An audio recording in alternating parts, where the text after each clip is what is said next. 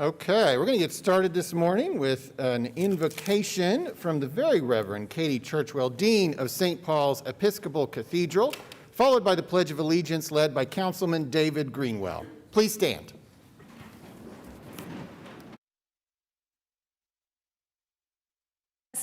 You are invited to pray. Grant, O God, that your holy and life-giving Spirit may so move every human heart, and especially the hearts of the people of Oklahoma City and those gathered here today, that barriers which divide us may crumble, suspicions disappear, and hatred cease, that our divisions being healed, we may live in justice and peace. Amen. Please face the flag. I pledge allegiance to the flag of the United States of America and to the republic for which it stands, one nation, under God, indivisible, with liberty and justice for all.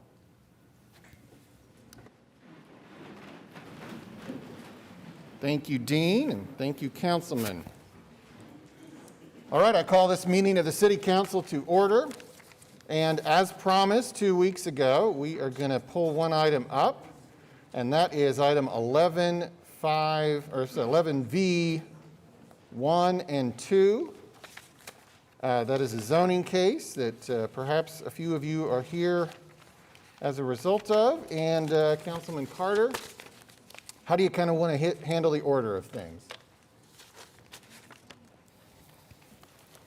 We have quite a few people who've signed up to speak. We obviously have an executive session slated, and then I'm sure presentations from the applicant and other discussion.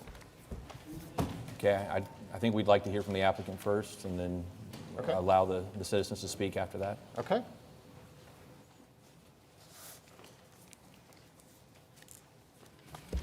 Good morning, David Box, 522 Colcord Drive. I'm here today on behalf of the applicant, which is David Seiler, who's also here with us. Additionally, I have Bob Grace, who is an MAI certified appraiser, who has submitted an appraisal report, a market study that is in your packet and was part of my legal memo dated August 16th, 2021. So what I'd like to do is briefly walk through what our application is, kind of the procedural history of this site. Then I'm going to turn it over to my client to talk about manufactured housing of today compared to those manufactured housing products of the past. Then I'm going to turn it over to Mr. Grace to walk through his market study. One of the complaints that we heard from the neighbors was property values. So we employed an MAI certified appraiser, and he'll walk through what that means. But he did a market study as it relates to another manufactured home park, property values surrounding that park, and what his report showed and what his testimony is going to show is that there was no impact to property values based upon the presence of the manufactured home facility. And finally, I'm going to talk about some of the legal implications that we believe exist that are outlined in your staff report as well as the legal memo. So briefly, this is coming to you from Planning Commission with a unanimous recommendation for approval. This PUD was heard in the spring in front of Planning Commission. It was recommended for approval by staff, and again, the Planning Commission unanimously recommended approval of the item. In large part, they recommended approval because it is directly in line with the comprehensive plan. Our city is not unlike many cities around the country that find ourselves in a crisis as it relates to affordable housing. So what the comprehensive plan did in 2012 when it was enacted was talk about how to find a way to generate the ability for developers to come up with affordable housing. So when we look at the comprehensive plan, it talks about, and I'm going to quote from it, the need for affordable housing and diverse housing options are significant. Initiative 4 of the comprehensive plan recognizes a 2013 housing study which identified a demand for workforce or affordable housing. Initiative 5 of the comprehensive plan states that Oklahoma City will create forces that produce housing diversity through implementation of the land use plan, which is the comprehensive plan, and the land use plan is built on the principle of mixing uses and densities and greater housing variety. So the issue we have is there are an abundance of traditional single-family neighborhoods and single-family homes throughout this community. What we don't have is a diversity of housing options. What this application would provide is a diversity of housing options through manufactured homes. Now, there is a stigmatism that exists against manufactured homes, and a large part that is because of the manufactured homes of the past. There's frankly not a lot of difference anymore between the manufactured homes of today and a stick-built home on site today. It's just one is made in a more efficient manner in a factory, and the other is more expensive and done brick by brick and stick by stick. To be sure, when you look at the end of the comprehensive plan and it gives policies and procedures that the council and planning commission should follow to reach the goals set out in the comprehensive plan, it actually says, and I quote, "Modify codes and or regulations for more income diversity in mixed income neighborhoods by allowing a variety of housing ownership and leasing arrangements, diverse housing sizes and types, including accessory dwelling units, carriage homes, lofts, live workspaces, cottages, and more importantly, manufactured modular housing." So the comprehensive plan is directing planning commission and city council in these types of cases to specifically find places for manufactured and modular housing. This is why we have a comprehensive plan, of course, so that the city council, in making an objective decision, has a basis to rely on. Specifically, when you have a case with a significant amount of protest, it gives you a basis to follow the plan that here, not only Planning Commission adopted pursuant to the state statutes, but the City Council, in an extraordinary act back in 2012, actually adopted the comp plan themselves to stress the importance of this brand new plan that was adopted. So in so doing, the council said that finding places for manufactured and modular housing is a critical component to finding a diversity of housing options for citizens in Oklahoma City. Again, that is why the Planning Commission recommended approval unanimously, and that is why the staff recommends approval. We had meetings, I went through this last time. The emails, when you read them, it's clear that it's a type of person that people are worried about. It's clear that it's a stigmatism about manufactured housing that they're worried about. At the end of the day, this is single family of a different variety next to what will be single family. It's important to note that the closest house today to this is 820 feet away. We are bordered on the east by the turnpike. We are bordered on the south by a railway, as well as industrial, and bordered by ag land on the north. This is compatible with the surrounding environment. This is compatible with the comprehensive plan, and it's compatible with the goals and policies that this city council years ago decided were important enough to put into that comprehensive plan that they adopted. So I'm going to turn it over briefly to Mr. Seiler and again Mr. Grace, and then I'm going to come back up at the end briefly and kind of give a summation of where we're at.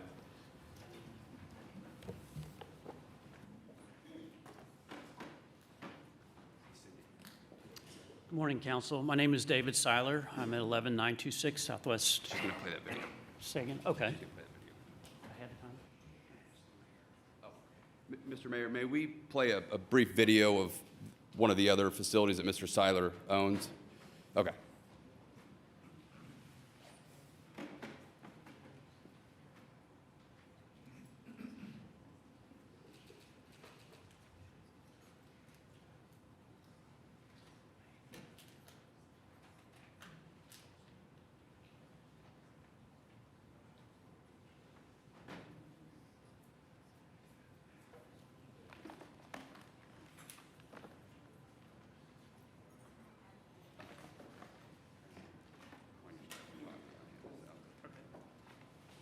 Okay.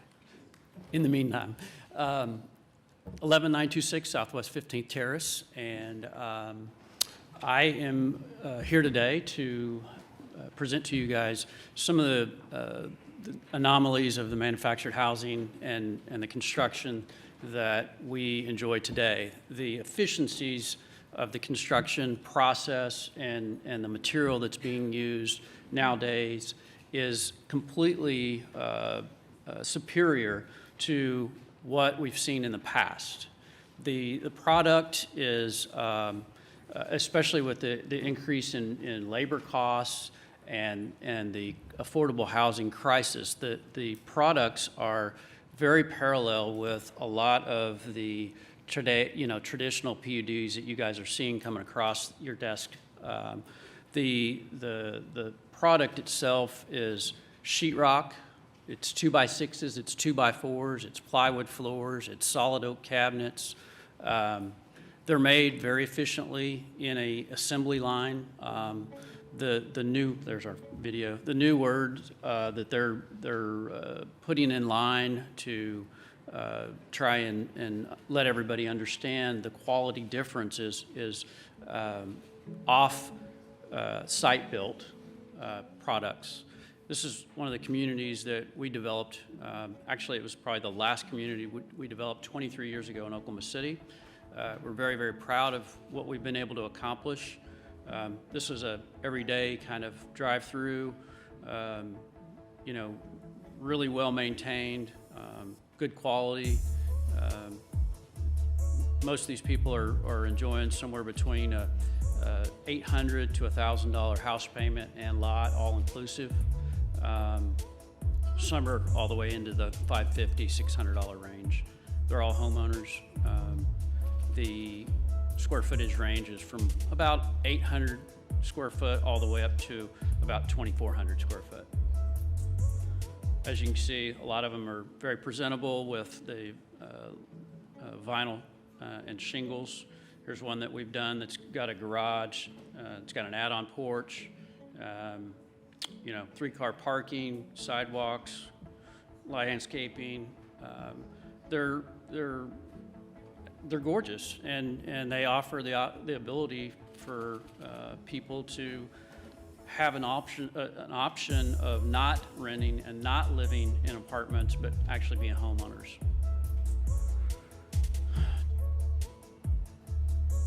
Okay.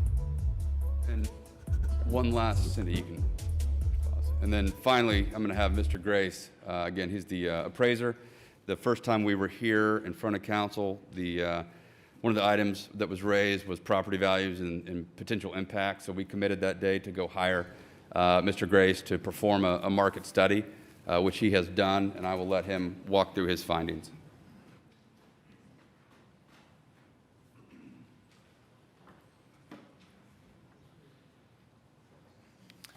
Good morning. My name is Bob Grace, 2740 Global Parkway, Midwest City, Oklahoma.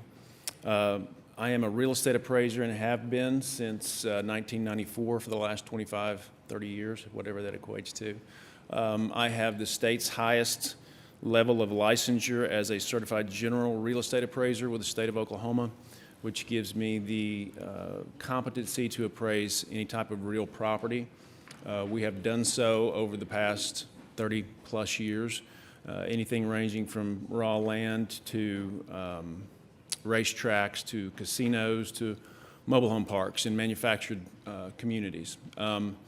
In this instance, I also have the MAI designation, which is above and beyond state licensure, which takes about 5 years. It's the equivalent to a PhD. There's a thesis, there's a peer review process. It's through the Appraisal Institute out of Chicago. We were engaged to develop a market study to determine the impact, if any, of a mobile home park on the surrounding residential properties. And so we chose a case study property, which is located there off of, or near the corner of Southwest 15th and Check Hall Road in Yukon. The name of the community is Country Estates.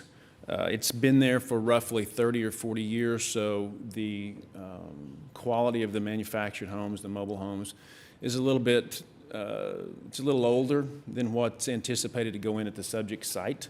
But we thought it was a relevant site for a couple of reasons. If you'll flip over to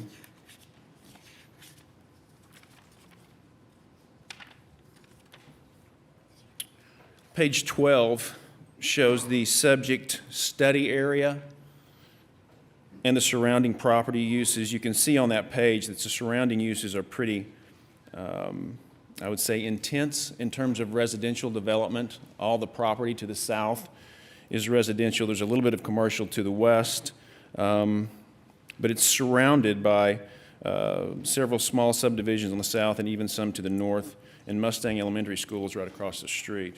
We chose this subject area because of the density of that housing around it. We thought it would provide some good case studies to be able to say, for instance, this house abutted that mobile home park.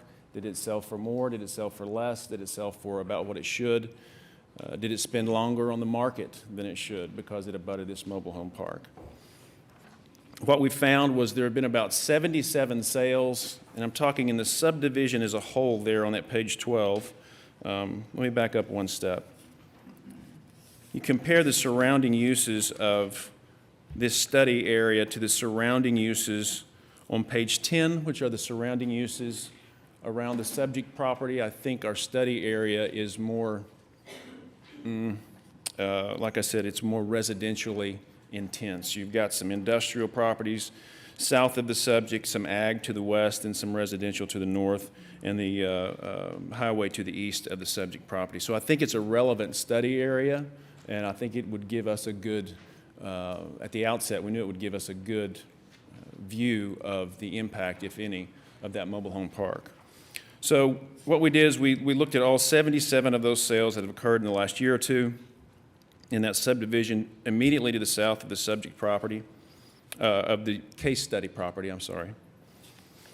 And what we found is there's no diminution from those when you pair those sales. So for example, there were 4 properties that abutted the case study area.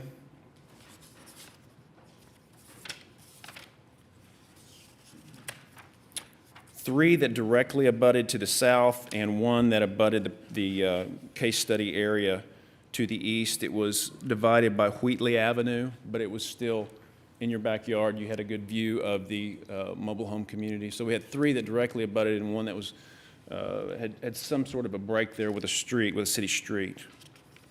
The first property we looked at, case study number 1, and you can see it on page. You can see an aerial on page 14. Case study number 1 abutted that mobile home park. It sold for roughly $119 a square foot. Sold in 11 days on the market. After you pull 3 specific sales that are comparable to that property, the competing property sold for anywhere from $113 to $121 a square foot. So the property is right toward the upper end of that range, so I think that's reasonable. Values tend to happen in ranges. You know, your vehicle's not worth $20,222.15. It's worth $20,000 or $21,000, right? Real estate works in much the same way.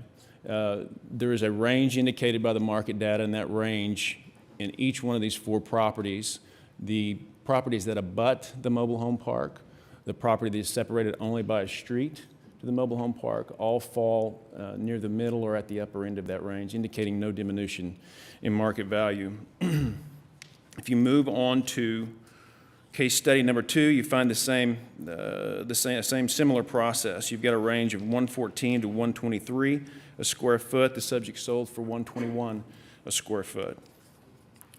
Case study number 3 is the same thing. This is a really tight range, 123 to 125. The subject property sold for 123 a square foot in 13 days on the market.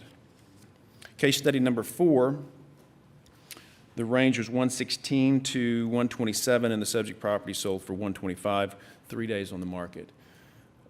One of the additional things that we did in this case was we interviewed a realtor that was involved. We tried to interview the listing broker because they've got a better feel generally of foot traffic and so on, and what was their takeaway from the property, what influenced the value, broad open-ended questions. What was the property like? Give me your insight of quality, of condition, how was the property received. Not a single one said anything about an impact to the mobile home park there in the case study. So I think you've got several different data points there. Number 1, the analytics, the numbers support no diminution. Number 2, the real estate professionals that listed these homes and sold these homes said there's no diminution in value. That's my brief overview. I have a question. Yes. So, in your experience as a professional appraiser, how would you compare the real estate market over the course of the last 2 years to, let's say, the preceding 5 to 10 years? How would you characterize that? Hot. Right. So then, in your professional opinion, do you think that the 2 years of case studies that you've provided today could be affected by that and the market values that you're describing? Say that again, in my professional opinion, what now? So you used case studies for the last 2 years. Correct. You described the market as very hot. Yes. So were you to have used case studies that went back the preceding 5 to 10 years, would you expect those to possibly provide a different outcome? No, I would not. Well, I think it's very interesting because the case study that you chose is adjacent to the neighborhood that I lived in up until December of last year. And I purchased a home in that neighborhood in 2014, and it was significantly lower priced than other homes of the same size in different areas. And it was directly attributed to the fact that that mobile home park and its condition at the time. The other thing that I can tell you about my experience living in that neighborhood is that between the auto burglaries and some other events that went on, many of those arrests came out of that mobile home park. And I am not by any means suggesting that everyone that lives in a mobile home is of that nature, but that's my personal experience living in that neighborhood, and it is one of the reasons why we moved. I appreciate your time today. Thank you. So I'll be brief in my summation. When we look to any zoning case, there's a handful of legal precedents that kind of control us here. And I'm going to start with a case called Pate versus City of Bethany. It's a 1983 Oklahoma Court of Civil Appeals, and it talks about the role of the city council in a zoning fight in which there's protest. And I'm quoting from the opinion. Zoning fights particularly lend themselves to becoming gang fights where often the one who procures the most signatures prevails. Given the fact that a city council is a legislative body and should be responsible to the will of the people, when it comes to such zoning matters, the council people have a duty to legislate for a purpose that transcends the particular interests of individuals or groups and aims at promoting the general welfare of the public at large. In other words, the law is meant to protect the protestant's right to be heard, not pit the political might of the many against the politically weak landowner. So what that tells us is the law allows the protest to be heard, but the council is still to consider the objective criteria when making a decision. The objective criteria before you is, of course, the comprehensive plan and its directive to provide for affordable housing and specifically manufactured or modular homes. Finally, I'll leave you with a question that was posed by HUD and DOJ. This is from November 10, 2016. It's a joint statement of the Department of Housing and Urban Development and the Department of Justice. And specifically, this is a policy manual aimed at providing guidance to municipalities in questions of fair housing. The question posed is, does a state or local government violate the Fair Housing Act if it considers the fears or prejudices of community members when enacting or applying its zoning or land use laws? The answer, when enacting or applying zoning or land use laws, state and local governments may not act because of fears, prejudices, stereotypes, or unsubstantiated assumptions that community members may have about current or prospective residents. Doing so violates the act. For example, a city may not deny zoning approval for low-income housing development that meets all zoning and land use requirements because the development may house residents the community fears will increase crime and lower property values in surrounding neighborhoods. We would submit to you that based upon all of the objective criteria that you have to consider in a zoning case, this checks all the boxes. It is consistent with the comprehensive plan. It is residential. It provides a diversity of housing and provides for workforce affordable housing in a city that needs this type of housing. So with that, we would ask for your approval, and I'd be happy to answer any questions. Thank you, Mr. Box. I do have a couple of questions and a couple of concerns, to be honest with you. One, when you talk about the comprehensive plan, it is a plan, it's not a policy. And I know many times you've come before us and with something that didn't quite follow the plan, and you always state, it's a plan, not a policy. Things change in there. My understanding is that in no way will the land be conveyed to the homeowner. Is that correct? Yeah, sure. The way that the product works is the home itself is sold, and much like a condominium regime, an HOA, or here, my client would own the underlying dirt and therefore be responsible for all of maintenance. It's not dissimilar to the Hill in Bricktown. Those are condos where people own the structure, but an HOA owns and maintains all of the common area and all of the dirt that underlies the structure. This would be the exact same thing. The HOA owns it, not the developer, correct? Yes, but it operates in the same manner. I would also be interested in knowing in what we think the appreciation value is on a 30-year-old trailer. I defer to Mr. Seiler on that. So I've lived in a trailer. I've owned a trailer. I'm not sure that they appreciate over 30 years. The dirt that it's situated on will certainly appreciate, right? But the trailer itself won't. sounds like you've already got your answer. Okay. But I can give you, Kate, some actual facts. I had 3 customers that we sold new homes to within the last 4 years, okay? All of them within the these sales happened within a community on Southwest 15th. All of them lived in the home and were able to sell the home for more than they bought the home for, okay? Okay. There's also, HUD has done, and they've got a special study currently out. They have done national samplings that manufactured housing is appreciating, and it's appreciating at a very steady rate, just like a traditional house is. Over the past, how many years? It's not we're not talking old school, we're talking all newer homes. Yeah, so I mean, this study is currently underway, and so they've done some preliminaries. I think Mr. Box has actually got an email that would, and I could provide it to you, but I don't have it. It's, my family has been building affordable housing in Oklahoma City for over 50 years.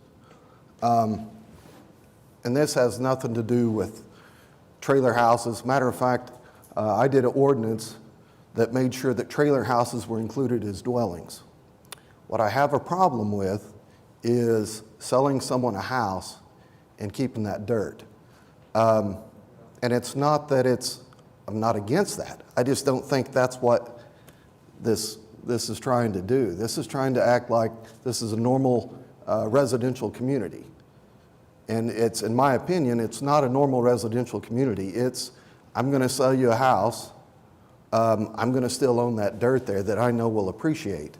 And if you don't want to live on my dirt, then you're welcome to move your house, which I would estimate, what's the cost of moving a house? $10,000? Depends on the home, but Okay. probably between $5,000 and $10,000. So between $5,000 and $10,000.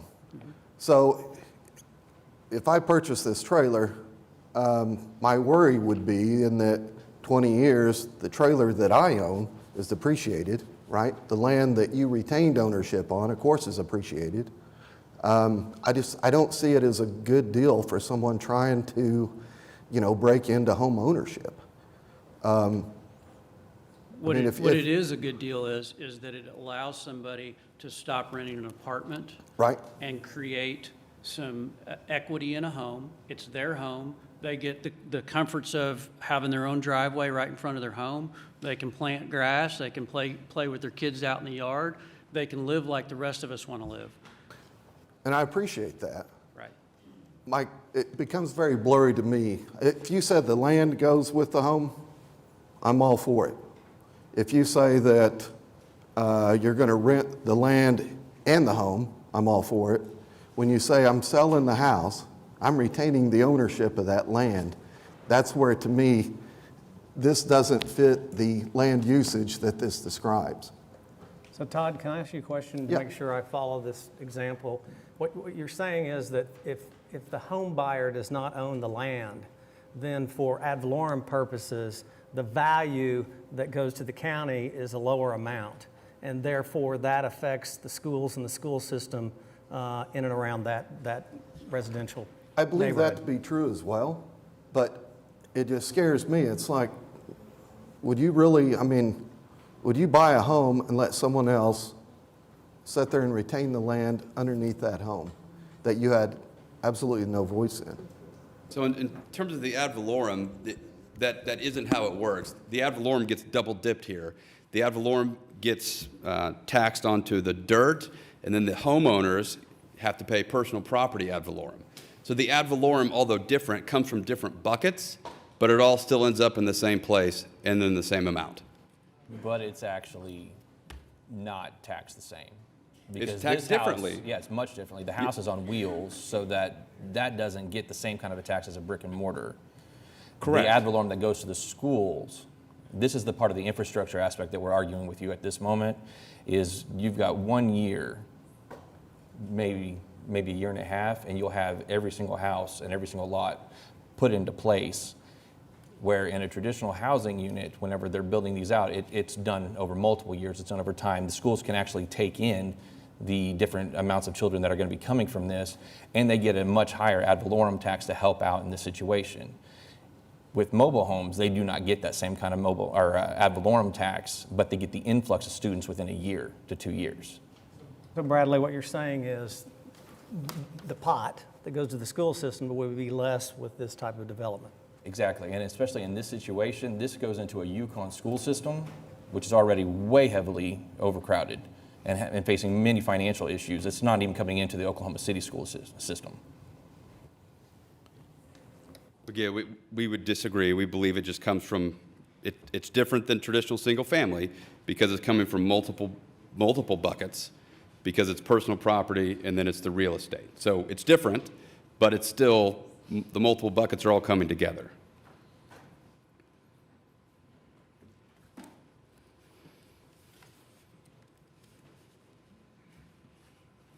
Any other questions for David? How many people did we have sign up to speak? 27. Wow. All right, let's get started. Okay. So, yeah, we have quite a few people sign up to speak on this agenda item.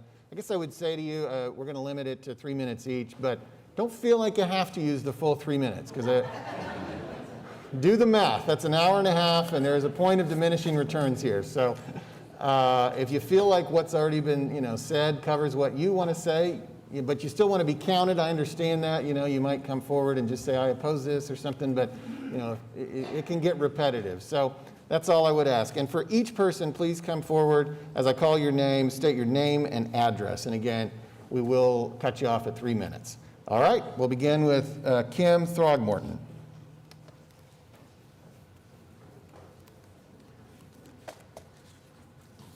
And you know what, I'm going to also kind of tease ahead so people are ready and maybe ready to step forward so we don't have the 3 minutes of walking up. Michael Kessler is going to be after Kim.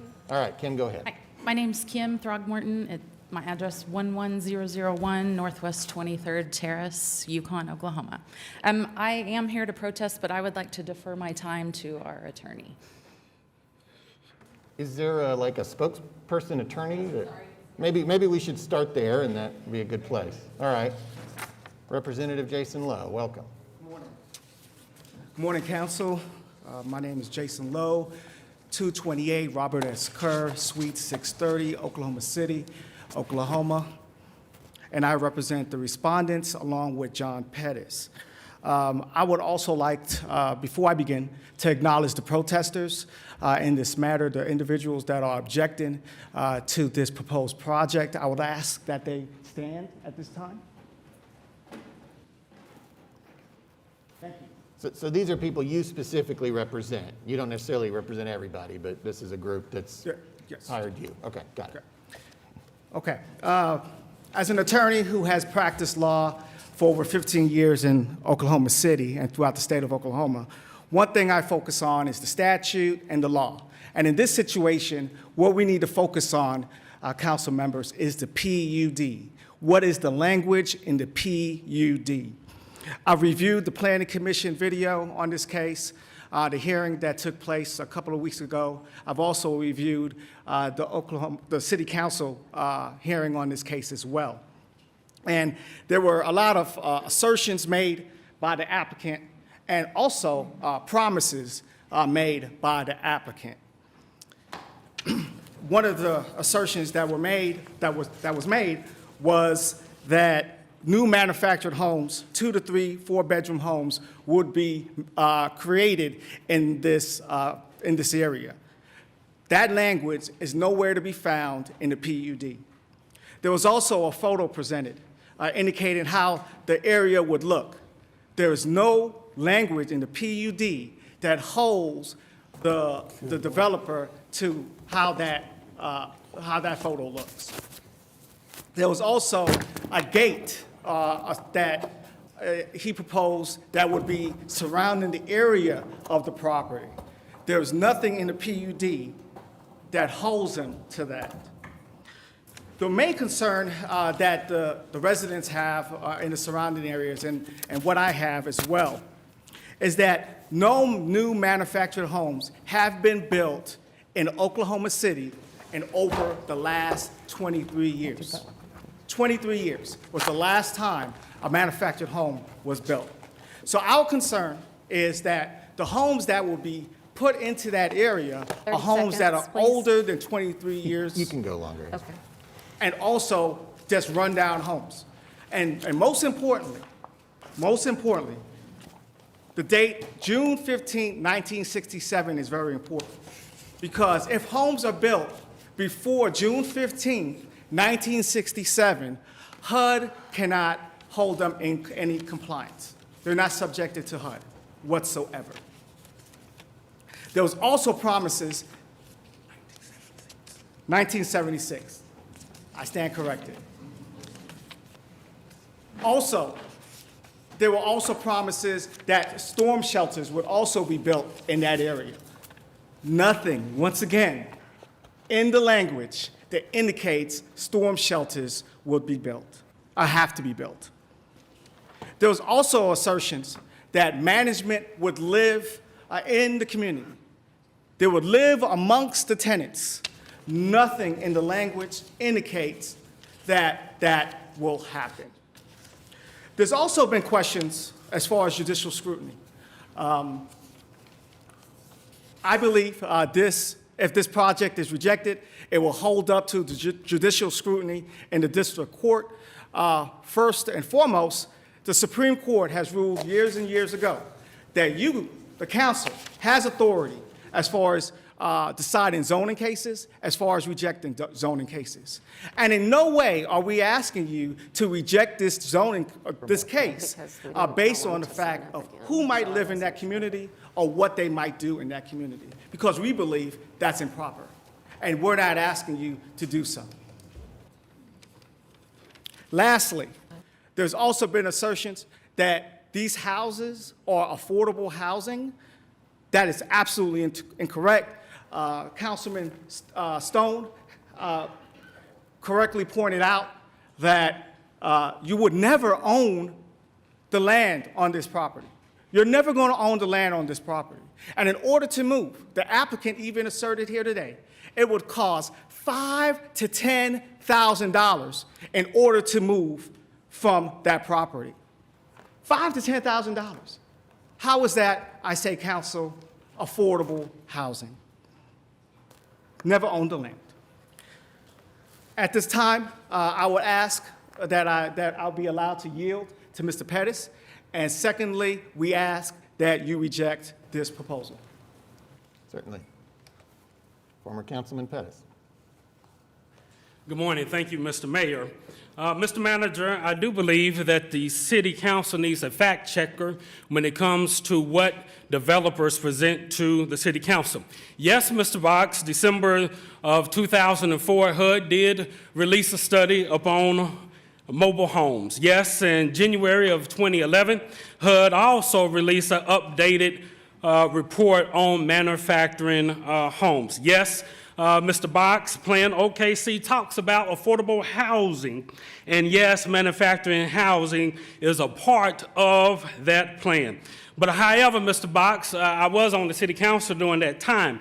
When the council approved what you have said time after time a plan, and again, a plan which plans, you don't have to follow plans. It's, again, a plan. Again, I was on the city council then, but we never took into the consideration of the hardcore facts as it relates to the impact upon mobile, whether you call them mobile homes or manufacturing homes, that it may have upon people who actually live within the manufacturing home development. Yes, 94 days ago, the Planning Commission did approve this PUD. But something happened also 94 days ago, Mr. Mayor, on May the 27th. Well, what happened, Mr. Pettis? Well, the Consumer Financial Protection Bureau released their last report on manufactured homes. Members of the City Council, you do have that full report. You see, I wish Mr. Box and his client would have provided you the latest information what the federal government is truly saying about manufacturing homes. And this is what I know we don't have time for me to read all 60-something pages, so I will highlight the important things, some of the important things here in this report. And again, this is coming from the Consumer Financial Protection Bureau, which is a federal government agency. And it reads, today the Consumer Financial Protection Bureau published a report that provides new insight into manufacturing housing finances, a vital source of lending for millions of manufacturing housing for homeowners. Manufacturing houses a small segment of the overall housing supply, but it is one of the most affordable types of housing available to low-income consumers. It makes up 13% of the housing stock in small towns in rural America. Those low acquisition costs, however, often come with higher interest rates and the lack of opportunity to refinance. Consumers who do not own the underlying land are more likely to see their homes depreciate, Mr. Box, and have fewer protections, Mr. Box, if they fall behind on their payments. Now, I can't keep reading, but you get the gist of this. And so I'm going to continue skimming through this report. It points out several different things. It says consumers may choose to get shelter loans to avoid putting their underlying land at risk if they default on their loans. Well, there are several different things that points out that the Consumer Bureau is pointing out here as it relates to manufactured homes. Yes, it can be affordable, but Councilman Stone, you kind of pointed out, but when you do not own the land, trouble comes your way. The report, again, is a 60-page report. It highlights so many different things, but I want to, again, continue to highlight this. Manufactured homes is the largest source of unsubsidized affordable housing in the United States. But financing a manufactured home can be costly, especially for borrowers who do not own the underlying land. Whether the homeowner owns the underlying land plays a key role in the key factor in whether the manufactured home is entitled as personal property or real property, a distinction which in turn affects many aspects of the home's finances and can have major implications for homeowners in the terms of cost and security of future. Well, as you see, City Council, the report spells it out exactly the pros and the cons to manufactured homes.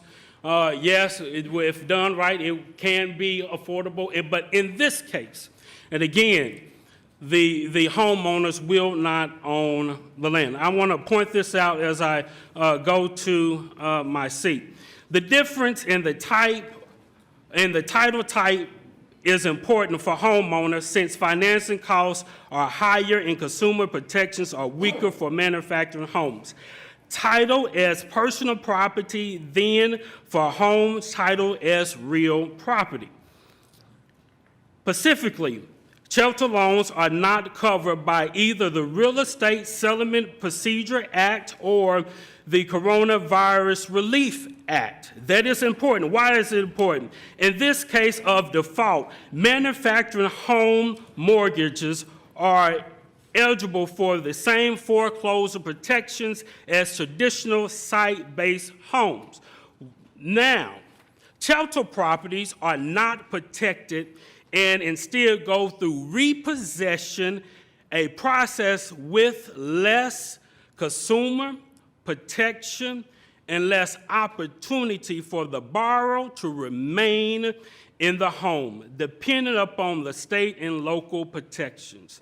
For many, shelter homeowners pay rent for their homes, for the land for their homes is located on, and therefore are vulnerable to both repossession by the lender and rent hikes or eviction by the owner of the land. This report reviews the differences that we have here.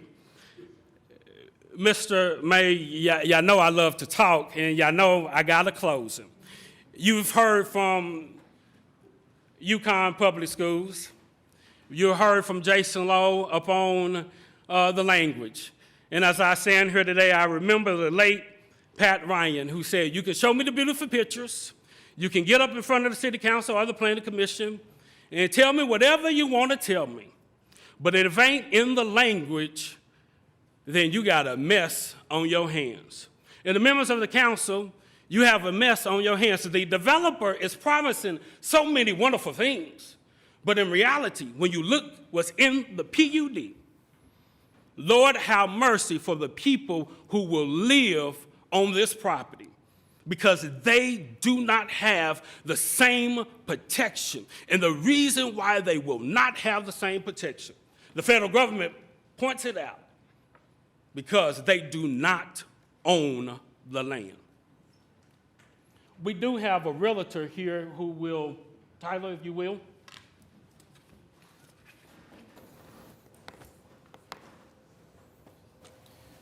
Thank you guys for having us all here today. My name is Tyler Morgan. I'm a realtor, and I actually live in Mar-a-Lago as well. My address is 2000 Sama Way, and I also work for one of our builders. I think the point blank is it's being requested to be zoned as incorrect compared to the appraisal report. Single-family residential, as this should be manufactured home. Also, as a builder, we could build 40 additional homes and average a tax value of about $4,446 and supply $177,000 to the city. By adding 250 mobile homes or 256, whichever the number may be, it's only going to bring you guys and the city and our towns $12,500 per year because it averages on $50 per lot. It doesn't include the maintenance and utilities. Meeting the HUD housing financial requirements, it cannot exceed 30% of someone's income. So each of those are different in each manner, but we also have attached on some of these reports that we showed you guys some comparable market analysis in Country Estates. As you can see in Country Estates, there's a house that backs directly up towards the trailer park, and it sold for $240,000 in the primest time of the market, and it was only at $123.39 per square foot. We are selling for $170 a square foot in Mar-a-Lago, totaling homes to $300,000 to $400,000 ranges.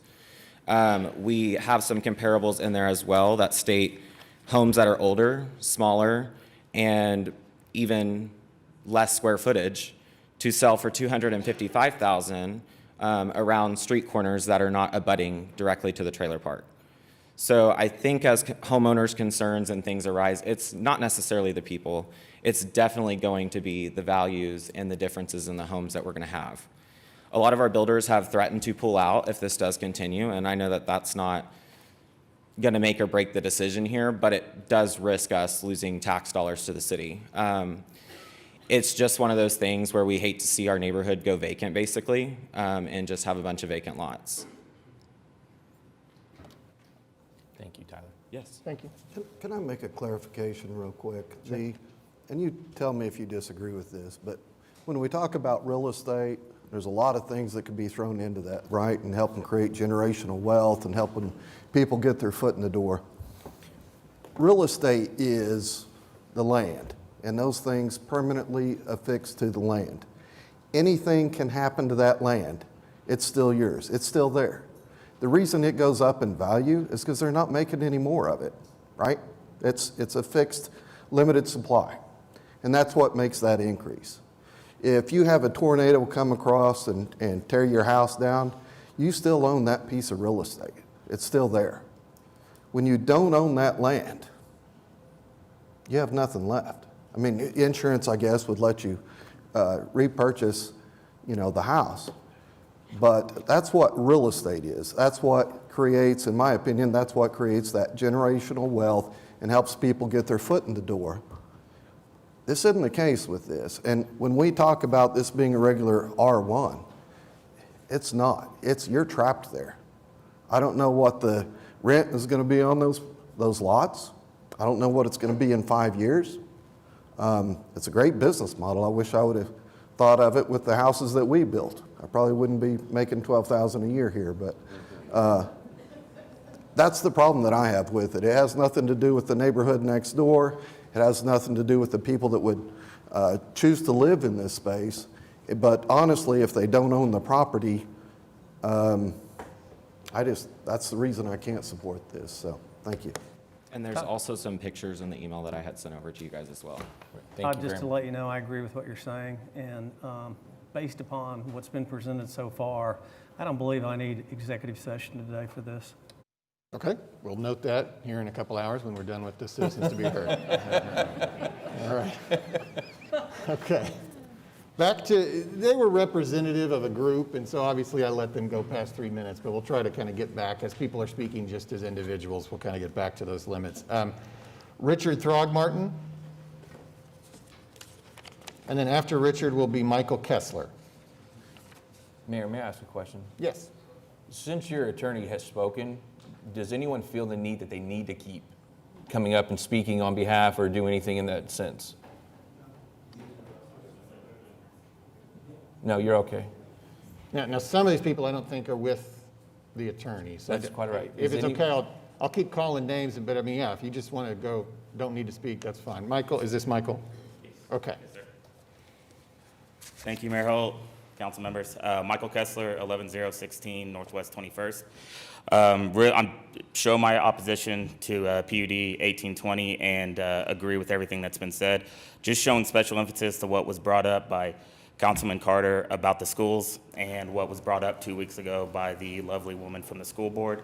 And paraphrasing what Superintendent Simmerow said, this influx of hundreds of students, pretty much what he said, so we could get hundreds of students without the tax base and stress an already stressed district.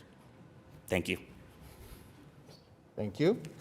Shaban Haniff, followed by Justin Martin. You're good? Okay. Justin? Okay. M.H. Dugan? You're good? Okay, this is going well. Kanali Indali? Okay. Cletus Kukovides? You're good? Would you like to speak? I'm good, sir. Okay. Craig Horton? I'm good. Okay. Emily Forte?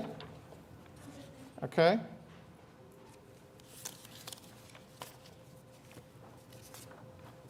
A couple of these were doubles. Okay, Miguel Chavez?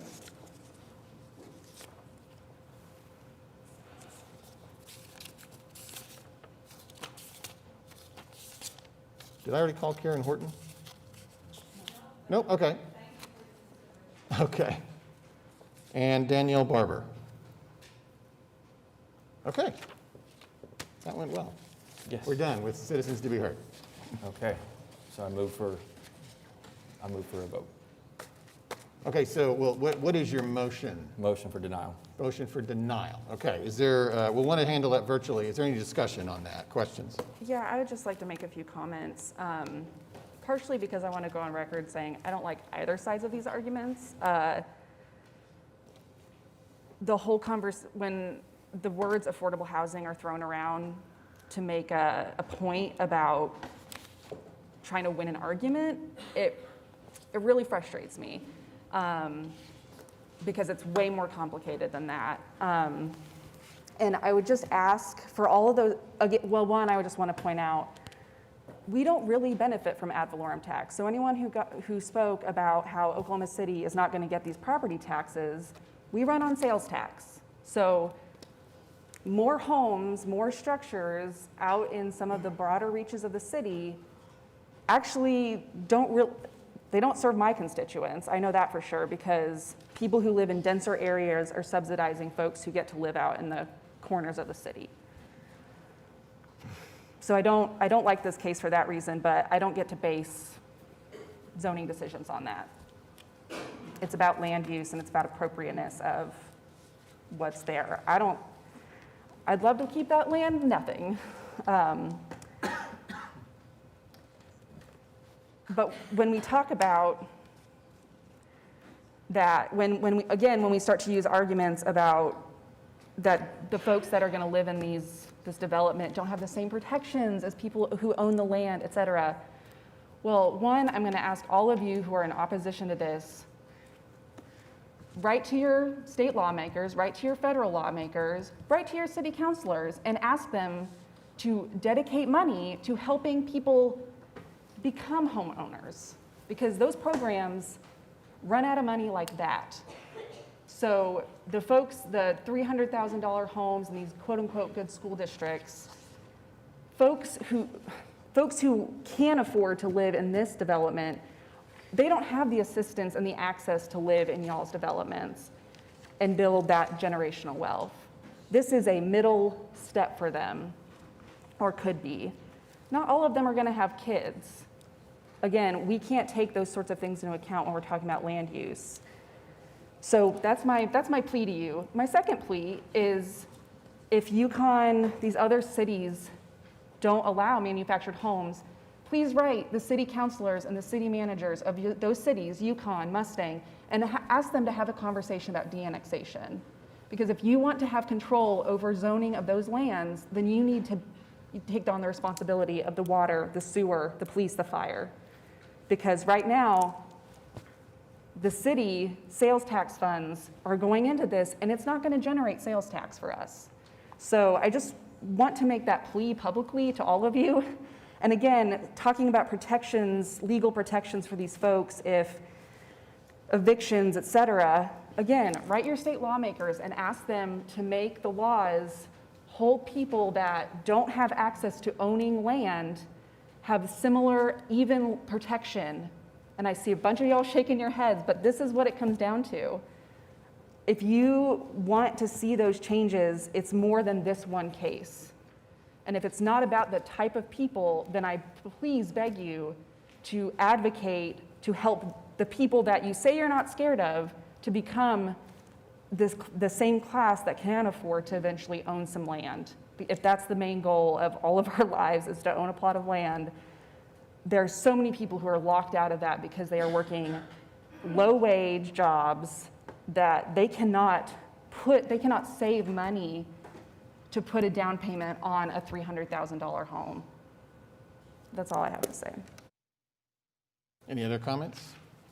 And I should have asked earlier, I know that the executive session was on here because Councilman Stonecipher had requested it. He no longer wishes to have it. Is there anyone else who wishes to utilize that? Okay. No other comments? Then we'll handle the motion virtually. As a reminder, this is a motion to deny, so a yes vote denies the application. All right, cast your votes. Well, as soon as you have that opportunity. Motion to deny passes 6-2. All right, that's that. We'll move now to the top of the agenda.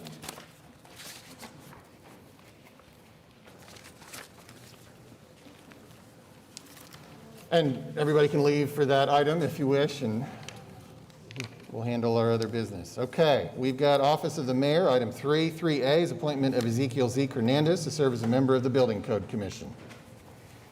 Take a motion when you get that opportunity.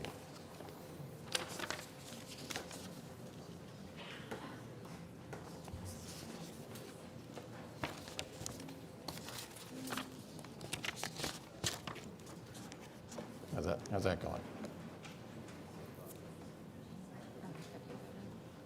I don't have anything on my screen.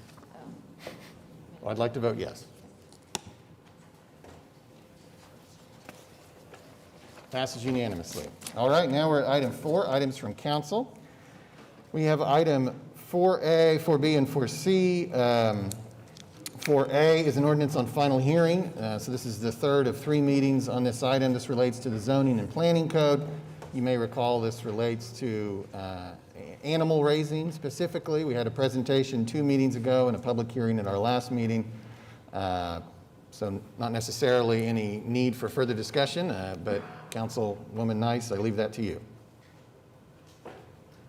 I'd like to move this ordinance with an emergency, please. All right. We've got a motion and a second for passage. Cast your votes. Passes unanimously. And did you say you'd like to also have an emergency on that?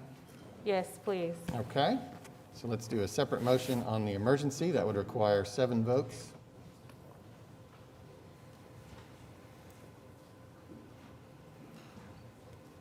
We have a motion and a second. Cast your votes. Passes unanimously and with the required 7 votes for an emergency. 4B and 4C are somewhat related. 4B is an ordinance to be introduced and potentially adopted with an emergency, amending Chapter 23 entitled Health and Sanitation. This relates to the requirement of a face covering in indoor public places. I would point out this uniquely requires 7 votes in that it is written to expire the same day it would take effect unless it receives 7 votes. The authors are council members Cooper, Nice, and Hammond. Item C is a resolution requesting the development of a vaccine promotion and incentive program. That was just a mere resolution, so it requires 5 votes. Council members Cooper, Nice, and Hammond are the authors of that as well. I don't know who wishes to speak from that group, but I do know that I believe the council members have invited OCCHD to give a bit of an update on the state of the virus. Maybe you want to start there? So, thank you, Mayor. Thank you, OKC County Health, for being here. So, I'd like to propose the following order. I don't know if Councilwoman Nice or Hammond would like to speak. If so, I would very much invite them to do so. Otherwise, I sent 2 PBS NewsHour segments on where we are kind of nationally with this current moment. I'd like to begin with those, unless Councilwoman Nice and Hammond would like to say anything, and then move to the local level from our OKC County Health officials, so we can go from national to local, and then hear from citizens of the city, unless anybody objects to that. Okay, so I believe we have 2 PBS NewsHour segments here. Not 2 hours, two PBS.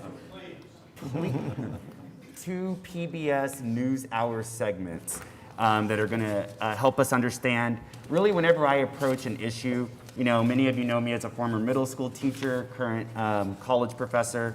Whenever I approach an issue, I'm always thinking, first and most importantly, centering our students and our children. And I'm always going to ask, what's the problem? Why is it a problem? And what's the solution? So I wanted to present here what the problem is.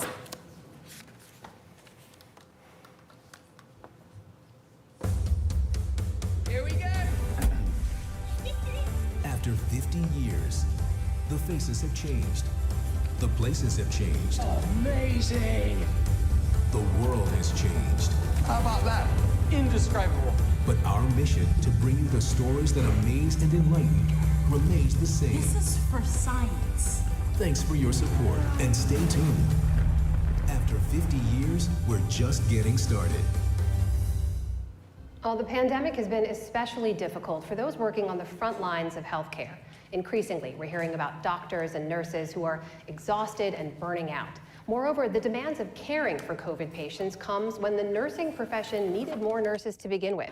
One estimate from the government found a need for more than 1 million new registered nurses to avoid a nursing shortage. William Brangham looks at the fallout from all of this. That's right, Amna. According to the Kaiser Family Foundation, roughly 60% of frontline healthcare workers said that pandemic-related stress had negatively affected their own mental health. And that was a poll taken before the Delta variant arrived and filled hospitals up even more. When I was in Baton Rouge General earlier this month, I heard much of the same. An overtaxed hospital, ICUs full of mostly unvaccinated patients, and a nursing staff that had been struggling for over 16 months. The patients aren't going to stop coming. They're going to keep coming, and there's nothing that we can do to stop that. So, I mean, we have to do what we have to do to be able to care for them. So, yes, we're tired, but we have nurses that are picking up extra shifts and, you know, canceling plans and getting people to watch their kids so that they can come in and help. We have nurses that are coming in that have been, you know, on maternity leave and have been doing PRN positions, and they're coming in picking up shifts. For more on how hospitals are facing staff shortages amid this now fourth surge of cases, I'm joined by Mary Mayhew. She's the president of the Florida Hospital Association. Mary Mayhew, thank you very much for being here. I know you've been talking to to hospital administrators across the state, and we know Florida is really suffering with a lot of new cases and a lot of hospitalizations. What are you hearing from them? How are things there? So, first of all, we have today nearly 17,000 COVID hospitalizations across the state, and that is combined with unusually high volumes of very ill non-COVID patients, along with emergency rooms that are overcrowded and full. So boots on the ground, we are at unprecedented levels in terms of the demand on the system, which is strained. Very few ICU beds, very few beds generally available around the state. I know that there is a real shortage of nurses to man a lot of those beds. And I know that this was a crisis that preceded the pandemic, but obviously it seems like the pandemic has only exacerbated this. First of all, nurses are the heart and soul of our hospitals. We have many healthcare professionals throughout the organization. Our nurses, our respiratory therapists, our ER staff. It is nearly indescribable, the physical and mental exhaustion that our nurses and our staff have been under when you're dealing with patients who are lining the halls on stretchers, when you are having to find a hospital, some other part of the state that can take a patient, and you are calling day in and day out to find those beds. It's tough to put into words the stress that's created, the challenges it's created, and certainly the other concern. These nurses have put their own families at risk because of the exposure, or the concern about the exposure to COVID. So it is a lot. We've had our hospitals executives using the phrase post-traumatic stress to describe what they are responding to and preparing for to support their workforce, their nurses, in the coming months and years. So what is the solution to this? I mean, are there a surplus of nurses elsewhere that you can bring? Can we train more nurses? Like, how do you see the way out of this? We have over 8,000 nursing vacancies right now. 1 in 4 nurses left nursing last year. 1 in 3 critical care nurses left the profession last year, or left their jobs, at least within their respective hospitals. So we've got to look at the pipeline. We've got to understand how many new nurse graduates do we need, and how much does the system today currently support. We know there are waiting lists typically to get into these programs. We know that nurse faculty, we don't have enough teachers to support not only the current demand, but ultimately the supply of nurses that we need to support. And again, this is both about retention, the workplace environment, what we need to be looking at to support that workplace environment, and then the number of new nurses that we need to be graduating in the next 12, 24, 36 months. Do you attribute that attrition that you described to the stresses of this pandemic, just the 16 months of never ending and now this most recent surge? It's important to just underscore, these are incredibly difficult and demanding jobs in the best of circumstances. Now you layer onto that nearly 18 months responding to this unprecedented pandemic. And then the trauma that they are experiencing. They've certainly experienced it throughout the pandemic, but now they are seeing healthy 25-year-olds become hospitalized with COVID. They are seeing young mothers die from COVID. The level of trauma from those experiences, we are absolutely seeing nurses that are leaving the bedside, either taking a break from that 24/7 hospital environment or pursuing other opportunities in community practices. Mary Mayhew of the Florida Hospital Association, thank you very much for being here. Thank you.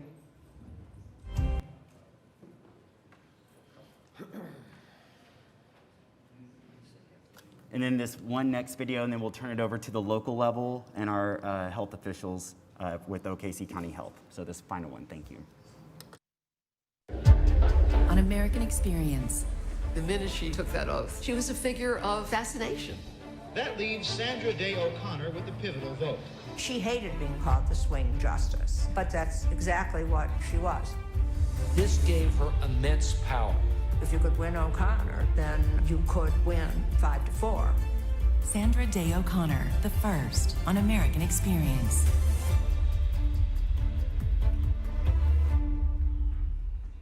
The Delta variant continues its spread, now accounting for more than 98% of new infections in the U.S.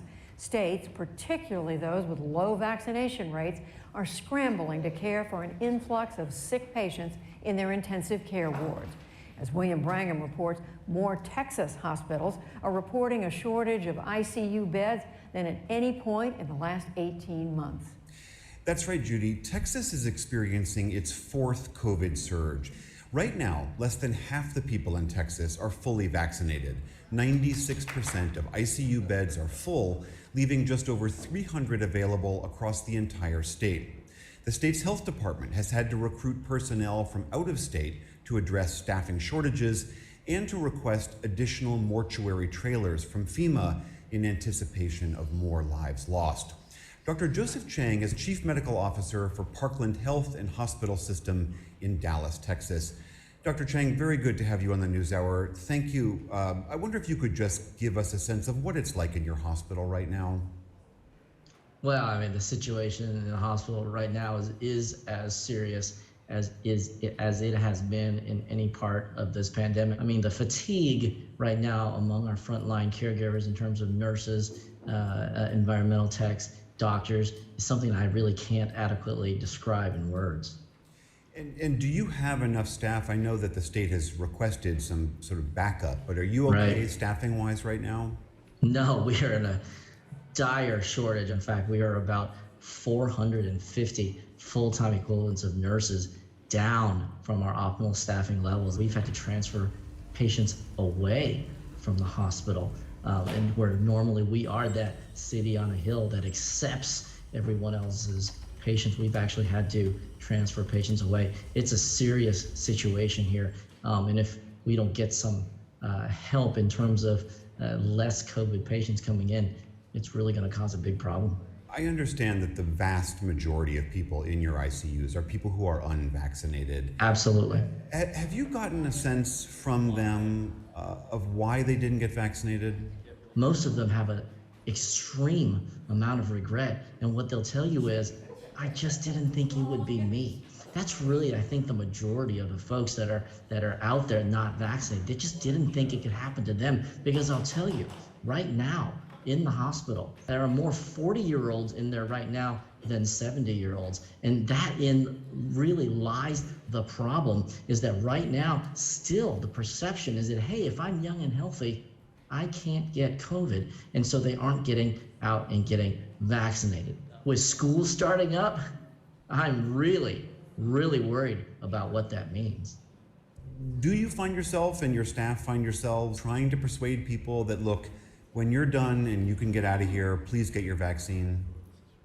100%. In fact, I do see it as my job and a vital part of my job to educate the public on what these vaccines mean and what they can do. They are our only way out of this pandemic. They are our finest and really only real weapon against COVID-19. I would remind everybody that's watching this program that when you get sick with COVID and you are in my hospital, I have exactly 0 treatments for you that can kill this virus. 0. Nothing we have discovered in the last 18 months of dealing with COVID-19 can kill this virus. Only your immune system can. And so when you get here, I'm going to support your immune system as best I can.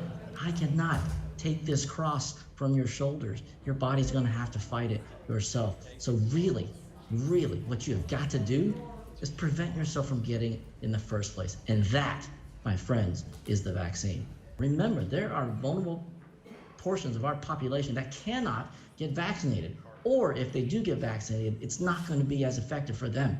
It behooves all of us, and it is our public duty to go out, have compassion for those individuals, and do our part to keep them well by getting ourselves vaccinated. There are some small hints that the vaccination rate is starting to tick up. Maybe people are just becoming terrified of the Delta variant. But as you know well, half your state is still not there. Absolutely, yeah. Are you confident we're going to get our hands around this in time? I'm not. I have to be honest, I'm not confident. You know, I've said from the very beginning that this is going to be a race. It's going to be a race between how fast we get people vaccinated and how fast COVID can mutate. And we have already seen one such variant, the Delta, show up that is getting a hold of all of our folks before we can get them vaccinated. Again, I will remind people, the reason we have variants is because we have active infection. If we could stop active infection, i.e. with the vaccine, we would not be speaking about variants at all. There would be no threat to decreasing the effectiveness of our vaccines. So we must go out there and get people as vaccinated as we can. All right, Dr. Joseph Chang, Chief Medical Officer of Parkland Health and Hospital System in Dallas. Thank you very much, and best of luck to you. Thanks a lot. Appreciate it. Thank you very much for your patience. And then I believe I'd like to go ahead and ask our OKC County health officials to come speak to us about current data, again, here at the local level. And the order we'll kind of do this is speak about the data and then why recommendations exist as they do. And then, again, it's not just this mask ordinance we're proposing, it's also this second approach here, which is what can we do to incentivize vaccines and maybe even address this nursing shortage and bring nurses here to help us. So I want to hear a little bit more for our residents about what's happening at the local level. So thank you so much, Phil Maytubby. Go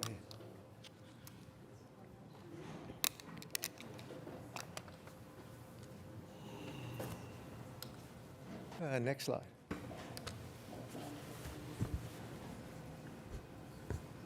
Go ahead.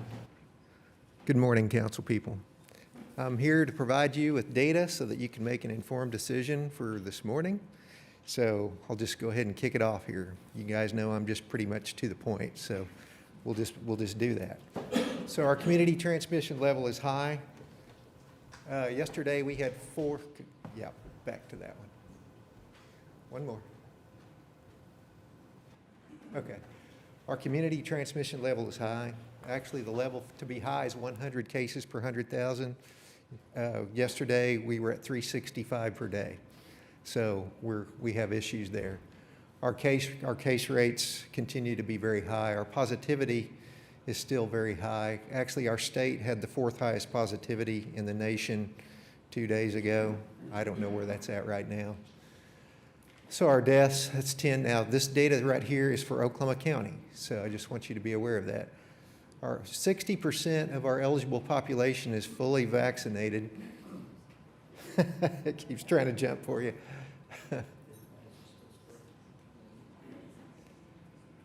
And our new hospital admissions are 383.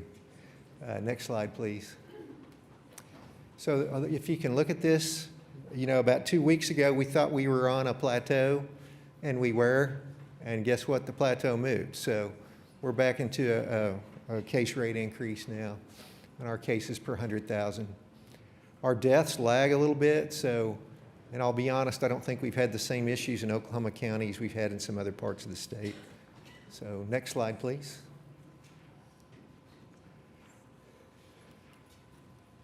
Oh, I'm sorry, that's a longitudinal look. So the first slide that I saw you with a green line, or showed you with a green line, was just for the month of August, and that's to show the recent increase. I think most of you know we didn't have the Delta variant in here until July, so that's where you're going to see things start to move again. Next slide, please. So this is hospital admissions. You know, I want to bring some facts up here in a minute. So this is our new admissions. As you can see, they're all going in the wrong direction. So what I wanted to bring up, I think every day you guys are hearing about ICU capacity, hospital bed capacity. The issue that we have is not hospital rooms, it's staffing. We're probably pretty close, essentially, to being at capacity now. There's quite a few less staff here. Sorry, got somebody heckling me back here. So go ahead. So I just wanted to bring that point up. So if you think we have a lot more capacity, we may actually not. So next slide, please. So our IHME models, which these are the predictive models that we have for case rates.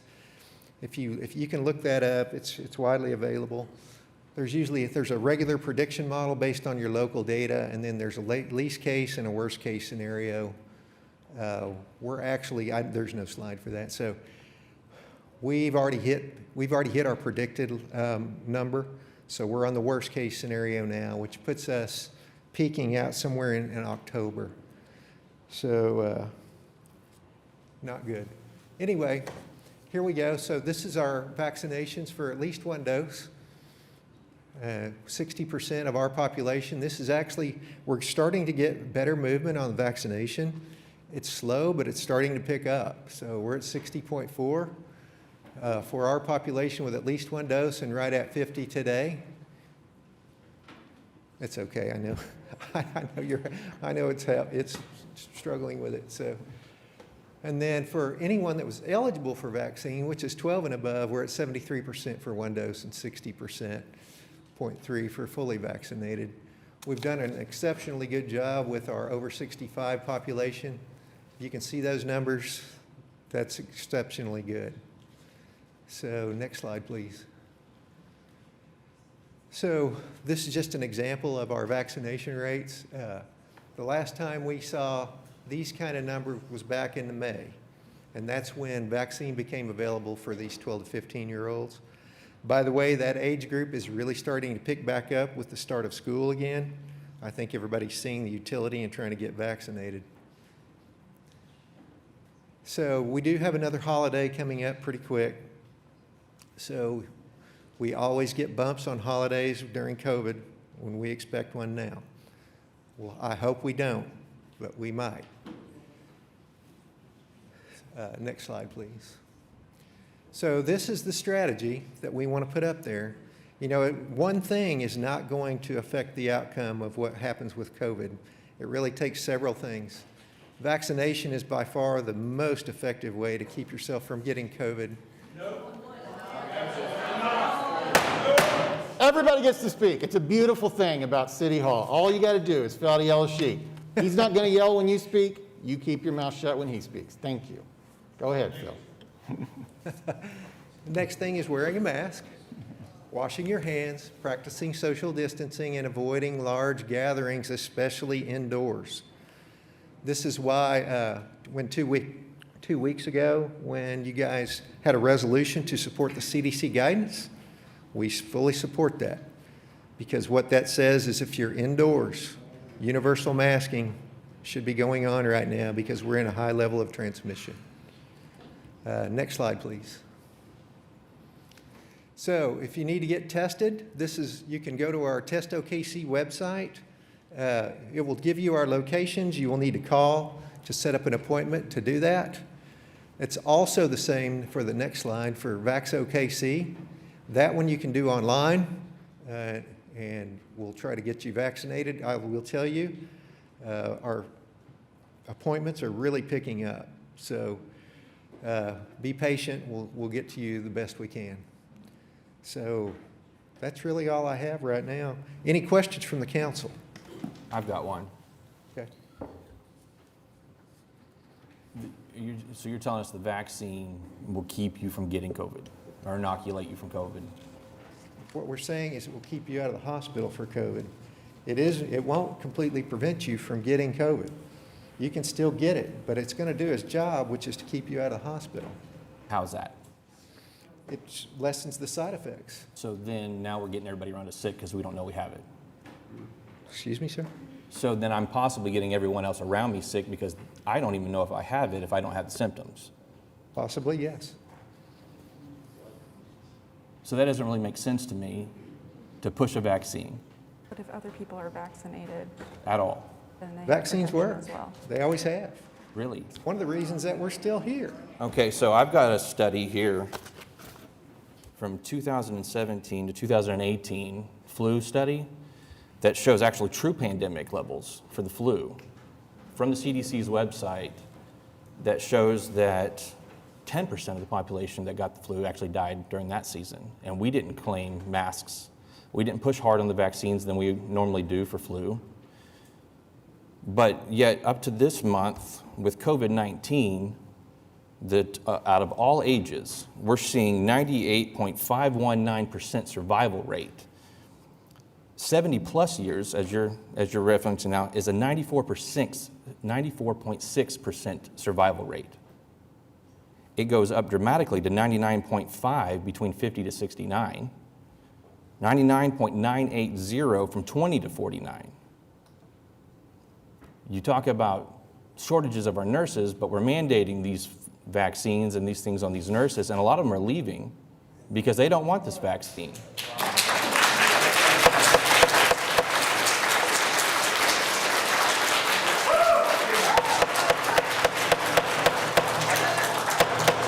If we can't proceed, there's a state law that was passed this year that says if we can't conduct our business, you can be removed. And I will not hesitate to exercise that. We get it. We know where you stand, and everybody in this room gets to speak. So please, be respectful of everybody so we can move through this and conduct our business, and everybody gets that same opportunity. Councilman Carter. With these kind of numbers that we have here, and then knowing too that the vaccine manufacturers have absolutely no liability whatsoever if you get sick, if you die, if anything were to happen, how can you in good conscience stand here before the council and these people and then these hospitals and mandate or tell them to mandate something that could put them at more risk than actually not? Sir, have I asked for a mandate? Do you have one at the Oklahoma City County Health Department? We have one for our clinical services because those people do you have deal. a mandate for vaccines for your employees? No, we're recommended. Do you Highly have recommended. a mask mandate for your employees at your facility? Highly recommended. That they wear it or that they mandate it? It's highly recommended that they wear it. But you don't have a mandate? No, sir. Okay. I have a few questions. Can you, and I don't know if you have this stat on off the top of your head, but can you talk about the last time in recent or very long history memory that we've had this level of bed shortage or staff shortages in our hospitals locally? Here in recent times, nothing close to what's happened during COVID, and it's because of the acuity of the patients. He mentioned flu. Yes, sometimes we do have some pretty bad flu seasons, but you don't get a lot of the side effects that you're getting with COVID right now. And I just want to point out that a lot of this conversation about intervention and mitigation is related to pressure on our healthcare system. Because right now, if you get a heart attack, if you break your arm, if you need a bed at that hospital for some reason, if your grandma has a stroke, I'm hearing long, long wait times for a bed. That harms the ability of everyone to have the access to health care for those items. In past, what I'm hearing is that in past maybe bad flu seasons, we didn't get to the point where if you get a heart attack, EMS is, wildly behind to come treat you and to see if they can transport you to a hospital, an ER. So it's affecting more than just, it is affecting our healthcare workers, as we saw, and as we're hearing from all 4 major hospital systems in our city. But what I'm hearing is that it's also affecting any other reason you might need a hospital bed. Can you tell us, for the testing you mentioned, can you talk to me what the accessibility is like for that? I've heard reports from people I know trying to get testing. I don't know if they've gone to Test OKC. Now that I have that information, I'm going to share it. But I'm hearing, long waits, people calling multiple different sites trying to get testing. Can you talk about what the availability of testing is like right now? Sure. So, we offer testing at all of our sites by appointment. Okay. I will tell you, it is stacking up for testing. I mean, you can call and you'll see it. I mean, we'll go 4 days out and we're getting a lot of those requests out there. There are several other places that do testing. I know DLO put out their message that they will test at any of their sites for free. So one thing I wanted to bring up, because it's a little different this time than it was the first time around. The number of processors that can run COVID testing, there's not as many as there were back then. You remember back then we had several groups that were doing testing on their own. Those people are no longer in play. But what we do have right now is our normal lab testing capacities that we have for the hospitals and the medical clinics. And they're all testing, but there's a big demand. So you're going to have to be patient if you're looking for testing. Okay. And then can you talk about what collective or herd immunity means? So when we talk about herd immunity, that's trying to get enough people vaccinated to where we feel like we can collectively protect the rest of the community. That number has varied based on different studies for COVID. With the new, we had numbers probably based on Alpha variant with the first variant that came out. With Delta variant, we still don't have all the research out there yet. So, the first number that was shot out there was 80%. We don't know if that will hold or not. But, the good thing about that, and I wanted to bring that up while we're talking about it, we still have 138,000 people in this county that aren't eligible for vaccine because they're too young. So when we get those folks, if they will get vaccinated, we will probably be close to those numbers. So, and people are continuing to go ahead and get vaccinated. They're seeing the utility of it. So. So what I'm hearing is that 80% number, if that would still hold with any new research that might be coming out, that's the total of that is 80% of the total population, not just the current eligible population. So Correct. That where we are about like 60%, it looked like for the total population, we're still a ways away from that. We're still 20% away. 20% away. And do we have any projections of when the FDA or whatever other governing regulatory bodies would expect that would be approved for folks younger than 12? Well, what came out yesterday was that it will possibly, the data will be together probably by November. And, it takes some time to do the assessments of that. So it's probably going to be sometime before the first of the year or Christmas. Okay, thank you. Can you help me understand what kind of tests we use to test for COVID again? So there are several that are used, but the confirmatory test is a RT-PCR test. Isn't that one being actually discontinued at the end of the year because of how faulty it is? No, sir, it's not. Okay. Phil, thank you for the presentation.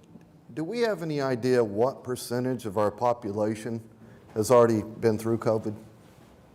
We do have those numbers. It's in the model. I would have to look it up. I didn't come with that number today.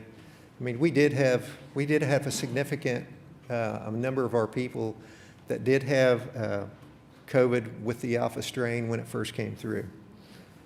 Well, I guess what's really in question now is, are you going to have antibody protection from that, from the Delta strain? Again, inconclusive at this time. Right. Thank you. Mm-hmm. What's the cycles per minute that you're testing on the PCR? At Per our second, excuse me. facilities? Uh-huh. 2 people every 5 minutes at our facilities. I'm sorry, say that again? 2 people every 5 minutes. No. How many cycles is the PCR test run at when testing? I have no idea. I'm not the lab guy, so. Okay. What are your credentials? What are your credentials? You're the head of the OCCHD. I am a biologist. Okay. I have 32 years in public health, going on 33. So I've been around for a while. I'm a member of the American Academies of Science for Medicine and Preparedness Forum. I'm the local representative for the United States. I'm also the co-chair of the Preparedness Policy Advisory Group for local health departments for the U.S. So do you attribute the fear that we've been pushing on this virus to the rise in hospital attendance? Fear? No. It's just, I mean, people go when they're ill. I mean, They're going there's no because fear they're being involved. told to go. We don't tell anybody to go when it's the flu. We haven't had that kind of an issue. Now you can't turn on your TV or your radio without being told to get to a hospital. That message isn't coming out of public health. You go when you're sick. I mean, I thought that's why everybody went to the hospital. I thought that's why I went to the doctor. You go when you're severely ill, sir. Your doctor usually refers you there. Thank you. Any other questions for Phil? Okay, Phil, thank you so much to you and your team. We appreciate you so very much. You guys are doing an awesome job. And I noted that this week that several of our vaccination rates are above the national average, and that's great thanks to you and Blaine and everybody else. So I know you got work to do, and I know you're going to head out, but thank you so much. Thank you. I'm trying to arrange some more testing. Phil, before you go, I just want to say thank you for taking time from the work you and OKC County Health are doing right now to be here this morning to present this data, to answer questions. As someone who teaches English composition and has done so for well over a decade, and I just this week taught ethos, pathos, and logos, hearing you describe for us your background, that ethos, why you're a reliable source of information. Thank you for the work you've done, not just this morning, but for, I believe, the last 33 years. Thank you, Did sir. I get that right, 33? 33, Thank you know, you. starting August 17th. Well, thank you so much. Congratulations on your anniversary, and please take care of yourself. Okay.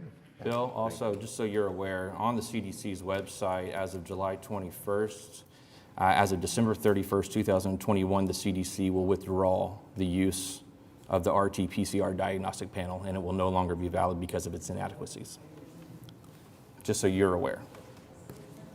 We will see. Thank you, Phil. Appreciate you. Thank you, guys. Thanks, Phil. All right, do we want to go to citizens who've signed up to speak? Your Honor, I would love to hear them. Okay, Paula Trowbridge. And I'll kind of do, you've seen this dance already today. After Paula will be Lori Tuggle, and it's 3 minutes per person. When you come to the podium, please state your name and address. And again, not always, amazingly profound things have been said in less than 3 minutes. So, is Paula here? Yes. Okay.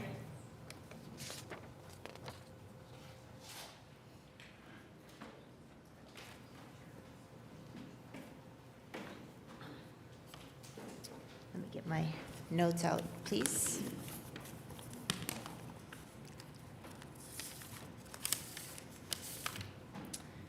Okay, I made this.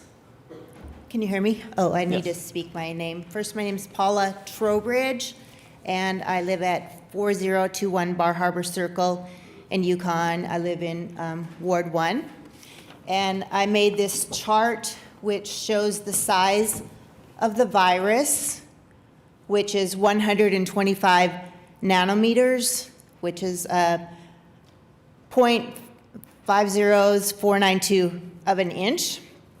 And then the size of the pores of an N95 mask, which can stop up to 300 nanometer particles, which is 2.4 times the size of the COVID-19 virus.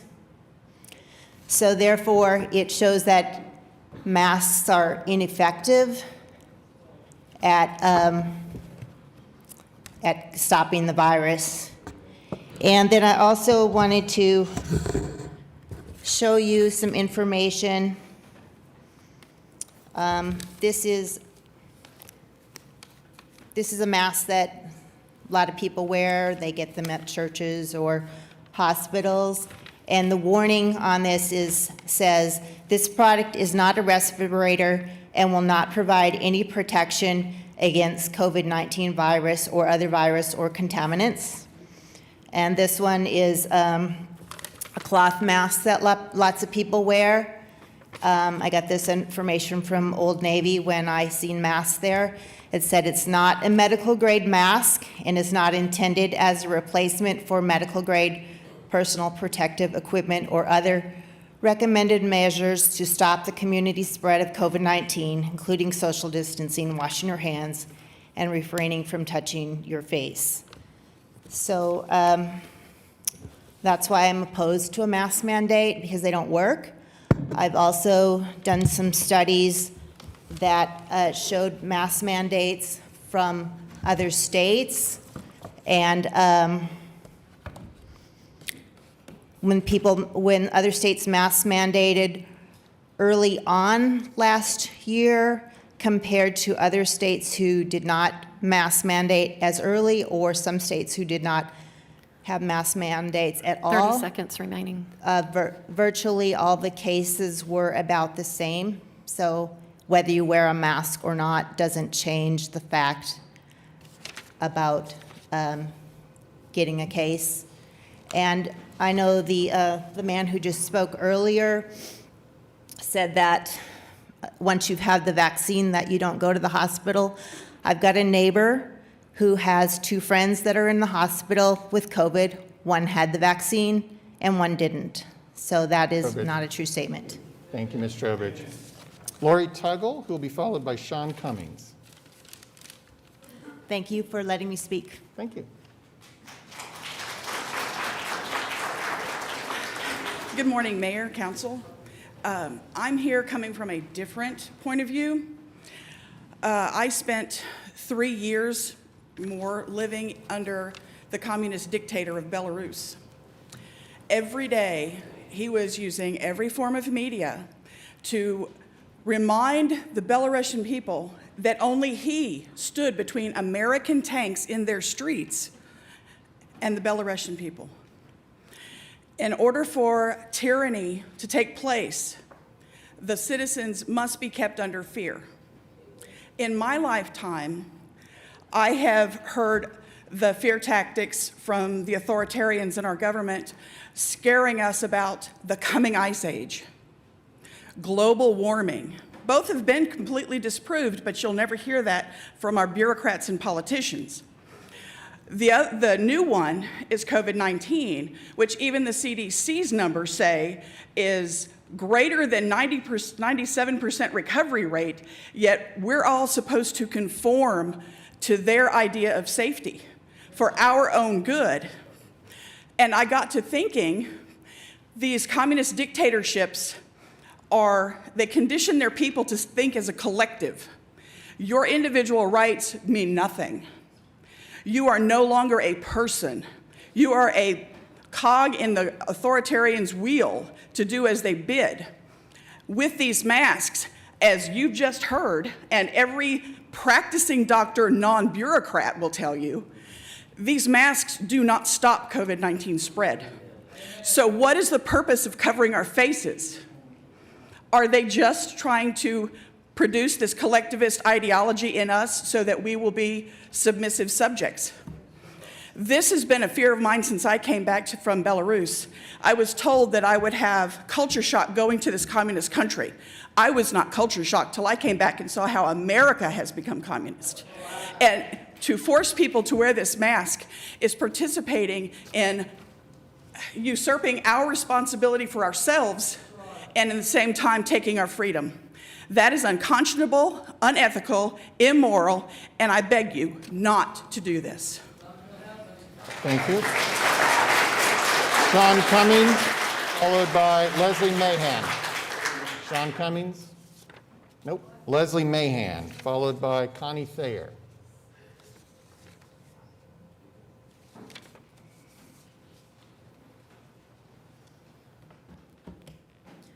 Good morning, Mayor and Council. My name is Leslie Mahan. I live at 16304 Seminole Point Place, Edmond, Oklahoma, 73013. I am here because I am concerned, very concerned about what is going on right now across our nation, the United States of America, and the world. People since 2020 refer to our new way of life as the new normal. There is nothing normal about forcing people to wear fear on their faces. Yes, the masks represent fear, manufactured according to society's knowledge of standards.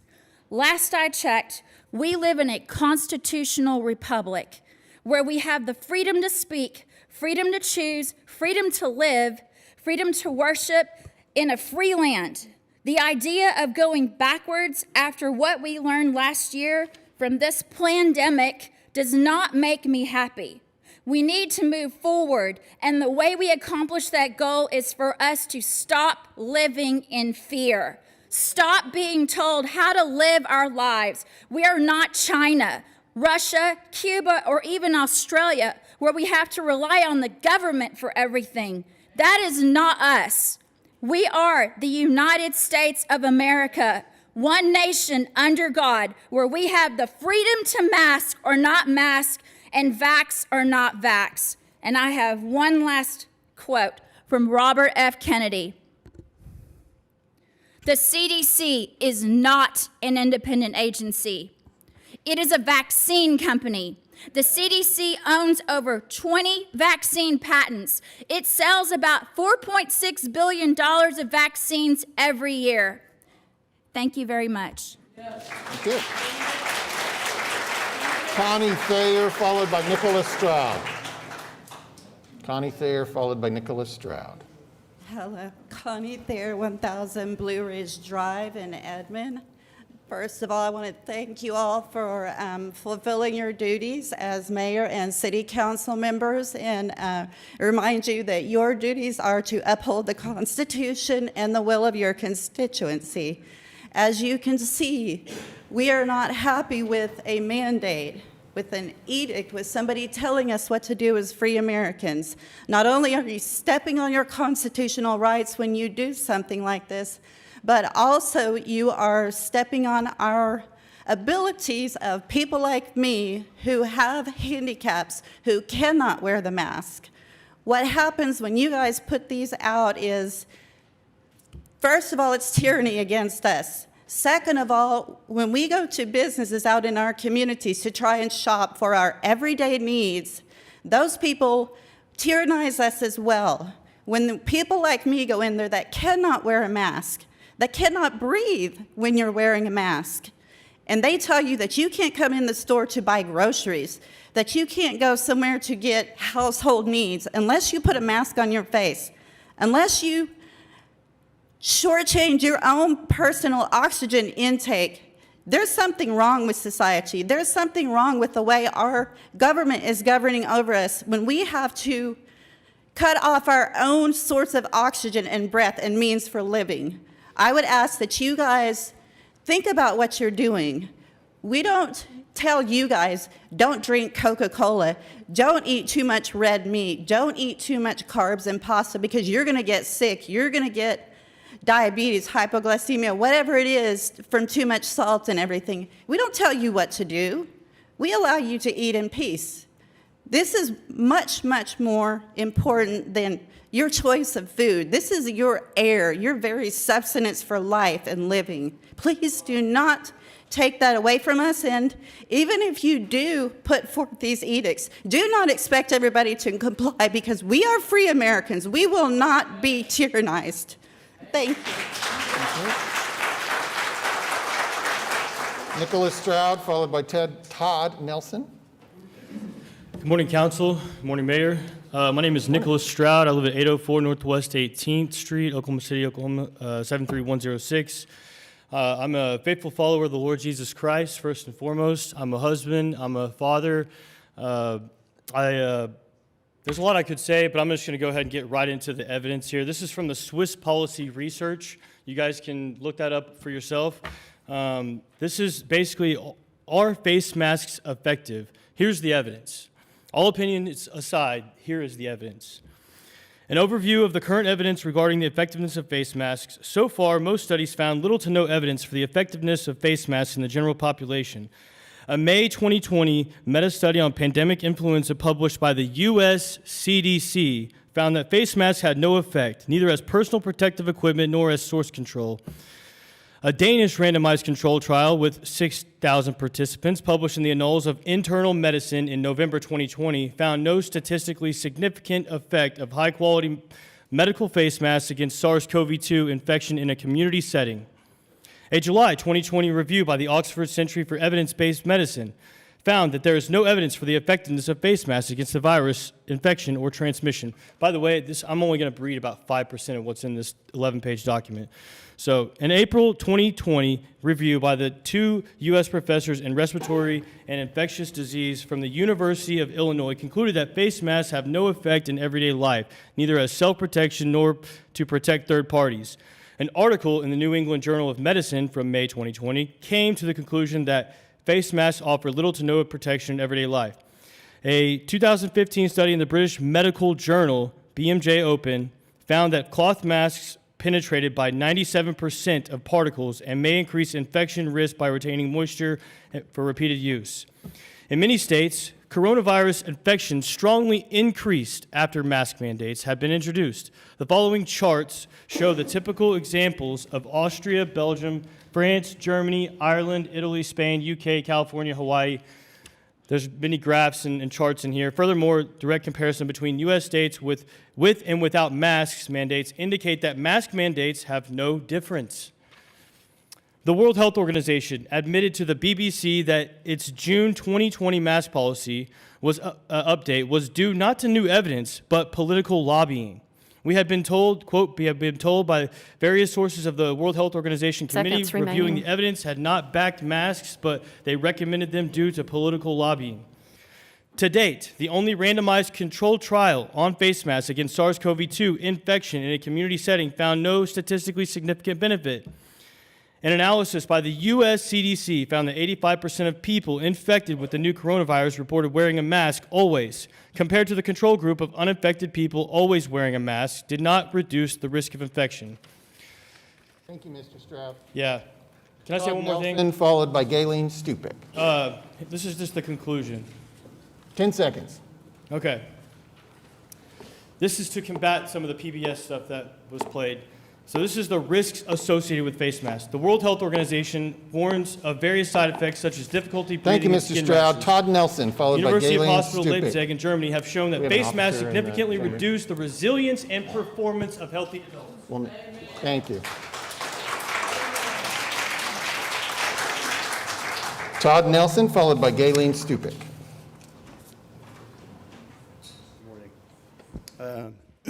Todd Nelson, 14512 Fossil Creek. Good morning, Council. Being forced to wear a mask is medical tyranny in light of the survival rate attached to the COVID flu. We are over the propaganda. The psychological side of this is evil.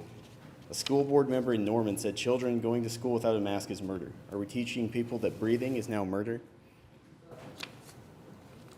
It is evil, it is deceitful, and it is wrong to tell people their existence and breathing is murder. We have the right under the First Amendment to assemble. It does not say we have the right to assemble if we have a mask, if we have a vaccine. It is written very clearly. We will not be made criminals for not bowing a knee to a proposed mandate. I bow my knee only to God. We are not a communist nation to be controlled by fear that our rights can be taken away. This board has not the authority by God or by law of this land, and we do not accept your fear as a reason to take our rights. Your rights to my body do not exist. You have no right to tell me what vaccine to put in my body, or the authority to command me to wear a mask over my face that I cannot go to a store, buy food for my family, or travel in ordinary cause. This treads all over my unalienable rights. What is the punishment for citizens? Were we going to take our hard-earned money? Are we going to lock people up for not doing that? For exercising our God-given rights as Americans? That is the definition of tyranny. In regards to the COVID vaccine resolution, VAERS reported August 20th, 14,392 deaths from the vaccine and 674,000 plus adverse events. There was a vaccine for swine flu rolled out in the 70s. They halted it after 32 deaths. This is significantly greater. It is criminal that this vaccine has not been halted due to the direct death toll. It is medical tyranny, control, potential vaccine death, and injury under the guise of public health. Those that would propose this to their citizens have failed them. I've written to the governor's office to ensure that people of the city are protected, those that would take our freedoms by fear and subversion and control to subjugate us. Lastly, Oklahoma City schools broke the law by suspending teachers who were following the law, violating State Bill 658 in this city, has not taken actions on our freedoms. Mercy and OU Health are requiring employees to be vaccinated. Other businesses have done similar things, penalizing children and adults. 30 seconds remaining.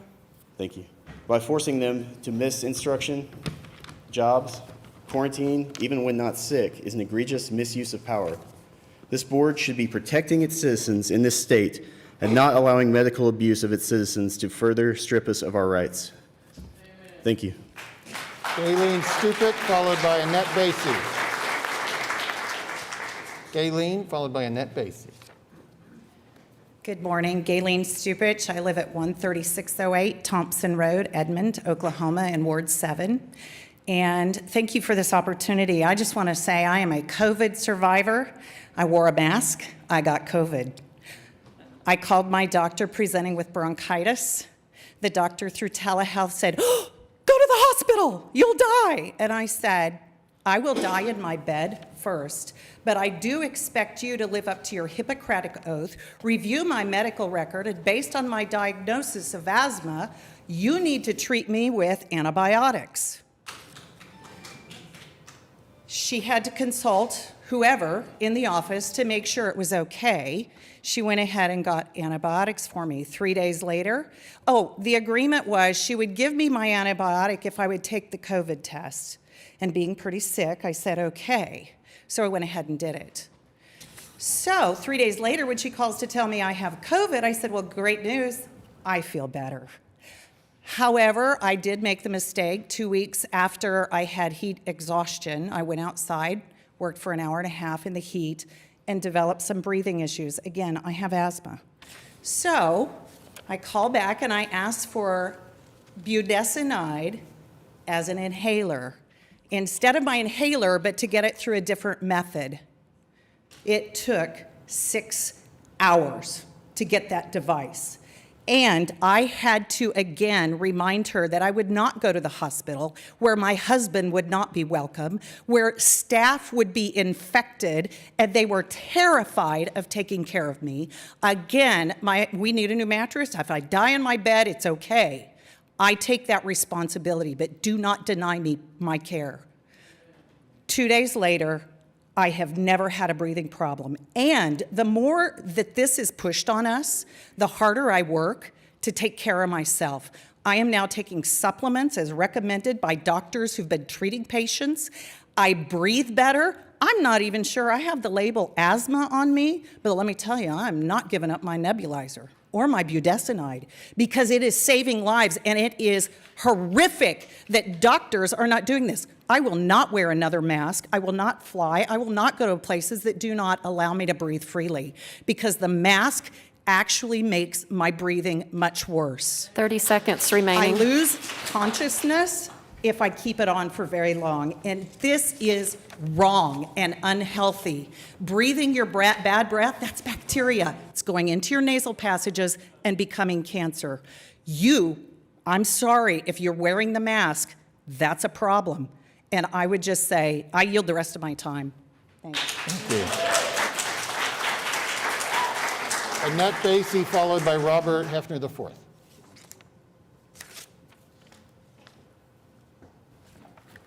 Good morning. I'm Annette Basie. I live at 12416 Val Verde Drive. I'm happy to be here. I appreciated the prayer that was offered in the beginning. I would like to add to that a prayer for the citizens and the troops that have been released from Afghanistan and those that are still there. I'm so sorry, and we pray for them and their safety to return to the United States. I welcome my own councilman, Mark Stonecipher. I thank you for coming to our community, and you've been well served in your community. I thank all of you. I thank the mayor. I met him originally when he came to one of my book clubs. I'm getting off track, I know. I'm an older citizen. I'm a retired teacher.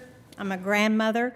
I just heard last night some good news and bad news from my son-in-law in North Carolina. I'm going to be a great-grandmother next March. I had an airline ticket to go to North Carolina. I was wondering if I was going to make it, and he reported that he has COVID, my son-in-law, and I'm so sorry about that. I sent a letter to you all about my concerns about the mask, and I didn't get a response from the rest of you. I'm sorry, I didn't understand a lot of you because you're wearing a mask. I'm sorry about that, but I have heard that we're going to vote on this mask ordinance today. And did you know that public health officials are not asking for this ordinance, nor am I support of a mask ordinance? Here are some of my reasons. Masks may help prevent people who have COVID from spreading the virus, but I do not have COVID-19. Plus the fact that I have a breathing problem. I have to wear oxygen at night, and so I have a feeling of smothering when I wear a mask. Oklahoma has a bill, Senate Bill 658, protecting children from forced masking at school. I think you should follow suit by issuing a similar ordinance to protect all Oklahoma City citizens from forced masking in public places. 30 seconds remaining. The CDC has been caught covering up their own data that shows mask mandates produce no statistically significant difference in infection rates in schools. But of course, instead of including that information in its released report and current guidance, the CDC has shelved it. I'm not sure I trust the CDC. So I pray that today that you will do the right thing in your decision on this mask ordinance. And I thank you for your time. I wanted to also say on the video that we watched, the nurses, I have a friend that's on a board that I serve in. She is a nurse at Mercy Hospital. And she said that a lot of times people are reported dying from COVID, but they didn't really die from that disease. And so she said that they get certain you're way over amount. time. If you could just wrap. I'm over my time? Yes, you are. Oh my goodness, I'm sorry. Okay, okay. I yield my time that I don't have.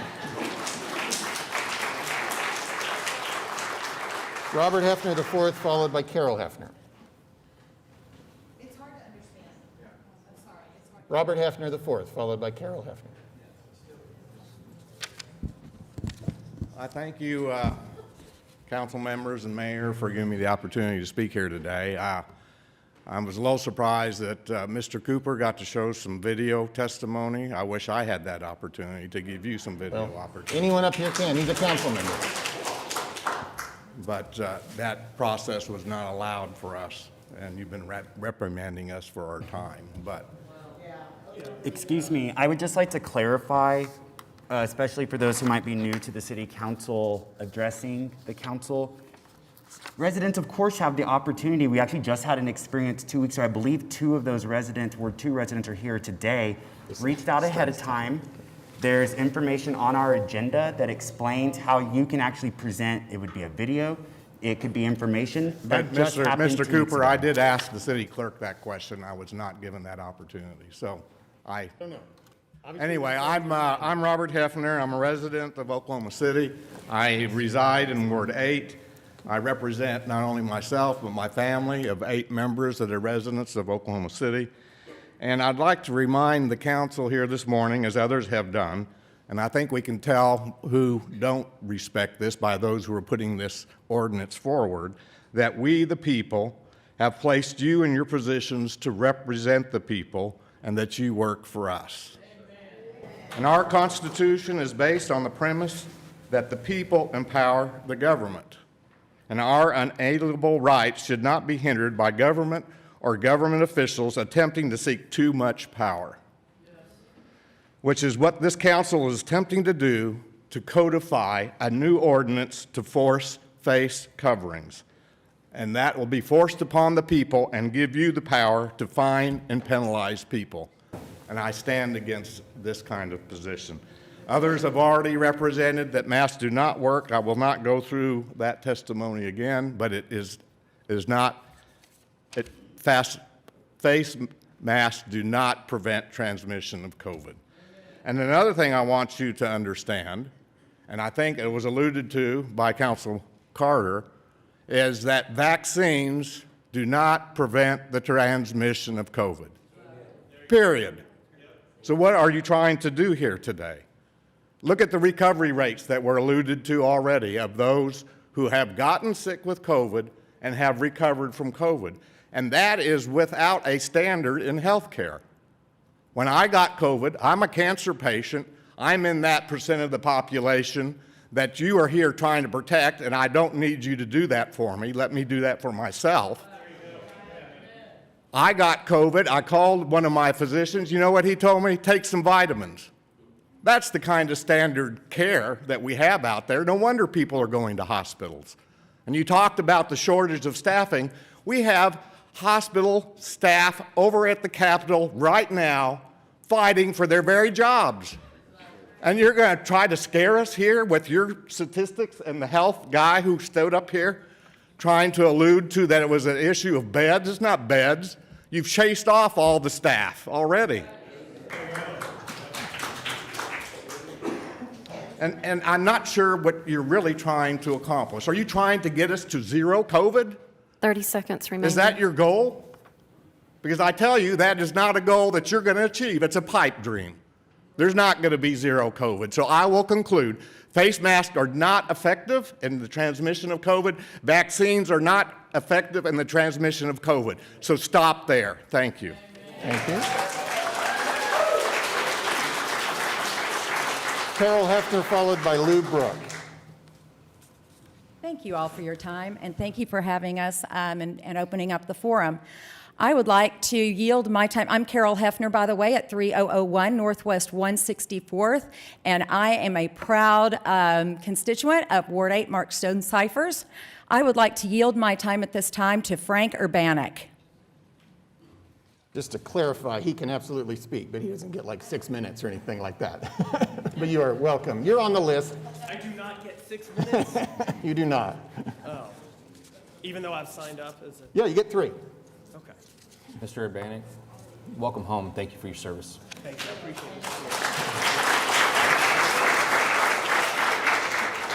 And I'm at 1417 Northwest 192nd Terrace, well within the Oklahoma City limits. My take is a little bit different. I'm going to be discussing the legality of enacting a mask ordinance. I do not believe that enacting a mask ordinance such as this is legal. You do not have the authority to do that. And I've provided a copy of this Attorney General opinion number 2011-10 to your city attorneys. So hopefully they have provided copies of that as well to you. But basically what happened in this is a city asked the Attorney General in 2011 if they could require a prescription for ephedra. And at that time, people could, get ephedra. Obviously, we can't do that anymore. But there was no statewide requirement for a prescription. And what the Attorney General said was that no, a city could not impose their own ordinance requiring a prescription for ephedra because what they were trying to do is decrease the use of meth at the time, and that it was an issue of statewide concern. So there's three groups of issues. That, one of purely local concern, and one that has concurrent jurisdiction. And so I encourage you to read this, and you can replace the word ephedra with mask mandate. And what it says is, under the legislature's present policy, a person residing in one municipality or a person living in a rural portion of Oklahoma may lawfully acquire pseudoephedrine in another municipality without the necessity for obtaining a prescription. A municipality adopting an ordinance prohibiting the dispensing, sale, or distribution of pseudoephedrine without a prescription would necessarily conflict with the legislature's regulatory policy by removing the ability of persons to lawfully acquire pseudoephedrine products within that community without first obtaining a lawful prescription. So it's analogous to what's going on. The legislature has spoken. The legislature does not want to authorize a mask mandate.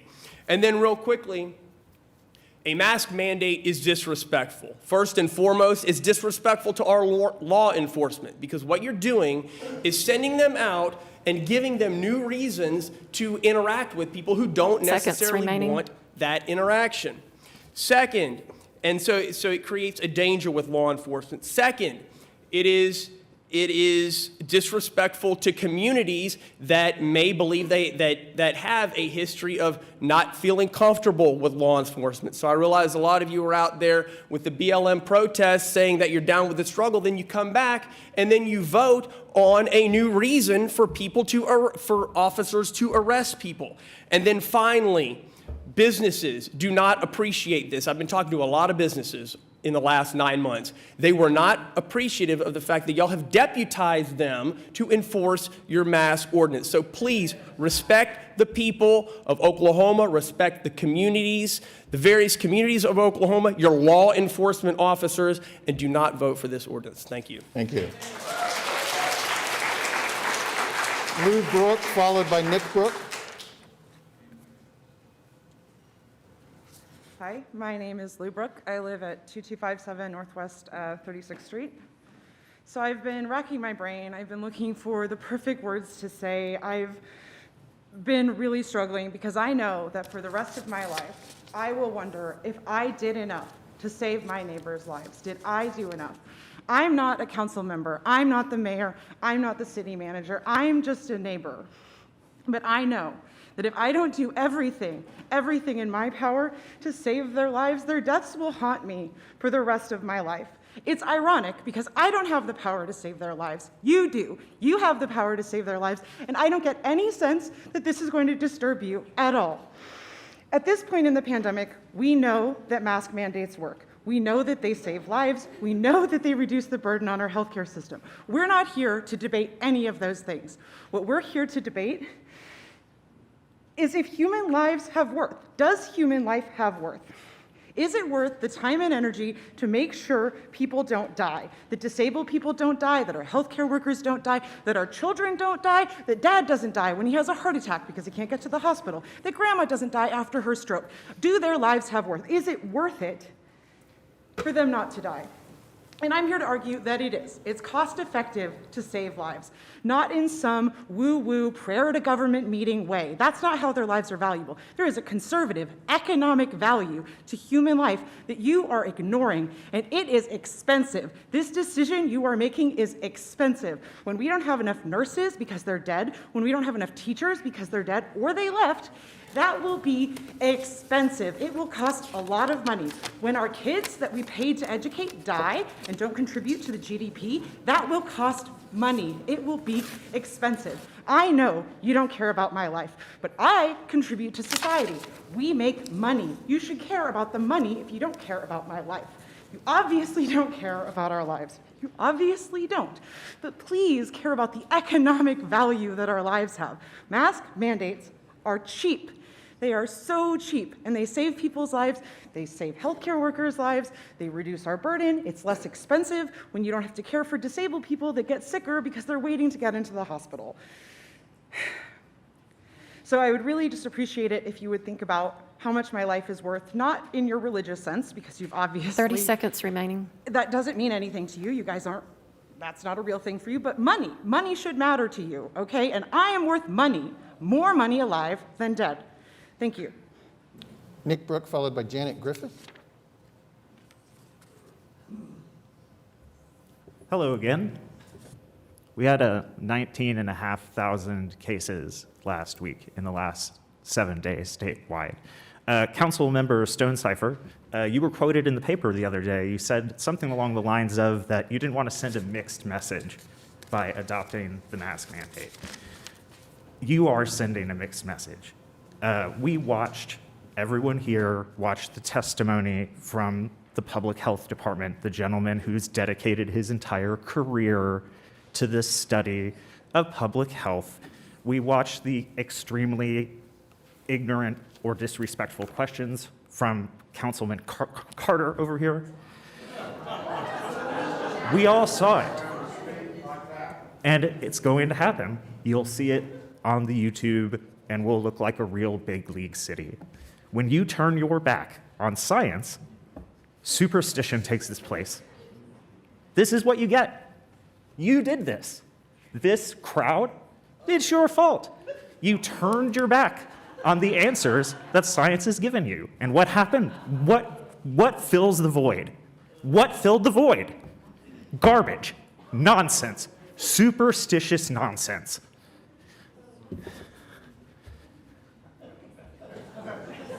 I said once that this was a science test. This is a leadership test, and you leaders are failing. You're failing it. There is a right answer here. There were 19,500 people sick last week. There will be more people sick next week, and more people sick the week after that. Some of them will go to the hospital. The hospitals are already full. Mask mandates work. Mask mandates work. And we are running out of time. In Florida, they're running out of medical oxygen already. Their hospitals, they can't take care of these people. I don't know how bad it's going to get here, but it's going to get worse and worse until we do something to stop it. There's a science symbol on the city seal right behind you. I don't know what it's there for. Maybe we ought to take it off. 30 seconds remaining. Thank you. Janet Griffith, followed by Dorita Brown.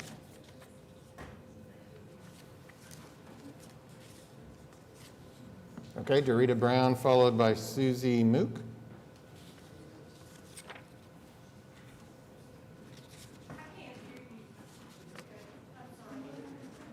Was that, I'm sorry, is that Janet Griffith speaking? Are you Janet Griffith? That's who you are? Well, you're going to be right after her since she's already here. Okay. So this is Dorita Brown. Yes. All right, followed by Janet Griffith, then Susie Mook. 4304 Rancho Drive, Oklahoma City. 4304 Rancho Drive, Oklahoma City, 73119.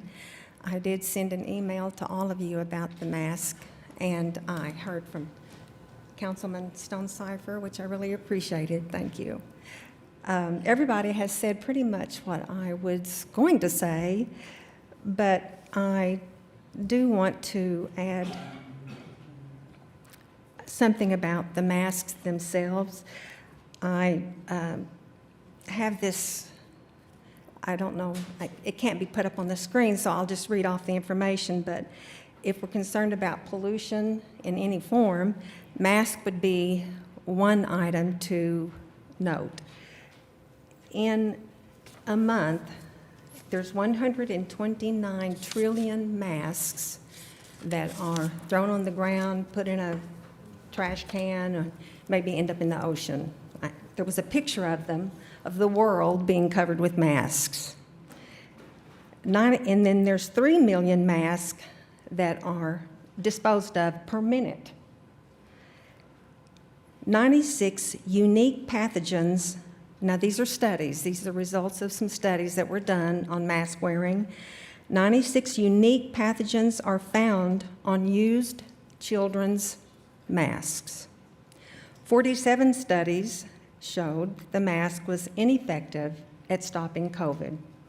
And the Swiss policy report that the gentleman shared, I was going to share that too, because there were very many, 7 to 10 reputable, credentialed studies done by universities and hospitals. Each one of them, every one of them said the mask was found to be ineffective. Okay, continuing with this, there were 32 studies that showed negative health effects of mask wearing.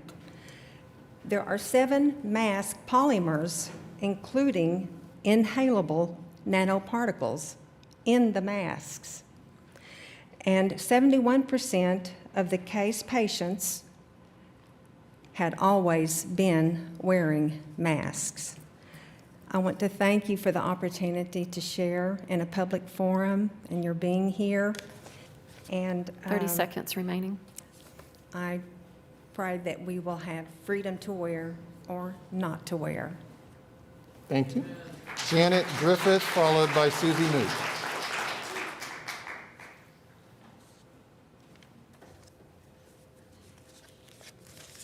I apologize for not hearing my name, but it gets to one of my points a little later on. My name's Janet Griffith. I live at 5001 North Brunson in Oklahoma City in Ward 1. People have made several of the points that I had in the beginning, and I know my time is limited. I want to just hit again that the CDC refuses to do a randomized control study, which is considered the gold standard in the scientific world to prove that masks are effective. And those who have done the randomized controlled studies have shown that the masks are not effective. I'm going to move ahead. People have different types of masks. Some in this group, as we came in, we were offered a paper mask or a surgical mask. Those are next to worthless. Cloth masks are maybe a little bit better, but as we were told earlier, the pores are so large that it doesn't stop anything. They are not effective. Part of my question in all of this is what happened to the flu during COVID? It just disappeared. Masks don't help that either. Anyway, just some summary points. Masks typically do not fit properly. That's part of why they don't work. The loose spots, the studies have shown that many cloth and surgical masks only filter about 10% of exhaled aerosols. The N95 filters about 50%, but you have to be trained and approved before you can use an N95 mask. Carbon dioxide. In an average room, this room may be a little higher today with all the people in it, but 470 parts per million ppm is the measurement of carbon dioxide in an average room. For people who wear a mask, it has been measured to be as high as 9,000 parts per million. The maximum safety level is considered 5,000 parts per million. And at that point, people have been known and may expect to suffer tachycardia, which is heart irregularities. 30 seconds remaining. Heart arrhythmia. Doctors wearing masks often will take a break during surgery. That's what the paper masks were designed for. They're made in China, and one of the things they're showing to you now is some of these. Remember, China doesn't have the high standards that we have. High toxic waste has been mentioned. One of the things I want to mention is the psychological side, and that is that the video showed and mentioned post-traumatic stress. I'm retired now. That's part of why I'm here this morning.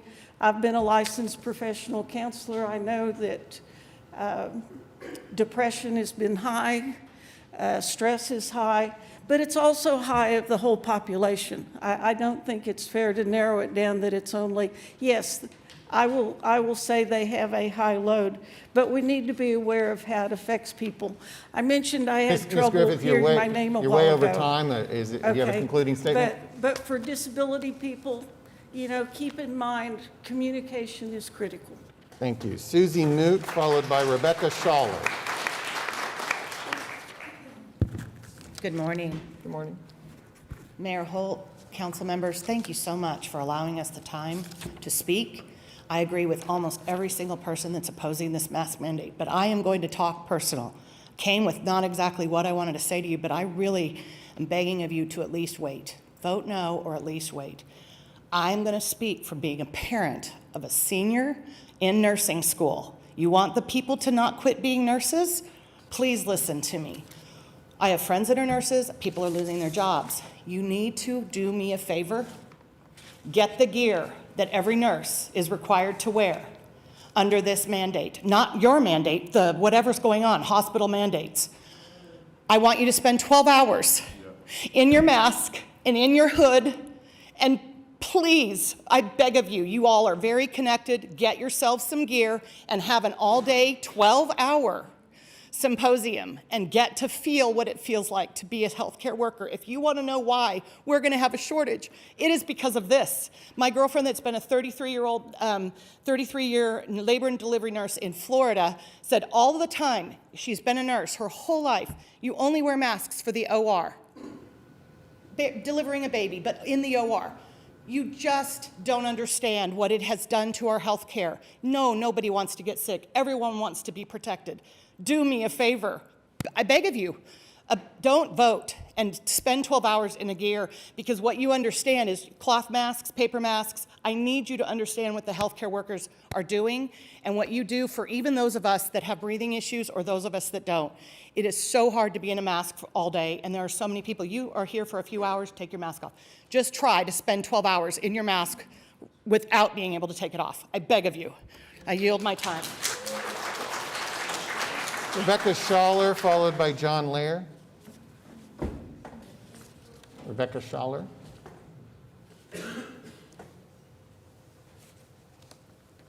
Good morning, Mayor Holt and council members.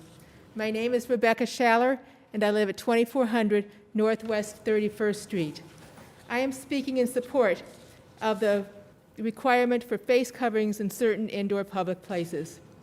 In this country, we have many freedoms: freedom of religion, speech, press, petition, and assembly. However, our Constitution does not guarantee us the right to endanger the lives of other people. Because the COVID virus is so transmissible and potentially deadly, the very act of being around other people when you have the virus puts their lives in danger. And this is true even for people who don't have symptoms. The more people who contract the virus, the more opportunities the virus has to mutate into variants that are even more transmissible than what we have now. This has already happened with the Delta variant. Other variants could prove to be even more deadly. If we are going to stop the virus, we need to wear face coverings when we are in certain indoor public places. This is an issue of community safety. To bring an end to this pandemic, we must all work together. Thank you. Thank you. John Lair, followed by James Rainey. Good morning. Good morning. My name is John Lair. I'm at 4705 Creekwood Drive. Well, I got a little raspy problem. I'm coming here to address you today about this proposed mandate to wear a mask, and I wish to voice my objections to it. The mask mandate, as I'll show in my examples here. Just one moment, please. The current masks available do not stop the virus at all. I have a couple examples here. You can buy this one I bought in a grocery store. This is made in Red China. This one's made in America. I bought in a drugstore. Neither one of these say anything about stopping viruses, germs, or bacteria. Not at all. So the mask mandate simply won't work because the available sources of supplies state that they don't, or by omission they don't. There are other ways to fight the virus, in my opinion, and these include, well, for example, the vaccine, for example. But people need to understand, and this is basic health, this is not being an expert on it, that the vaccine merely encourages your immune system to develop a resistance to the virus. And that's what vaccines do. They don't really cure anyone, but they make your immune system to work against the virus. This is very basic health that I learned in elementary school. I'm surprised that people don't really understand what the role of a virus is, or excuse me, of a vaccine is. So the ways need to concentrate on things that are going to boost the immune system. There are several different ways. There are vitamins. There are certain supplements you can take.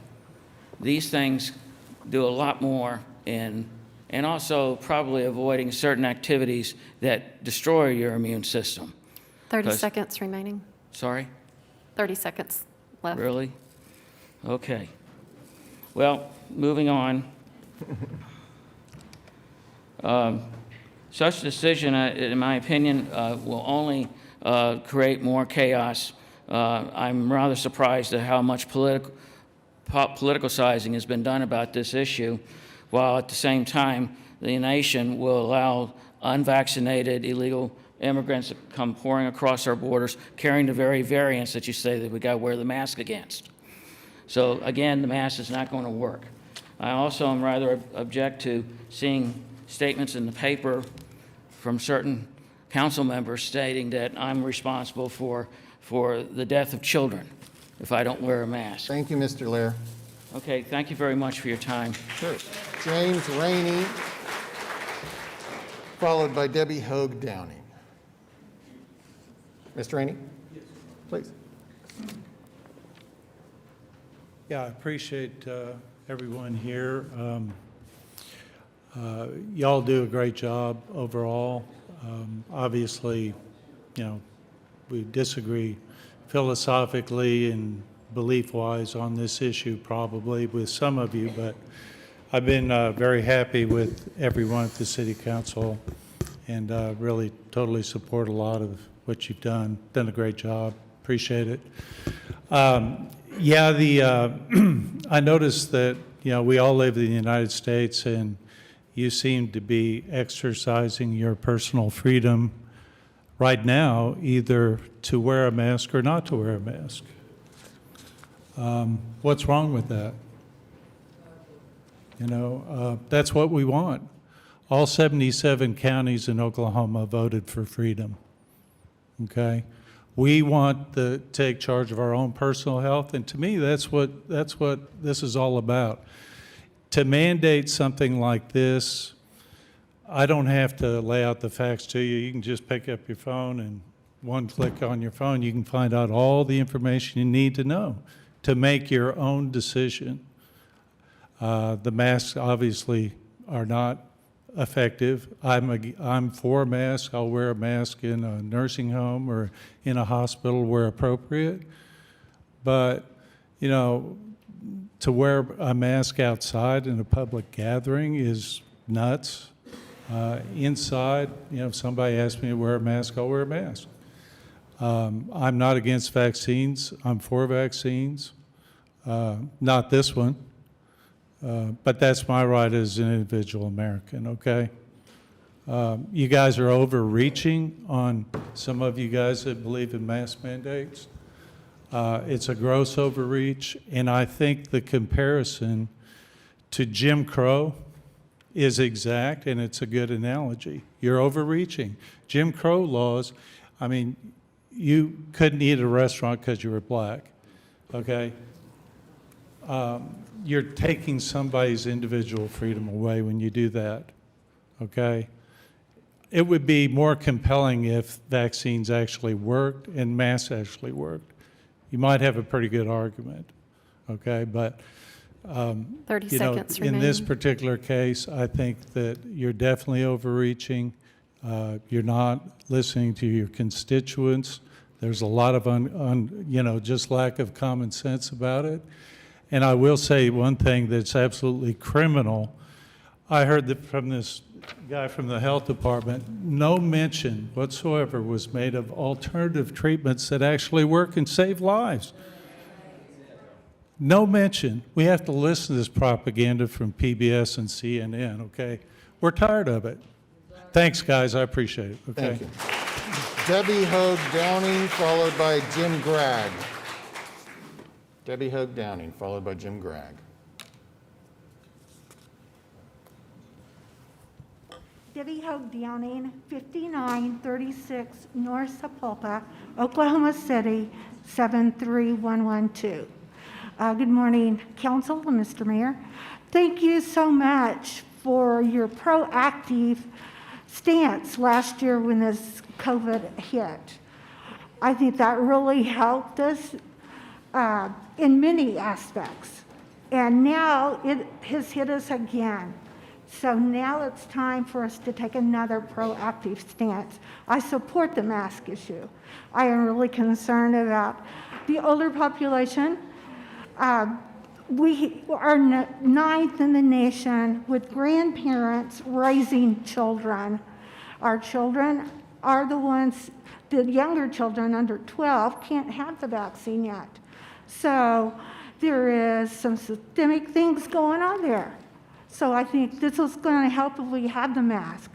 We have to have something to curtail all this death. Our children are so sick, and when we see the people that are dying, it breaks my heart. I just had a cousin die. He was 27 years old, so young, and he had COVID. And I just received a message yesterday that another cousin has COVID. And there's other people in the family that don't live near them, but they are now in quarantine, 3 other people, and they're all young. So I would highly encourage you to take the proactive stance. If not now, then when? Thank you. Thank you. Jim Gregg, followed by Valerie Boudreau.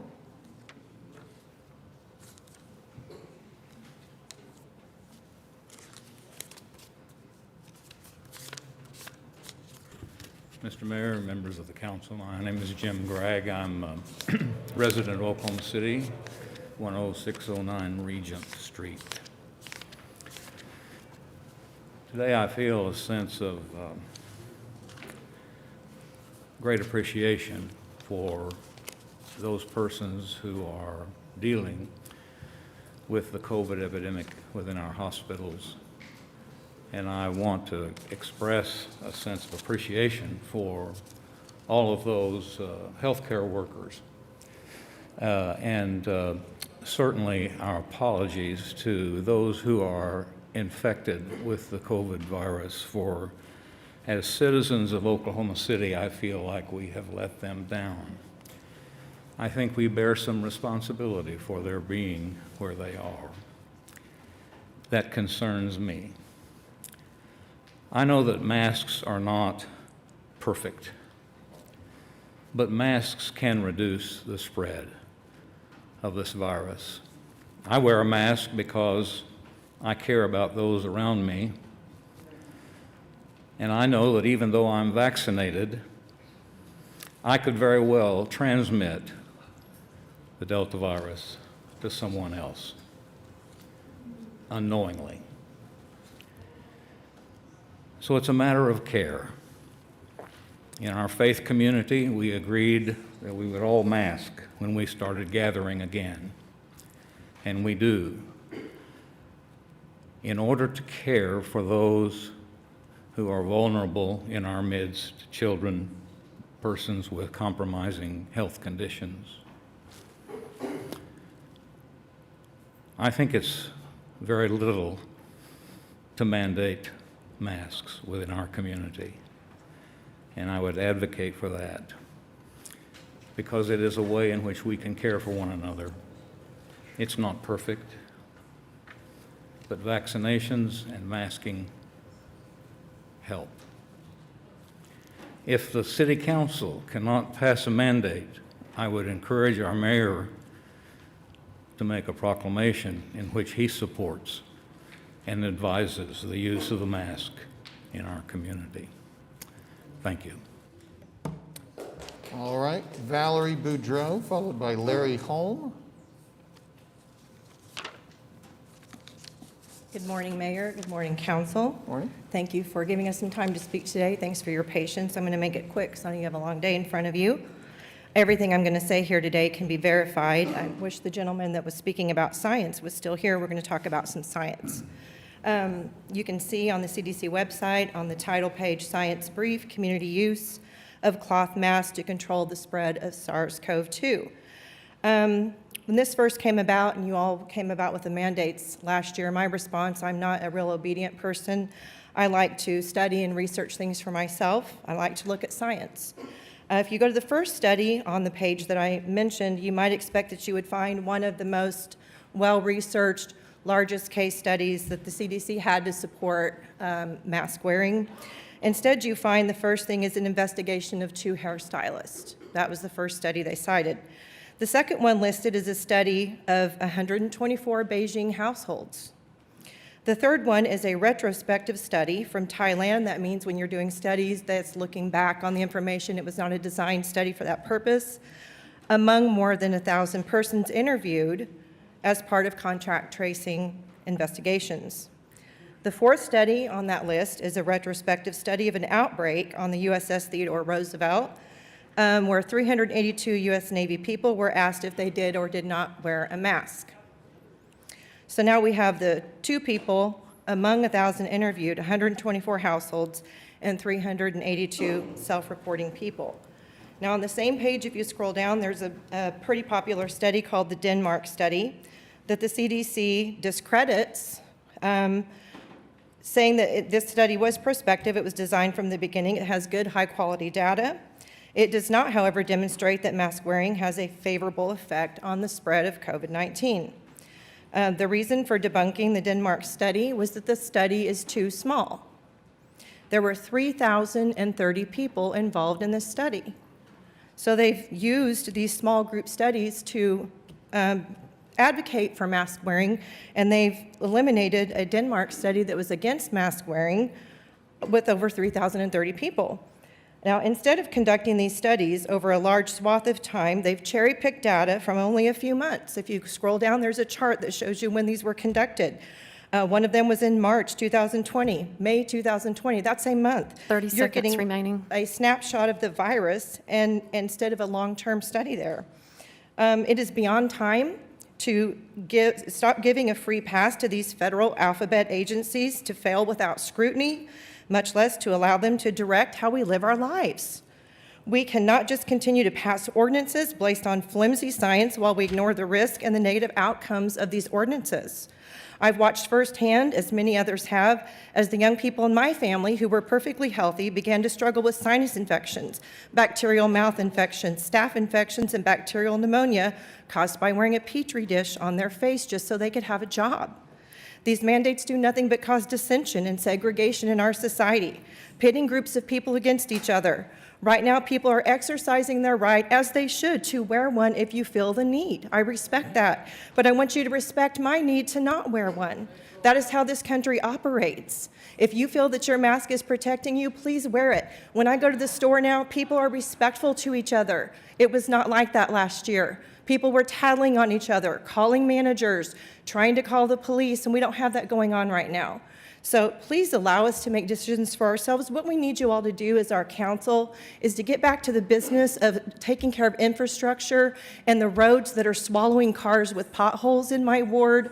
And please, let us make our own choices. Thank you. Thank you, Mr. Larry Holm, followed by Susan Geary.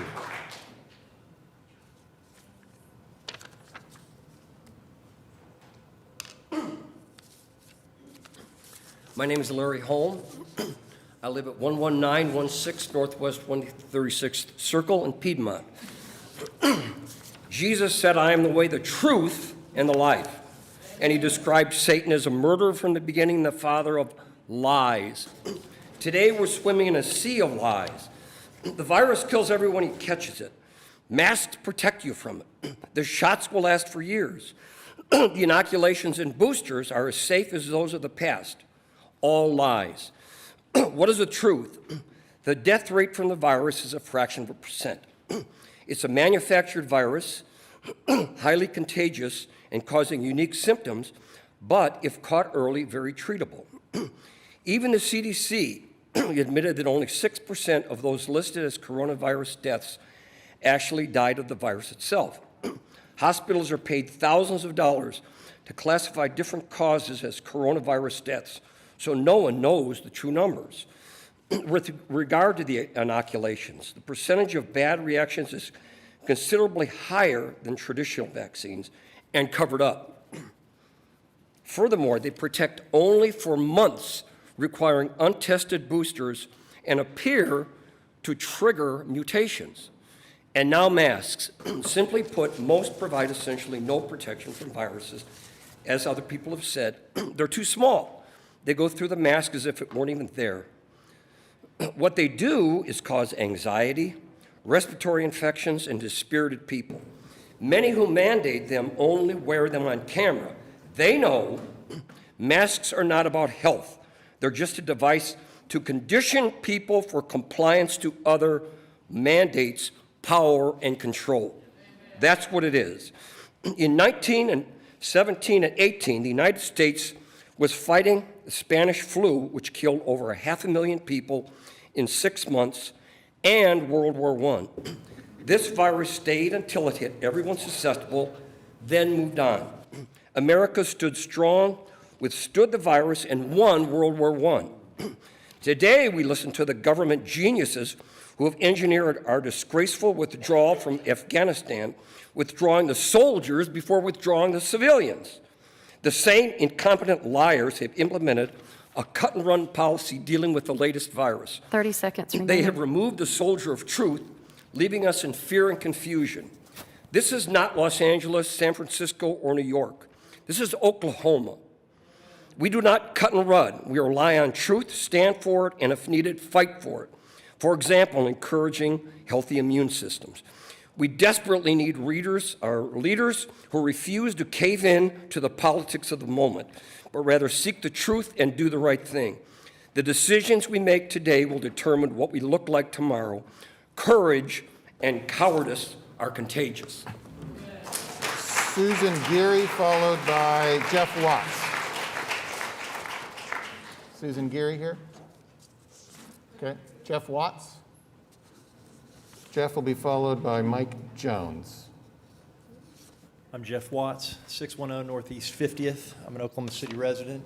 The hubris that is coming forth from Councilwoman Hammond, Councilwoman Nice, I haven't heard you speak today. I know that you're behind this. Councilman Cooper, I'm absolutely, and to our Mayor Holt, the tenor through which you have let this be seen of who will speak earlier, it makes it very clear, it's very consistent with the tyranny that is, you do not have the power that you think you have. It doesn't exist. People have said that you have the power. You do not have the power to take our freedoms away from us.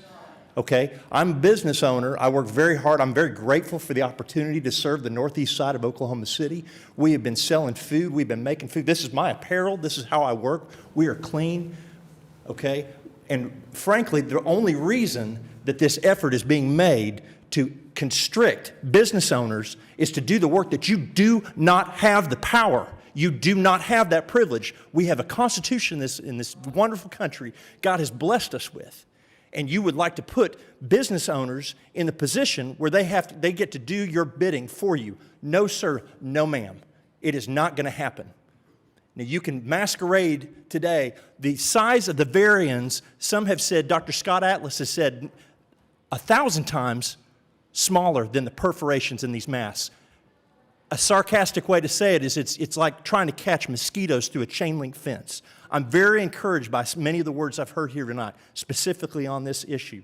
I see some very strong leaders in this room, but I see some power-grabbing efforts that I, for one, will make my voice heard, and I rebuke it in the name of Jesus, lies that are being crammed down these people's throats. I have a very nice guy. I consider the fellow that stood up here earlier that is one of the heads of the health department. I consider him a very nice guy. He is a customer of ours at the restaurant. Phil is a nice guy. But I'm sorry, when somebody asks to talk about herd immunity, and you can't even mention the fact that we're not talking about vaccine for herd immunity. We are talking about antibodies. This is science, okay? And I've had 60 feet is the apparent distance that these variants will travel. 60 feet, you can get inside a Walmart. I'm sorry, sir, you don't even see me around the corner on the other side of the aisle, and you have caught the variant that is being expelled from somebody's mouth. 30 seconds remaining. It is a lie. Thank you.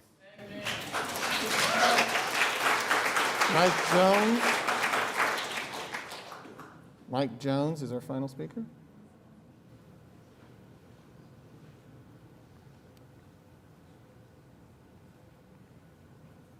I just found out about this meeting a few minutes ago. So I'm not as well prepared as I would like to be, but I will give you some information because I know you want to do the right thing, but you can't do it without facts.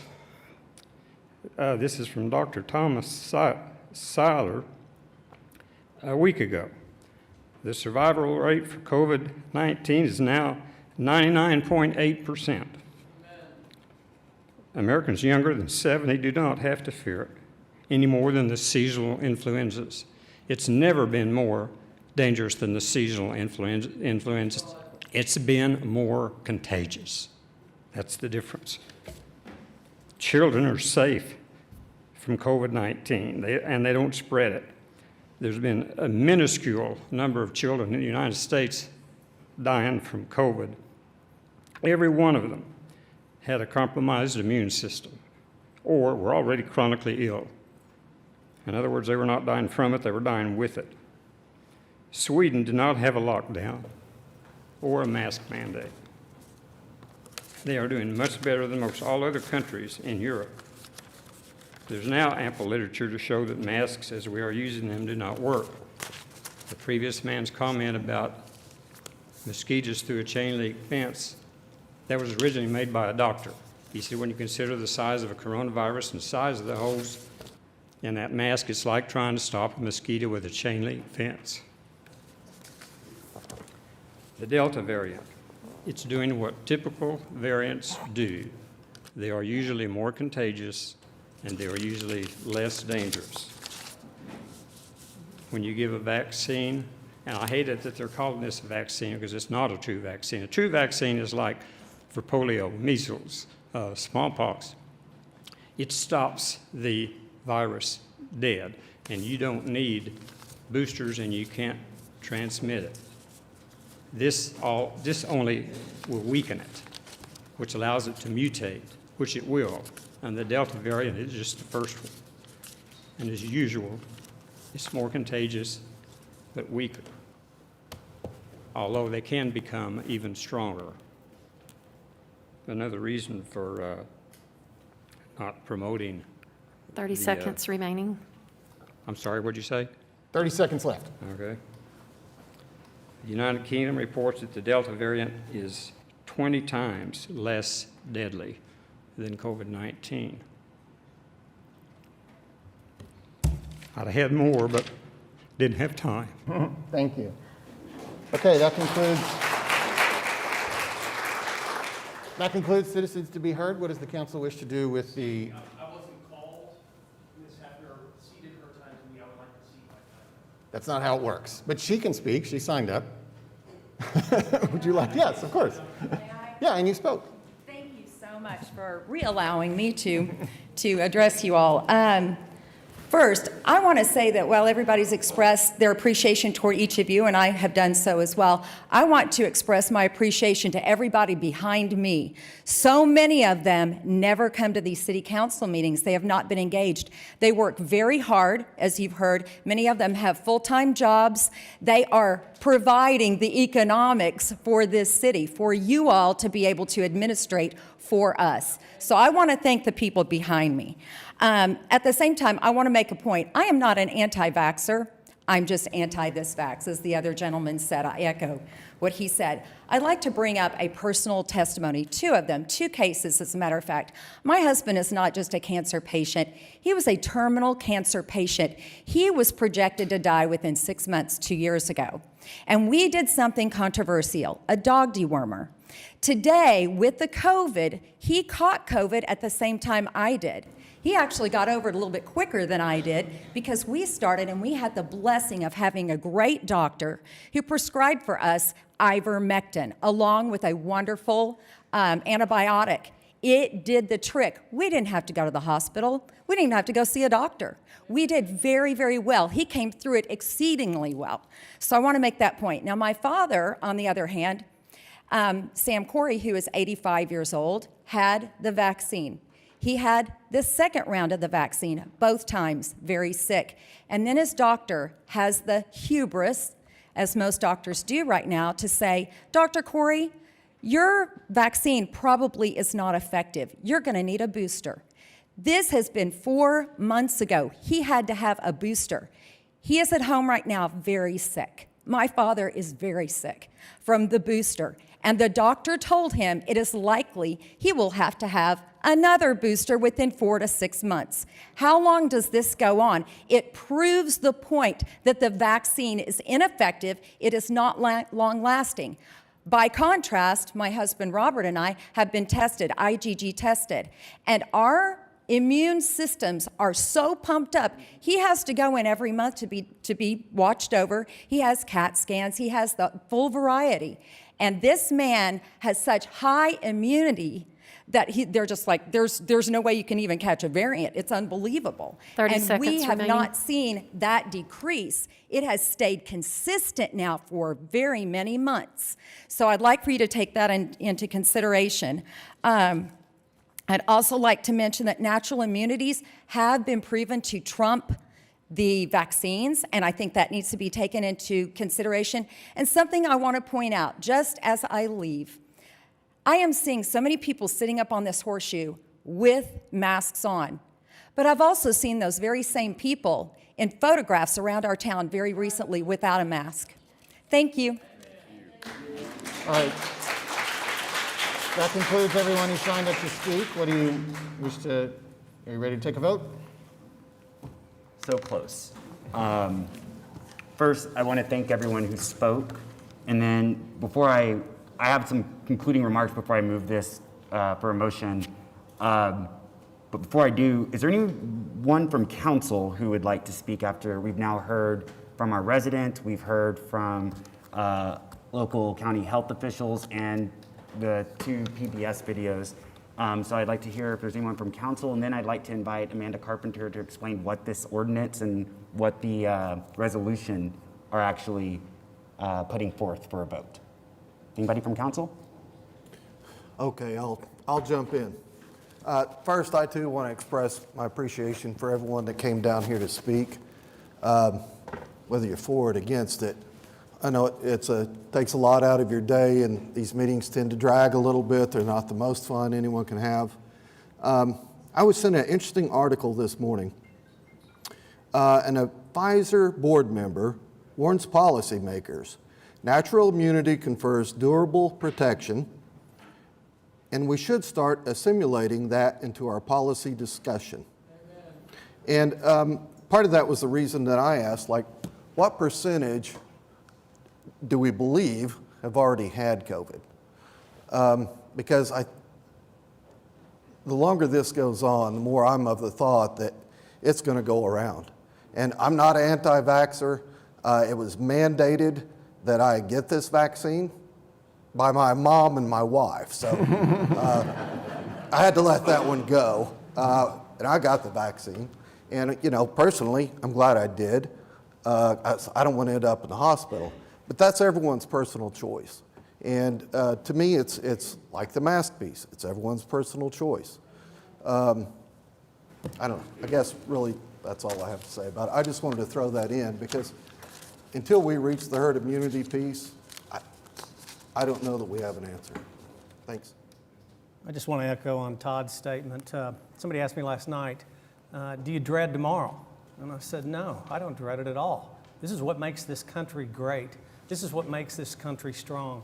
This is what makes this country different. And so the one thing I'd say to everyone, thanks for being here. Thanks for expressing your opinions. United we stand, in God we trust. God bless America.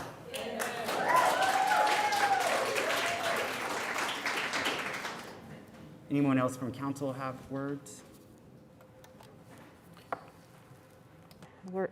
Let me say as well, thank you to everyone. Thank you to everyone that did speak, that came to express their opinions, whether pro this mandate or opposition for this mandate. Again, it takes your time. And I don't think any of us take that for granted. So to the gentleman who said I haven't spoken yet, it's because I wanted to hear everything before I speak. My concern as we look at what's happening in our communities and in our city is the fact that we have plenty and too many of our local residents who are paying the price, unfortunately, because of this virus. Many people that I know personally, and for those of you who have not experienced this yet, by a personal experience with someone losing their life from COVID, I pray that doesn't happen to you.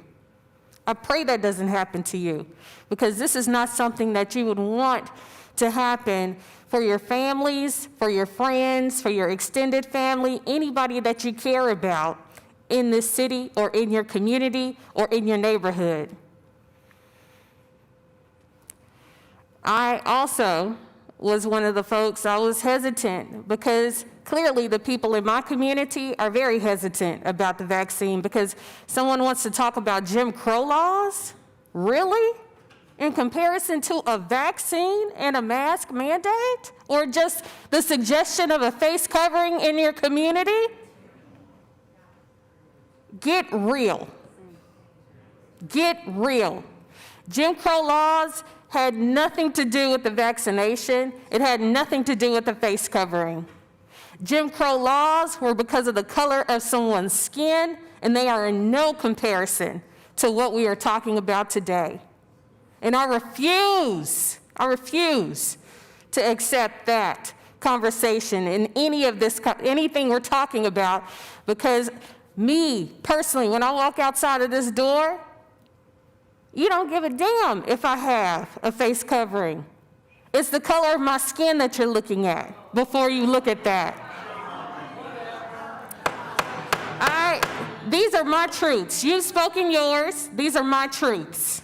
You have spoken your truths, so these are my truths. Again, you don't live in my skin, so I say to you, this is not something that I would wish upon anyone to have. We heard what Mr. Baytubby said today about where our numbers are, and it's very unfortunate that we are here. It is very unfortunate that we have stressed our ICU system to the capacity that it has been stretched.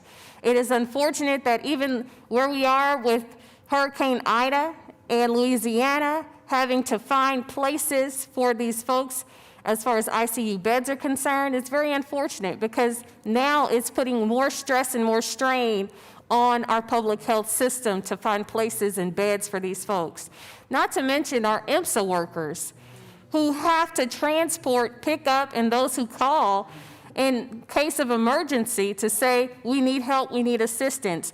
We've had IMSA come in and talk numerous times about how long, the hours, the wait it takes for them to stay with one patient before they have to get to another one, which is ultimately costing others in the midst of this conversation. So that's the unfortunate pieces of this conversation that we have to have today. We have a holiday that's about to come upon us, and people will be gathering. We're asking that we protect each other indoors in those small spaces, and trust me, I understand there are folks who are anti-vaccination just because that's their religious belief, their cultural belief. If that is the case, please, let's protect each other in the ways that we can do that. That's what we're asking today. And that's the unfortunate problem.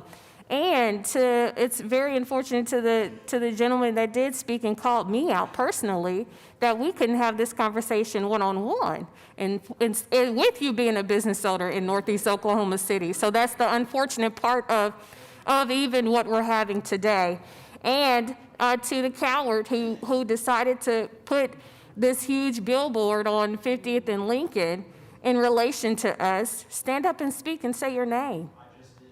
Well, you don't have your name on that. I don't know you. And this is my time, sir. This is my time.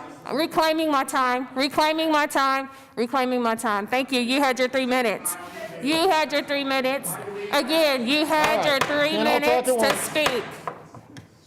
You had your 3 minutes to speak. You had your 3 minutes to speak. You got 3 minutes, Robert. You're done. That's not the way it works. The council members play by Robert's rules, and they can speak for as long as they like. Thank you.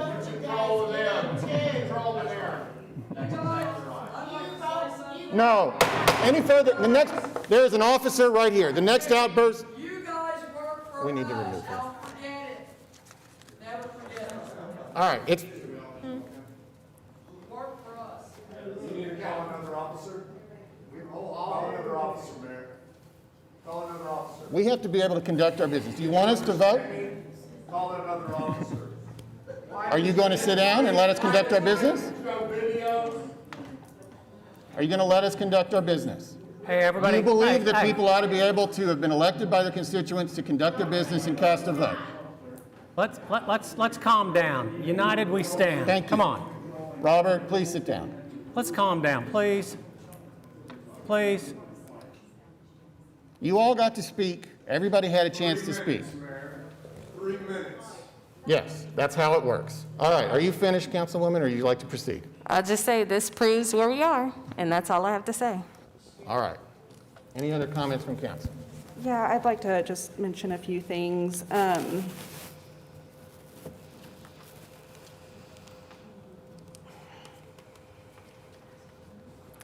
I come from a public health, mental health background, and I don't know if I've ever heard any public health official say the goal is to get to zero. But when our hospitals are burdened, it becomes more of a impact to the community than just about personal choice and personal responsibility.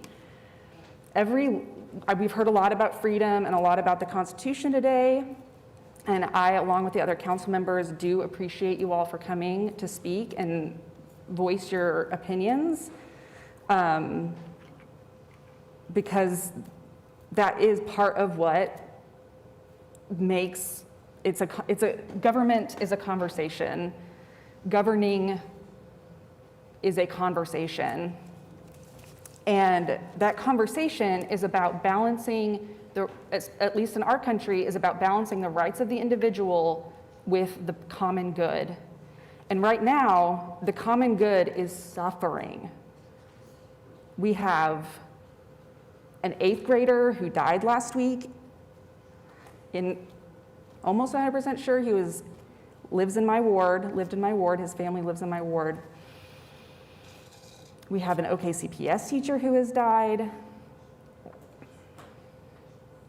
And we have thousands of others who have passed away. But in addition to that, if you don't care about that at the moment, think about our hospitals, our hospital workers, and the burden that we are putting on them by not taking collective action.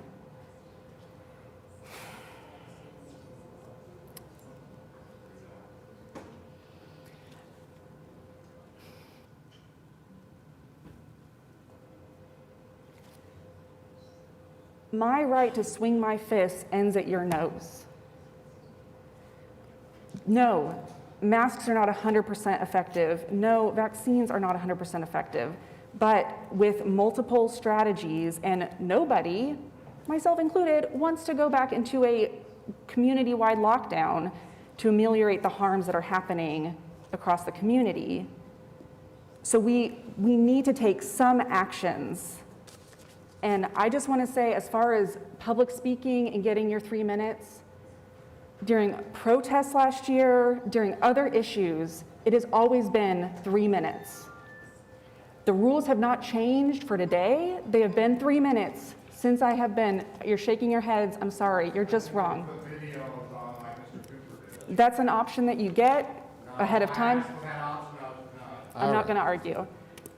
So I again, thought his video was too long, if that makes you feel any better, Robert. again, I say it is a conversation. There are rules for how we need to conduct that conversation. And a lot of folks go over time on a regular basis, whether it's this meeting or other meetings. And the mayor is very generous in allowing that overage. And whether it's something that I agree with or not, and sometimes I get a little frustrated that he allows those overages, but it's because he wants to allow that opportunity for folks to speak, and I can respect that. Again, it's a conversation, and to me it is a conversation about balancing individual rights with public good. And we have plenty of laws that, in my view, overreach onto individuals on flimsy evidence, on flimsy research, studies, support. And in my opinion, our public health officials have been asking for some action, and this is the action I believe we can take to, I think one of the speakers said, to just protect one another and to express care for one another. And that's all I have to say. All right, any other council members who wish to speak? Councilwoman, I just want to respectfully disagree. We're not asking them to do anything. We're putting forth an ordinance, so that's going to be telling them what to do. And I'm very careful and cautious of the overreach for government. Our job is to disseminate the most factual information that we possibly can so that the public can make the decisions for themselves and their families. It isn't our job to tell them what to do. It's to make sure that they have the information so they can do it.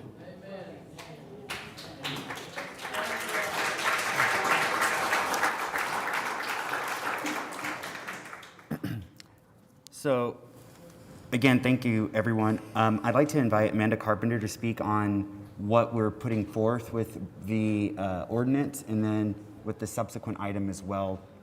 Because remember, we said this was kind of a 1-2 approach. So, Ms. Carpenter. Sure. Amanda Carpenter with the Municipal Counselor's Office. The ordinance before you today was modeled off the ordinance that was conducted and put in effect in previous July 2020. It does have the same information. It has a few different exceptions. For instance, the exception for minors, the age was reduced. Other than that, it is substantially the same. The fines are slightly different, which could be fixed through an amendment. The second item that is being presented to you today that is on your agenda for consideration is a resolution merely to develop a program that would look at promoting and incentivizing vaccines. That's the second item that you have. That is just a resolution just to look into and research the item. It is not approving that program today. It's just simply asking for the council to direct staff to conduct that research. Can I have a quick question for Amanda, just because I think it's important on the ordinance? So the ordinance as proposed is to expire October 1st. State law, local law requires 30 days notice for the enactment of an ordinance. So without an emergency, without 7 votes, the ordinance would never take effect for even a day, because that is It would 30 days. essentially be ineffective. If you only had 5 votes, you didn't get the emergency. Right. It So would go any- into effect at 12, and it would expire at 12 Right. on the same It's a day. nullity with anything less than 7 votes. Correct. Although we would theoretically, potentially take as many as 2 votes to arrive at that conclusion, because we always vote on passage, then we vote on the emergency. Correct. Right, okay. Just wanted to clarify that. Thank you for that clarification. If that's the case, would it be possible to vote like straight up, like to pass it on a regular ordinance sort of basis to say, okay, simple majority, and if it doesn't reach that simple majority, then it, of course, goes into the Right. There's not a second vote if you don't pass the first one. Right, so if the first vote as to the ordinance does not pass, you have no further votes on the matter. If it does pass, you could ask for the emergency, and have that voted on, or you could not ask for the emergency, which is effectively a denial of the ordinance. Yeah, uniquely so, this could pass with 5 or 6 votes and essentially not really pass. It would never take effect. So if it did pass, though, on a 5-6 vote, let's just say, how could we make it where it would become law in 30 days, the way a traditional thing would become You would law? have to move to amend the ordinance to change the expiration date. After the vote, we would be able to do that? No. You could, my suggestion would be that you move for that amendment now. And then if that amendment passed, then you would be voting on an ordinance that would be longer than the date it takes to make the ordinance effective. And unless there's any objection, I don't know that there's a 7 vote, I haven't asked. I'd like to at least see if there's a simple majority on this council that would like to look at enacting this ordinance that if passed today would become a city ordinance 30 days from now. I object. Well, that'll be part of the vote. I know he said that, but I think you really meant that you would like to move to amend your ordinance to remove the expiration date? Is that how I would? Or to change it to like November 1st. Would that be whatever the most effective? I would like just the process of putting forth an ordinance that requires a simple majority vote. If that fails, then it fails. If it receives 5 or more votes, then I'd like to see it become just through the regular. But we just need a date, or no date. Right, just a different date. Just say whatever. What date would you Okay, prefer? November 1st. I'd like to amend it to November 1st then, please. All right, so that's the motion on the table. Let's handle that virtually. Need a second. Is there a second? I'll Well, second. Okay, so handle that virtually.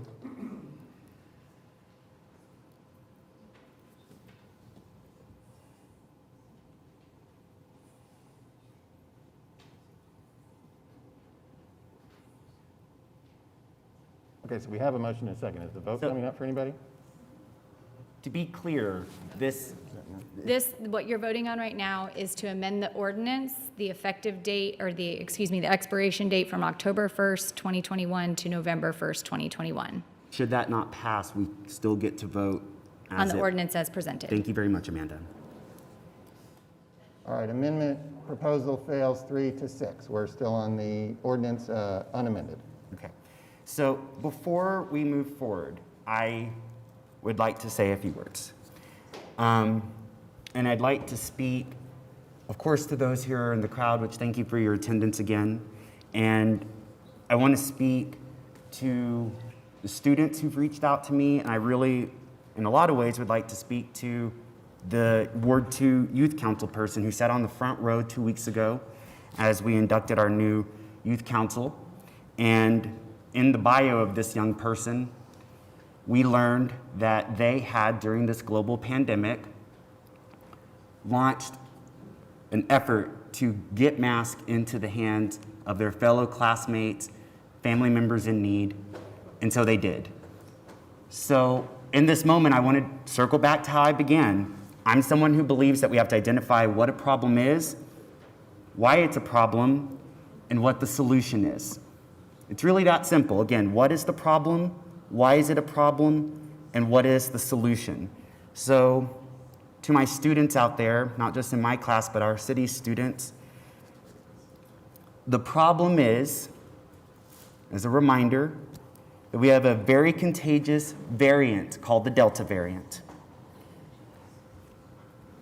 Part of that problem is that we know that if we can get somewhere in that 80% of our people vaccinated in this county, we could reach a place of herd immunity and community safety for all ages and for our economic vitality. Right now we're at 60%. So that's the problem. We're at 60, we need to get to 80. These two approaches, both a mask ordinance and a vaccination incentive package that could incentivize folk incentivize folk to take the vaccine and reward those who maybe already have, and to bring nurses here to help us with this nursing shortage.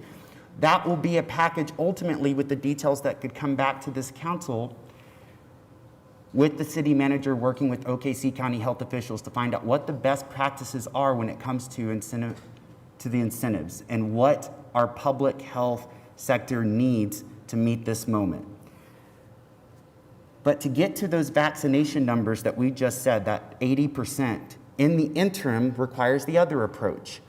And that is that we as adults have an opportunity in this particular moment as we go from 60 to 80, and we can do this working together. We can put these, again, not perfect, it's not perfect, the masks, but we know their effectiveness, and we know that we can wear them because right now, I as an adult, even though I'm vaccinated, I can still get this highly contagious variant. And unfortunately, though I very likely, because of the vaccination, won't face hospitalization, my symptoms will be less, I still unfortunately can pass on this highly contagious variant to the unvaccinated.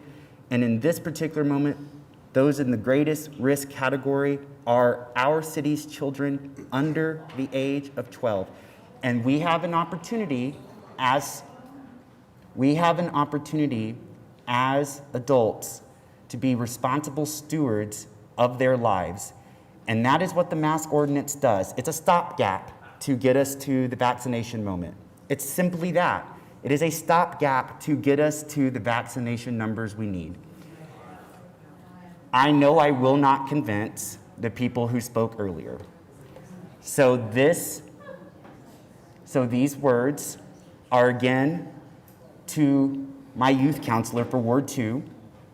These words are for my students. These words are for the small businesses who've reached out, who say they would like this ordinance to proceed. So my ask of council is for your consideration of not just this ordinance, but this vaccination package. And with that, I would move for approval of this ordinance. Are we voting on just B or B and C? Just B. Okay. All right, so this is a motion for item 4B on items from council. Requires 5 votes for passage, but as we have labored to explain, that will be somewhat meaningless absent an emergency. Cast your votes. Fails 4 to 5. Moving on to item 4C. This is a resolution requesting the development of a vaccine promotion and incentive program to be funded using coronavirus relief funds or coronavirus state and local fiscal recovery funds. To the authors, whoever wishes to present. Council members Cooper, Nice, and Hammond. I would say simply to move forward on this because we know vaccinations, no matter what happens today, vaccinations are how we end this pandemic, this global pandemic. And all right, so we do have some people who've signed up to speak on this item. Please. Okay. Thank you, Mayor. I have a quick question. Yes. I'm sorry, I'm curious on where the funds are going to come from, which coronavirus funds? So this would be either through CARES funds, we have some CARES funds still remaining, or the American Rescue Plan funds. That's how this is directed in the resolution, that it'd be either one of those ways. And those are both authorized uses of those funds. You know, something to, and it's not concluding what the recommendation would be. We'll work with City County Health to come back with a recommendation if it's making, you know, setting up pods that are more convenient for people who may have transportation challenges, or it's some kind of marketing or putting information out. We'll evaluate that along with looking at incentives to see if there's something we can recommend as a program. But again, as it was stated, it would still come back to the council as a program to be approved before we went forward. Just concerned with the fact that this is already the most highly marketed and advertised thing on the market, that we're going to put taxpayer money behind it to further do it. And if it's out of the ARPA fund, which is also used for infrastructure, we're going to take money out of our streets and sidewalks and bike lanes to try to do this?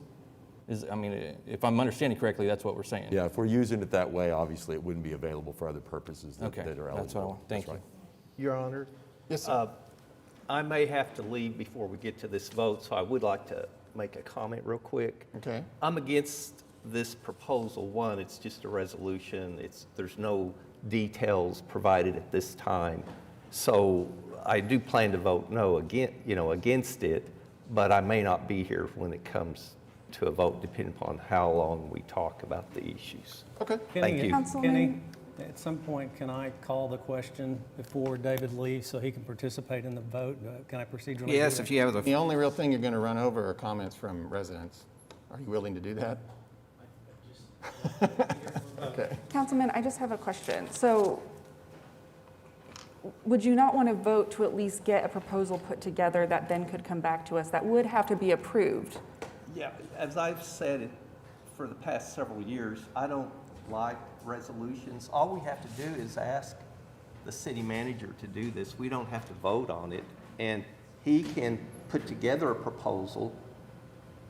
We can study it, and then we can vote on it. This resolution, just as many previous resolutions, really have no standing, so it's a waste of time. But I'm not going to try to prevent it from happening. That's just my thinking towards these. Thank you. I agree. Well, do we wish to, if really you feel like we're not getting a real proposal today, and that a proposal that you might consider, but you're partially opposed to this resolution because it's just not really substantive, would it be better to defer it?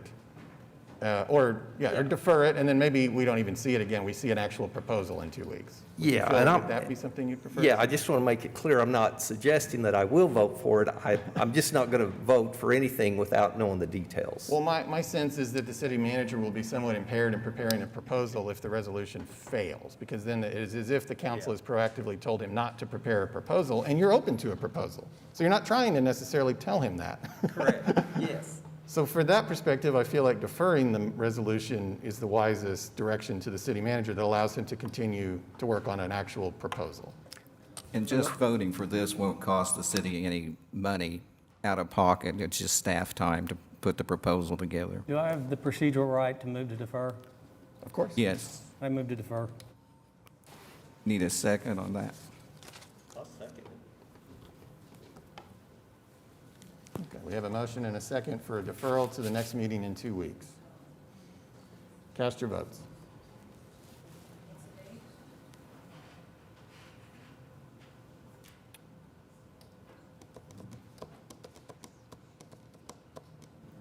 I just want to make sure I'm voting correctly. I want to make very clear. Oh, wait. I do not believe we should defer this. I believe this needs to happen right now. Is it up there now? I don't know what's going on. Yes. It has failed, deferral has failed 4-4. Okay. Oh. Okay. So it's back on the agenda. But I mean, Councilman Cooper, clearly it's going to fail. So you're comfortable with that? No, I'm not comfortable with it failing, Mayor. And it will rob the city manager of the opportunity to work on a proposal over the next 2 weeks.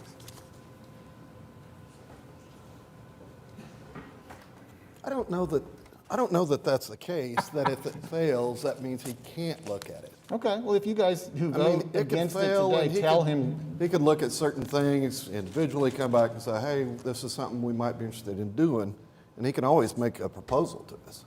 So, I mean, I don't know that well, necessarily. how do you read a resolution and what would make you feel differently? So for me, the benefit of the resolution is to get the collective voice of the council if the council wants to move forward with something like this. Before we put a lot of time into evaluating this, to bring it forward to the council. We could still do that.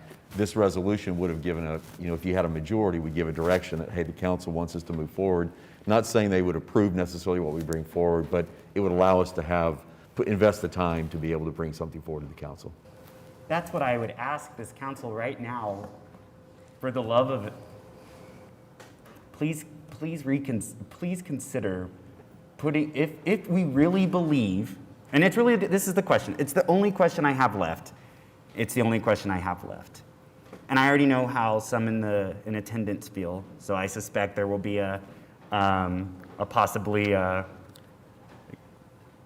not happy response to what I'm about to say.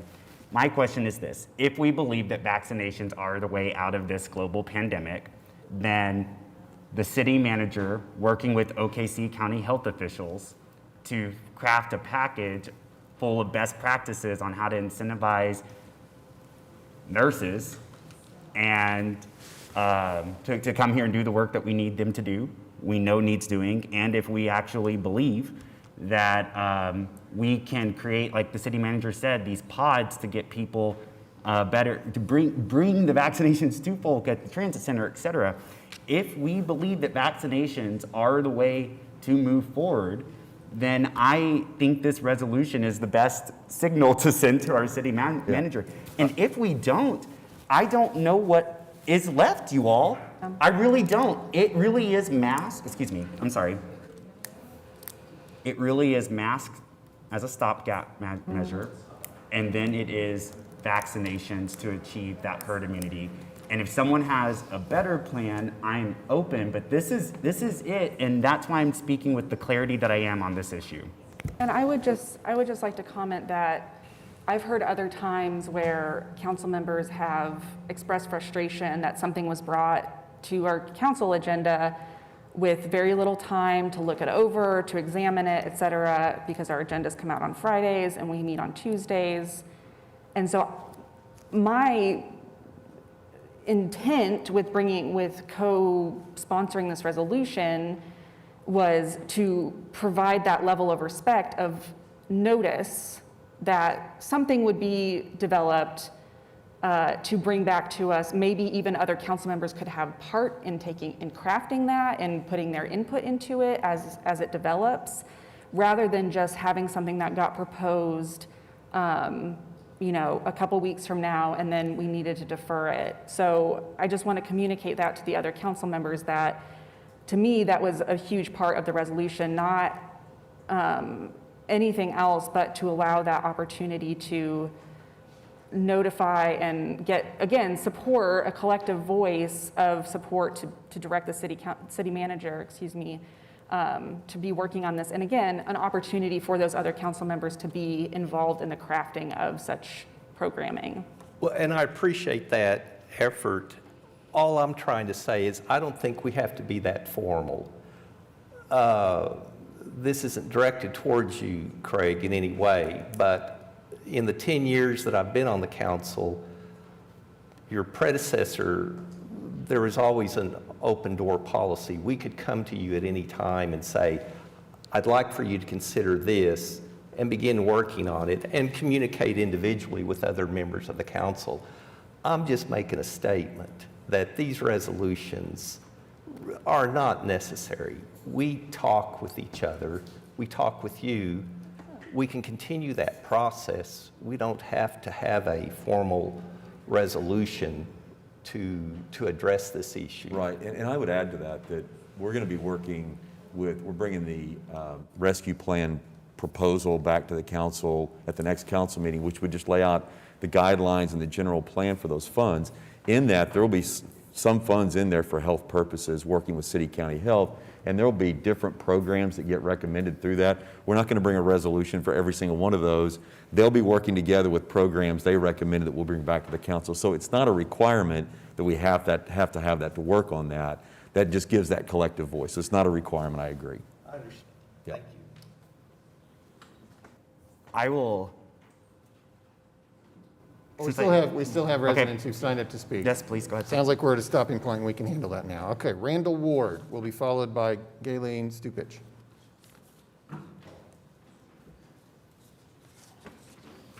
Same as before, name and address. Keep your remarks to 3 minutes or less. Excuse me.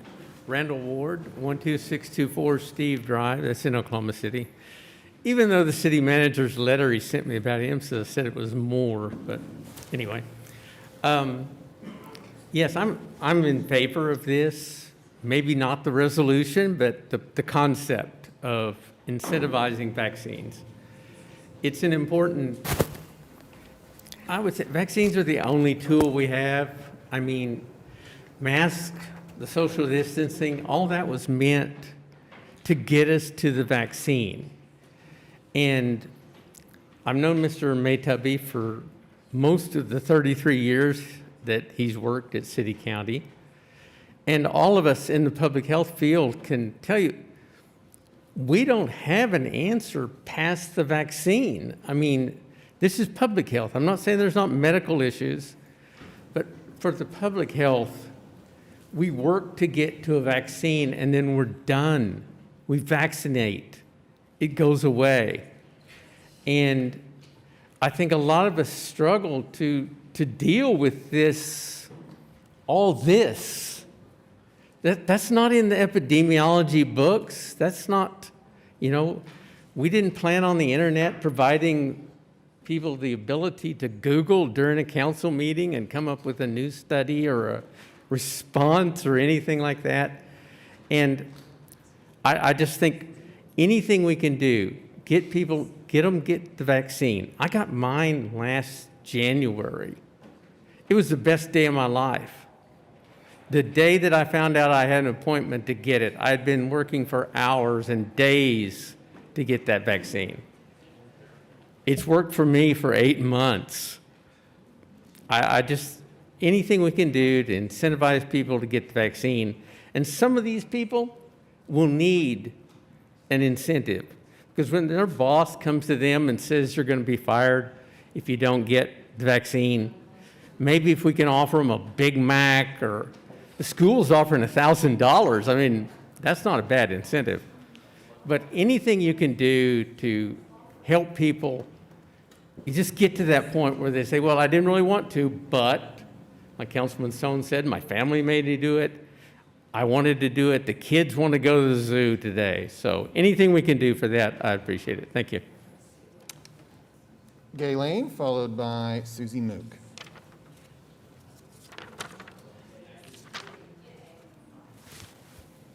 Do I need to repeat my name if I already spoke? Whatever. Galen Stubich. I do live in Ward 7. So I'm speaking out specifically on the vaccination. I'm not sure I really thoroughly understand what the resolution is requesting, other than it's sounding as though, from this last gentleman who spoke, that he would like to decide for me what's best for me. I am promising that the immune system that I was created with in my mother's womb, that it is superseding anything that this vaccine, which, by the way, it's not really a vaccine. It is actually a gene therapy. And the person who developed the mRNA vaccine is saying that's not what it is. And this is not what it was ever intended for. And I think you mentioned that the PRC test, when does that go away? December 31st. December 31st. So I'm recommending that this resolution takes place after that testing method goes away, because I'm pretty sure this pandemic will go away once that thing that is not even designed to be looking for the virus goes away. We're going to see a reduction. And if people shut off their TVs and get off social media, that'll even make it shut down that much faster. Thank you. Susie Mook, followed by Valerie Boudreau. Hi, I'm here again to speak again about the nurses. My daughter had COVID, is unvaccinated, and has been told by her university as a senior nursing student she will not be able to complete her degree based on the authoritative decisions of all the hospitals in the area where she is trying to get her degree. Again, shortage of nurses that you say you want to incentivize. You are causing nurses to either quit because they refuse to be mandated. My daughter has a religious exemption, a medical exemption, and more importantly to her and me is no one has the right to mandate something that I put in my body. That is the number one thing that I think as citizens that you guys are not understanding. Put on my face, cause my breathing to be an issue, or put in my body that I don't trust. My medical situation is that I have an adverse effect on Class C medication. I don't know if we don't know the ingredients. There's a lot of bad stuff in the ingredients, like aborted fetal tissue. That's a religious issue. I'm telling you, this is poison for some people. I do not metabolize certain classes of medication. I don't know if my daughter is going to be forced to do this in order to get a degree. It is really more than what we are talking about here. Yes, I don't want anybody to get sick. Yes, I do my part. I am not against humans. I want everyone to be free. And that part of freedom is not being mandated to do anything that I don't want to. Speed limits, fine. There are certain things within parameters. But making a law for me to put a mask on or shoot myself up with something that may cause me to have a very bad reaction, it's unacceptable. And it really is, you all are not medical doctors. I don't understand what's happening here in this world. It is very troubling. I have never been to any of this. I almost feel offended that I had to come here today and do this because it is not comfortable for a lot of us to get up and fight. But I'm willing to go there. I mean, I'm over the line of that. I'm like, this is unacceptable. What are we going to do to change this? There has to be more give and take on this issue. It cannot be mandated. Cannot be an ordinance. Valerie Boudreau, followed by Larry Holm.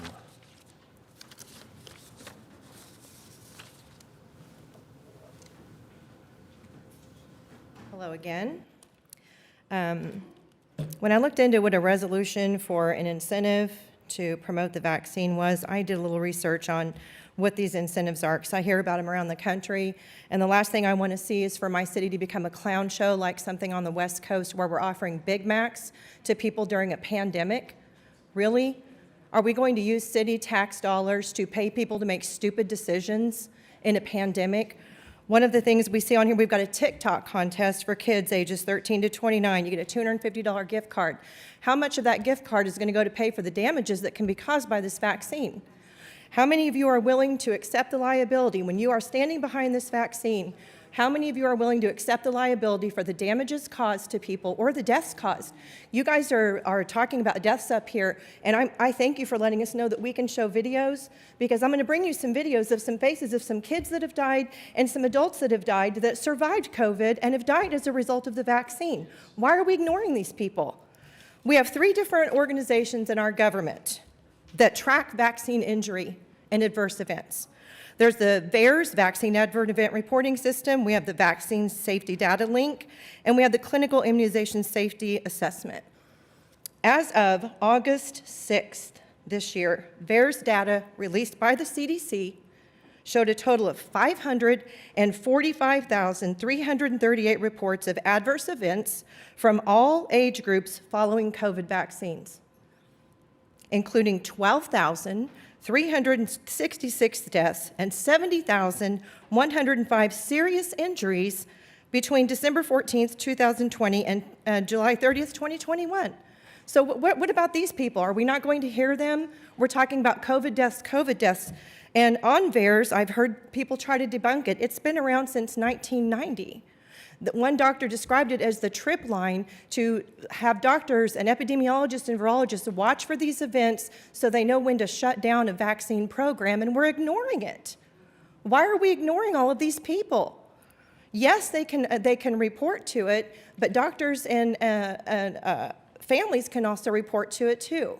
So one doctor told us, who will not go on record saying it for fear of losing their job, that they're having a hard time uploading the reports from their injured patients. So unless you guys are willing to stand behind this vaccine and accept liability, 30 I seconds don't want my remaining. taxpayer dollars going to support any programs to offer Big Macs, vacation days, spa days, saying hi to Mickey at Disneyland, amusement park tickets, and concert tickets, bribing businesses to offer incentives, free beer, free food, and the list goes on. I would prefer that you get back to spending our tax dollars where it was intended to go. Larry Holm, followed by Robert Hefner IV. Larry Holm, followed by Robert Hefner IV. Is Larry still here? Okay, Robert Hefner IV, followed by Carol Hefner.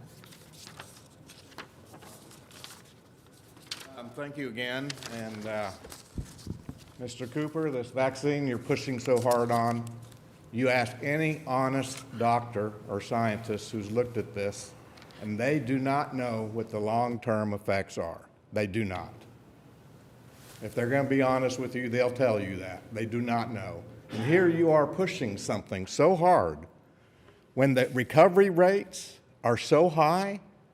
Our problem with this whole issue with COVID is because we don't have standard health protocols for when you get sick on how to treat it. Why don't you spend a little more time on that kind of treatment rather than forcing some experimental drug on society, our community, where we don't know the long-term effects. We've already seen the breakthroughs with the existing ones. We've already seen a Pfizer board member say, whoa, slow this train down. We see Moderna executives, as soon as their stock vests, they're selling it. They're all taking advantage of people like you forcing this on our country and in our state, and they're making as much money as they possibly can while you do this. That is not what you should be doing as our council member. I can be responsible for my own health. If I had listened to protocols when I got my cancer diagnosis, I'd be dead. And you're trying to force this on our community? I mean, stop, will you please? Just stop and do what you're supposed to be doing. You got to play all kinds of videos this morning. I didn't get to do that. I have some valid testimonies I could put on for you to listen to about this whole vaccine that you are placing your full faith and trust in. And you are not our God. You're not going to prevent 0 COVID deaths. So everything that you're pushing so hard on is a pipe dream. So I ask you to stop it. I ask Ms. Harmon to stop it. I ask Ms. Neese to stop it. Enough, enough. Will you please? Thank you. Carol Hefner, followed by James Rainey. I am really, really thrilled that I have my husband here. I'm thrilled that he is here because of what you just heard and because he is a survivor, 2-time survivor of some major things. Yes, this is a contagious disease. So, there are lots of contagious diseases. We live in a human form. And guess what? Our bodies are built to combat those things. And just because this one may be a little bit more contagious doesn't mean that we can't do something about it with treatment. We need to have treatments. We need to be looking into treatments, just as he said, James. We need to be looking into treatments. You all should be talking about this if you truly care about your fellow citizen. You should be talking about that. That is where you show true care, Nikki Nice, for your fellow citizen. And same to you, Jo Beth. You all should be caring in that way, but you're zeroing in on the one thing that is really, truly unproven. You've heard the testimony regarding all of the different vaccine unreliabilities and across the board, across the world. And yet you're unwilling to hear those things, and you want to go to areas that really are unrelated. So you want to bring up this, you want to bring up the vaccines, and that's what we're talking about now, not even the masks. And it's really gotten to a point of fevered pitch by people who really are unwilling to hear the evidence and the research. And it is really disconcerting to the citizens, the people who have been here, who had to leave to go back to their jobs. Otherwise, they'd just be sitting here. Thank God we could take a day off. Some people can't, and they couldn't be here. Again, I want to reiterate, for those under the age of 20 years, the survival rate, and I want to say survival like, you know, they went through a war. Honestly, we've been there. We've had it. we're okay. We're just fine. But we had treatments, and we had doctors willing to give us treatments. But the recovery rate is 99.9% for people under 20 years old. For those 20 to 49 years old, it's 99.98. Those 50 to 69 years old, 99.5. And those older than 70 years, it's 95%. What are we talking about? More people have died of the flu, and you want to talk about vaccines? Let's talk about the flu vaccine. People get it every year. Lots of people die of the flu. Explain it. Go ahead. Explain that. You want to tell me that a vaccine's going to do the job, James? Sit up and look me in the eye and tell me you think that's going to work. I'm here to testify to you it ain't. And you know what? You need to listen to the research. You need to listen to the people and the will of the people. 30 and seconds. we carry voices of people who could not be here today because they are working hard. And they do care about this entire city. They are working hard to make sure this city succeeds. They are here to pay the taxes and make sure that we have the economics so that our city manager can do his job.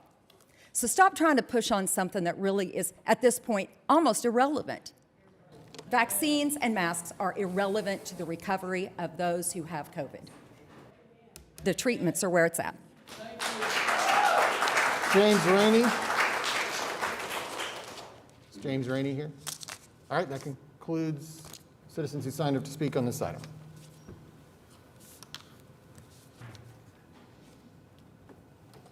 Thank you.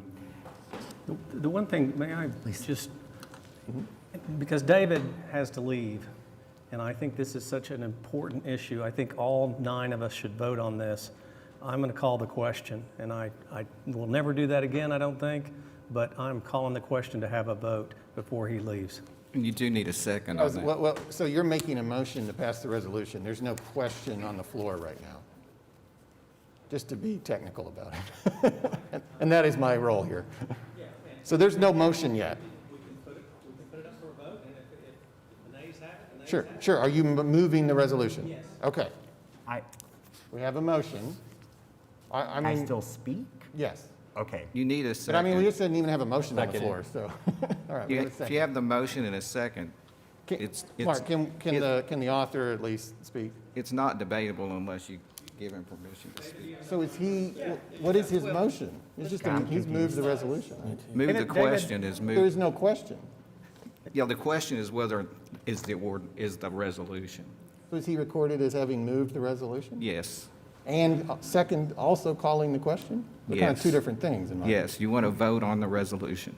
And you're saying this is a non-debatable motion? Right, it's non-debatable. Okay. And David said he has enough time to hear Okay. hear James. David wants to hear James. Concisely. Thank you, Councilman Greenwell, for your consideration and your patience.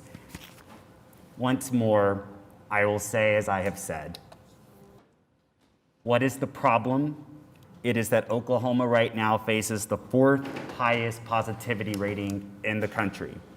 What is also the problem? Only 60% of residents in Oklahoma County have received this vaccination to be fully vaccinated. We need to get to 80. There is a 20% gap. That is not James Cooper's opinions. That is the opinion of the local county health official who stood right here with 33 years of public health experience and a biology background. It's not me. It's not me. I'm simply someone who teaches argument that is 2,000 years old when it comes to ethos, pathos, and logos. And ethos is about the reliability and credibility of the person speaking, and we heard Phil Maytubby, again, with 33 years, speak to it. 33 years. That is the person saying the vaccine is how we get out of this global pandemic. Those people we also heard from, who was the chief medical officer for Parkland Health and Hospital System in Dallas, Texas, Dr. Joseph Chang. That is also a reliable person. That is why we are doing both of these things. And with that, I would move for, well, one more thing. It was over there, thank you. It is, again, the problem I have just described. The solution is, whether this council approves it today or not, the truth will not change. It is an immutable fact. The truth is that the masks reduce and slow the spread of this virus, and the vaccines are the way we end it. And I will not let the people who are doing right by each other out there right now be gaslit. I won't do it. So the people who are listening and doing the right thing, I stand with you. Our healthcare providers, I stand with you. Oklahoma City County Health, I stand with you. And the majority of Ward 2, I stand with you. And with that, I move for approval. All right, we already have a motion and a second on the floor. So just so we're clear, this is a motion for the resolution. If you vote nay and a majority of the people vote nay, it will be defeated, correct? Thank you. Yes. This is just a vote yes. Whether or not you want to see the resolution, right? Yes, this just passes the resolution, right, Kenny? Well, then why does it say? Well, they made the motion. Stuncypher and Carter made the motion to move the resolution. I thought it was weird at the time, But too. to move it in what way? We moved it to a vote, to have a vote on it. To have a vote? Yes, sir. Right. Kenny, But it's just... The question is whether or not the resolution will be adopted. So Mark has moved that and got a second. So if you vote no, it won't be adopted. If you vote yes, it will be adopted. Thank you. Yeah, this is just the vote on the resolution now. And it's simple majority. Okay, cast your votes.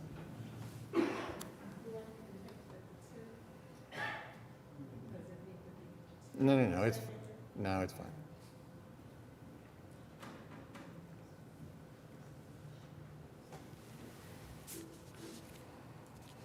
Fails 4-5.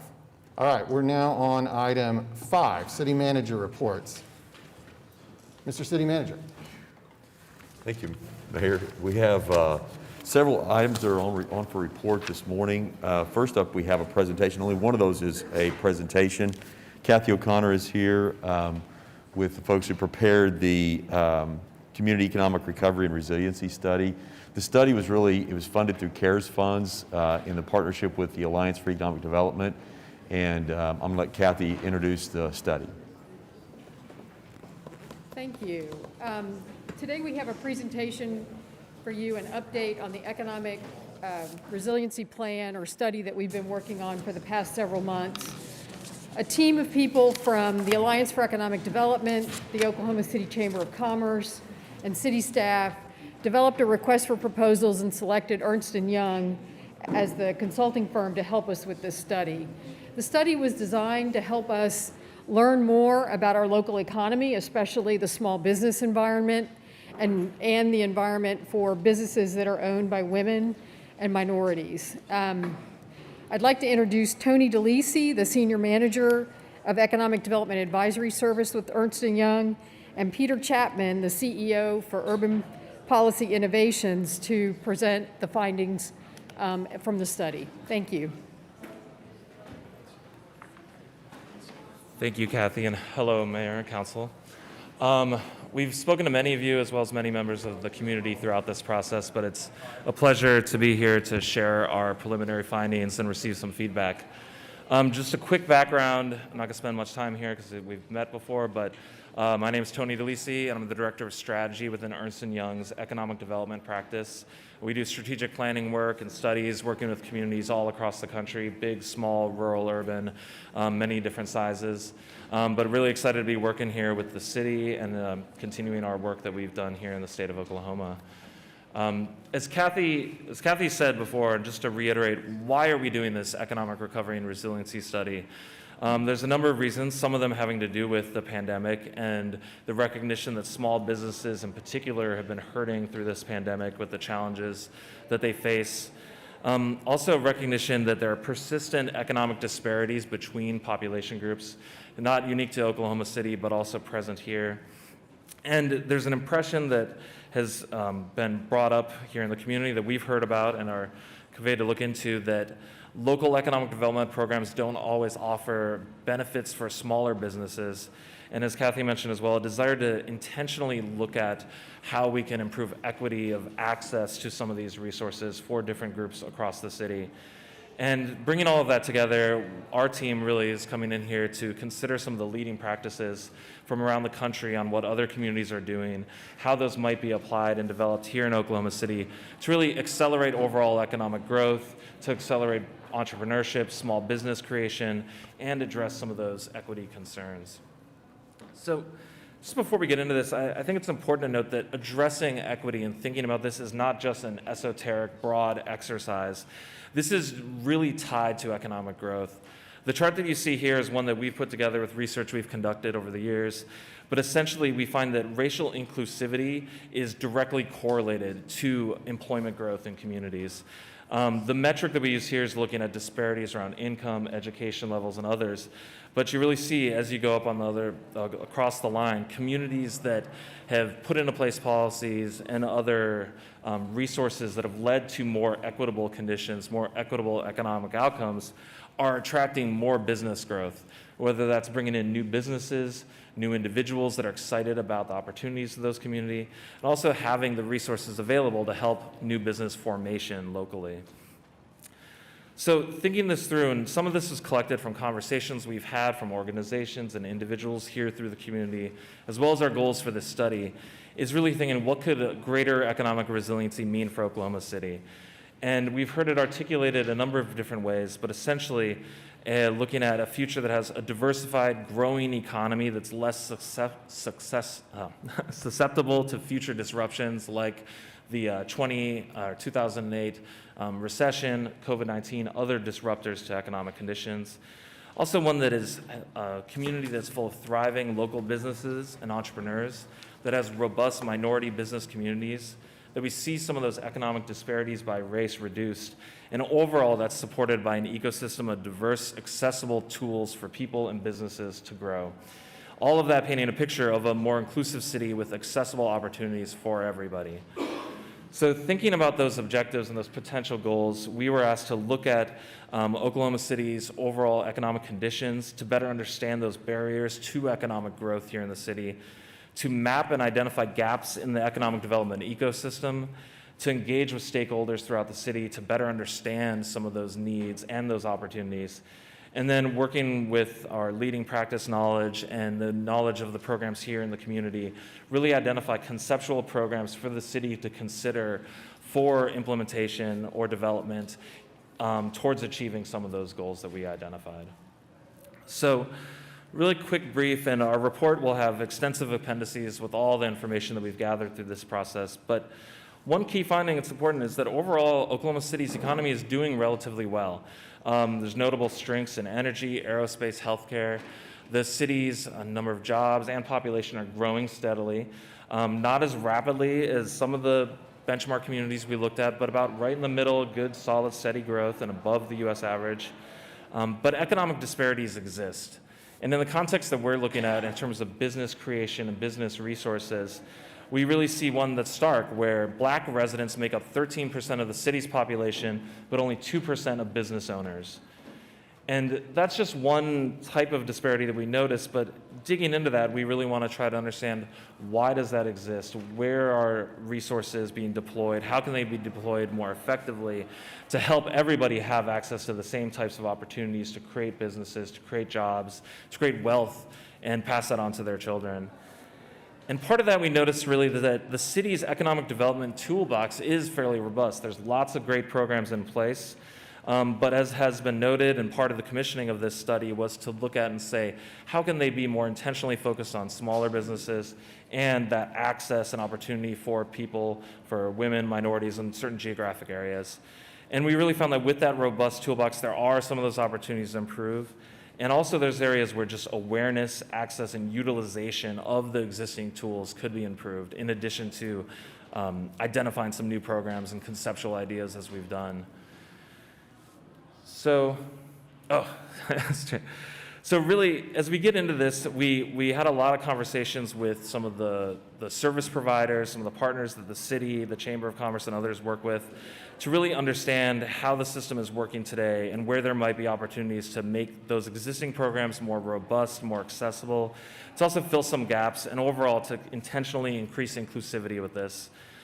I want to note here that not all the needs that exist in an economic development ecosystem are being addressed by just this study. Some of these entail deeper dives looking into education, transportation, other areas that aren't necessarily my particular expertise, but have come up in the conversations. Also, developing some of the tools that we've identified, some of these new opportunities, will often require partners beyond just the city, whether that's the chamber or other smaller service providers here in the community. And many of these would require additional resources, staff, and training, and we'll get to that a bit at the end, but wanted to note that they're not going to happen overnight. So thinking through what are some of those barriers that prevent folks from maximizing their economic opportunity, from growing jobs, creating new businesses, and so forth. And we've discussed these before, but we really see access barriers, being able to know where resources are, how to get to them, to utilize those. Also skill barriers, whether that's education and training to have the workforce necessary or the knowledge necessary to really run a business and know how this works well. Technical barriers are similar and come up of just collecting information and how to utilize these programs and how to get things off the ground. Communication barriers, also one that comes up in terms of utilization and access, whether that's language or where we market and let people know that resources are available. Finally, a tougher one to tackle is really looking at cultural barriers and issues of trust and awareness that disconnect some sub-communities here within the city. So looking at all of those, we've identified a number of tools and programs and ideas that we're going to share with you, and also some areas that maybe go outside of the scope of this. Our focus is primarily going to be on a number of different financial tools, some education and training, particularly in the technical assistance area. And then additionally, outside of this, we've had conversations, they've come up and are shared in some of the appendices of a report around some smaller opportunities to improve marketing and communication and that trust building. But our real focus here is on those tools, those investment programs and others that might help address some of the goals that we were tasked to study. So with that, I'm going to switch to Peter Chapman here to share some more detail, but looking forward to sharing these. Thanks, Tony. Good afternoon, Council, Mayor, and City Manager. Again, my name is Peter Chapman, and I'm a subject matter advisor to Ernst & Young. So, as Tony indicated, economic development and economic development planning entails really a broad array of cross-disciplinary activities and focuses. But we wanted to take you through at a very high level 2 areas that we drilled down into in order to come up with concepts for the city of Oklahoma City to really consider. And again, I emphasize that these are simply concepts. So looking at 2 big areas, one being access to capital. During the course of talking to stakeholders, poring over data, and also looking at OKC's needs and opportunities through the lens of best practices, we came up with some very specific financing tools and concepts. And I'm not going to walk through each one, but I do want to hit some high points. So looking at how we bring to bear more heft in terms of supporting a diverse group of entrepreneurs and real estate developers, one area of focus that we dived into was what we call community development venture capital. And that is simply, some of you are familiar with the notion of a double bottom line fund. So this is simply looking at how we can create a mechanism for attracting equity into projects, and specifically into projects that are focused on disinvested or underinvested areas or underrepresented entrepreneurs.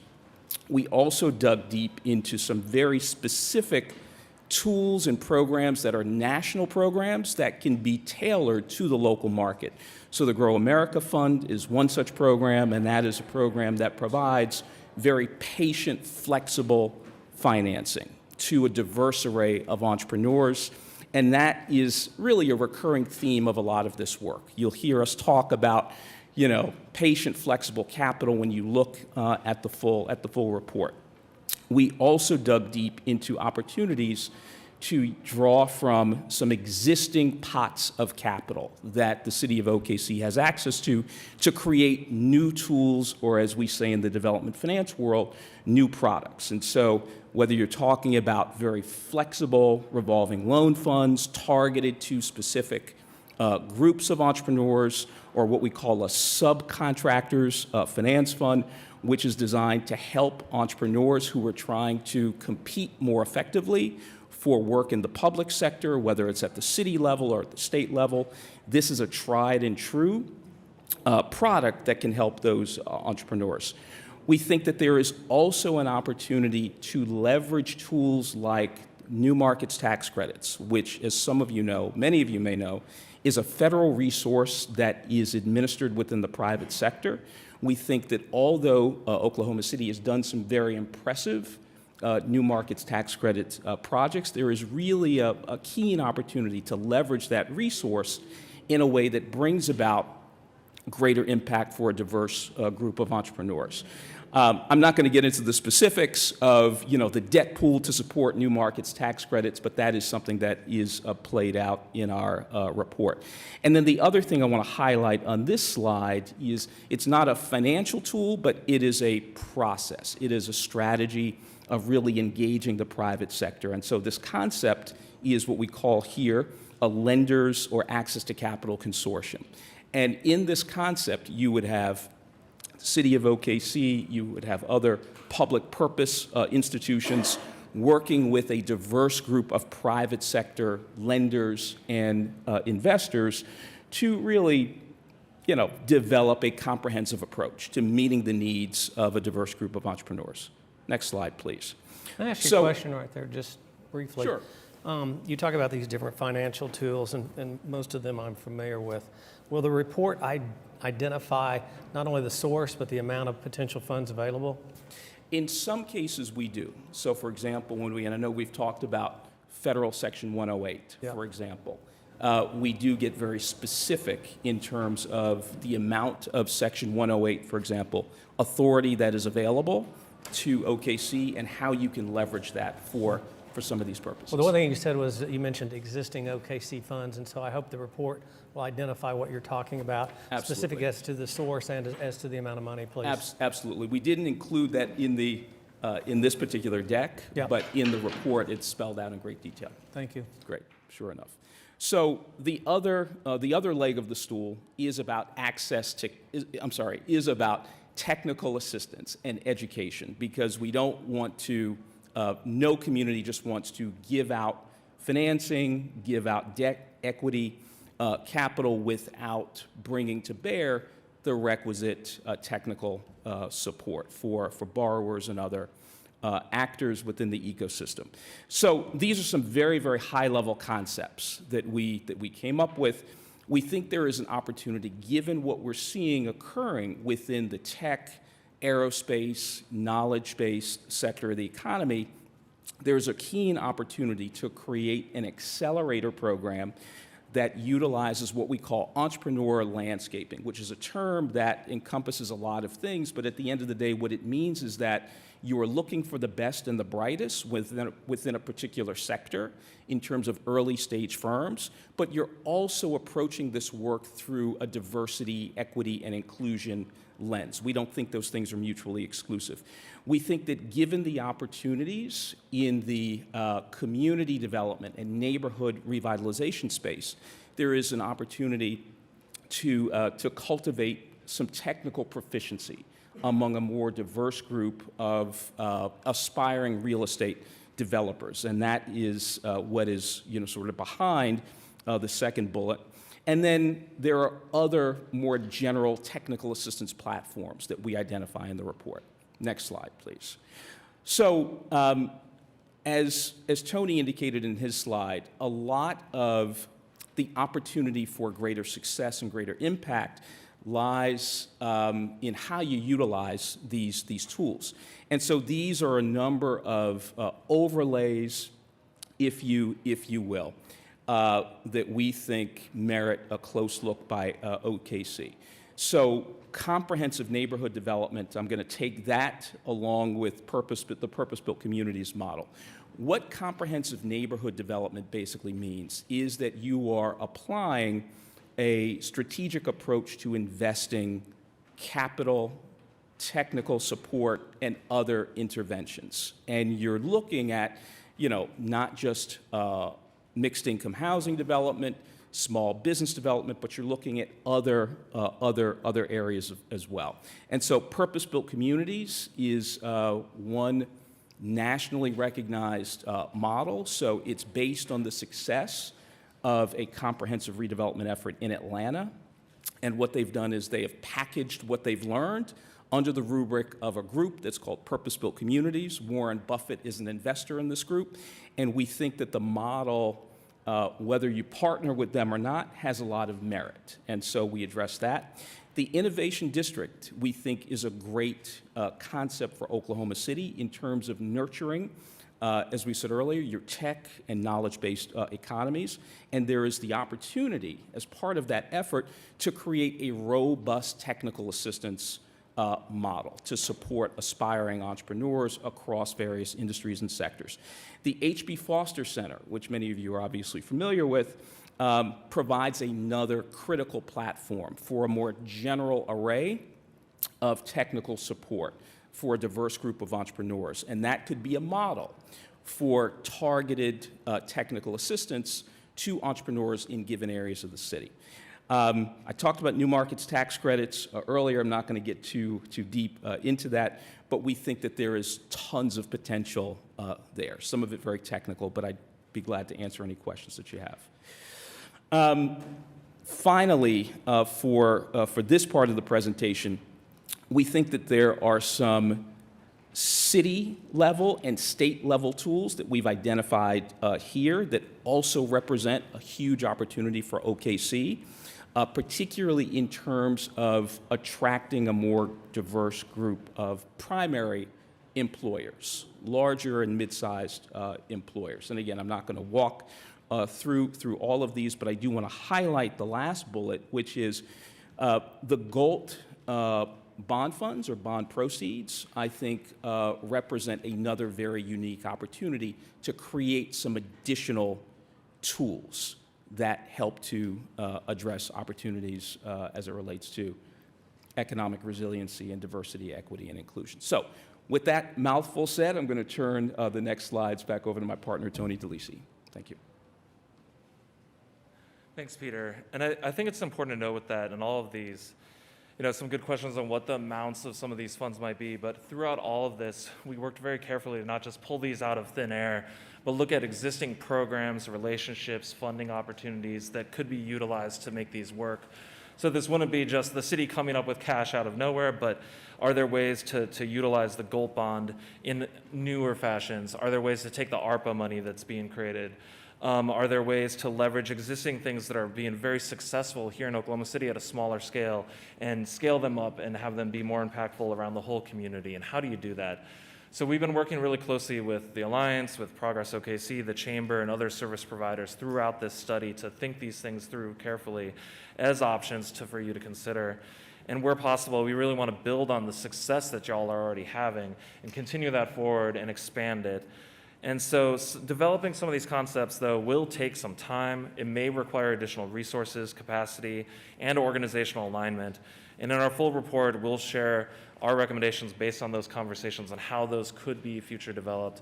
But just want folks to recognize that these won't be the final products. They do take a process and continued development with some of those partners to make sure that they really move forward if you do so choose. So with that, just again, want to say thank you. It is really exciting being here in Oklahoma City and a part of this. And I know through all of our conversations with citizens, with businesses, they're all so excited about the future of Oklahoma City. So whatever we can do to continue to help and support you, we are here. If there's any questions. Thank you. I have to step away, so Vice Mayor Nice is going to handle directing the questions for you and the further business. But thank you very much for your work. Thank you. One thing I want to see the report accomplish is to help small businesses. You mentioned new market tax credits, HUD loans, capital funds, et cetera. And the one thing that comes to mind is those funds may be available, but if I'm starting a new business tomorrow, I don't know if I have the sophistication to fill out the application. And so I think there needs to be a component of not only accessibility, but user-friendly, or someone that can assist them in filling out those applications. So I'm hopeful that your report will talk to that subject matter too, please. Very much so, Councilmember Stone-Cipher. I think it's come up so much. The technical assistance part and knowledge is a real barrier to utilizing so many of these things and people knowing how to fill out the applications, gather the information. We make it seem easy, but it truly isn't. And you can get this from conversations with any business owner. Thank you for your presentation. And just to echo what Councilman Stone-Cipher is saying, the technical assistance, I mean, in speaking with Kathy O'Connor for the last year since we crafted that very first economic relief package, right? At the time, I would have thought grants and loans were the first and second tools, but technical assistance ended up being the real thing. And we started hearing that from a lot more of our small business owners, especially historically marginalized groups.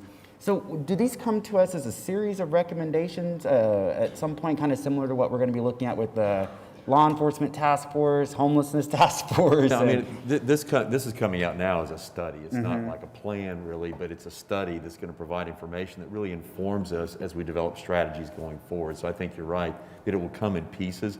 As we see opportunities, we want to bring new strategies to the council.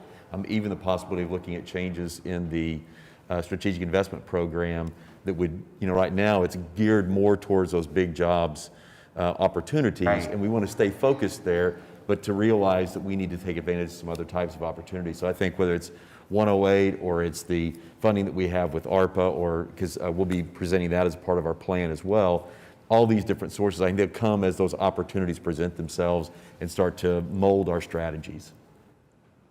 Thank you. Are there any other comments?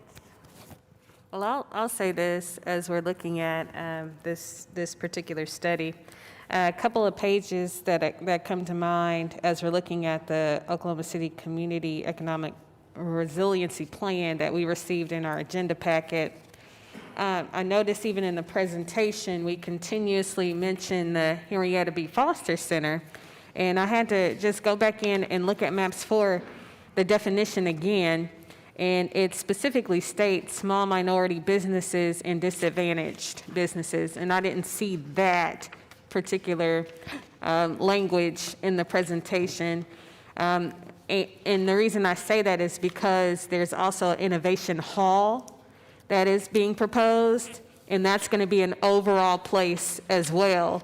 So I don't want us to say specifically for this center when there's going to be two with MAPS dollars that can do the same thing. So I would like for us to look at how we maximize the opportunity for this particular plan in these two specific spaces.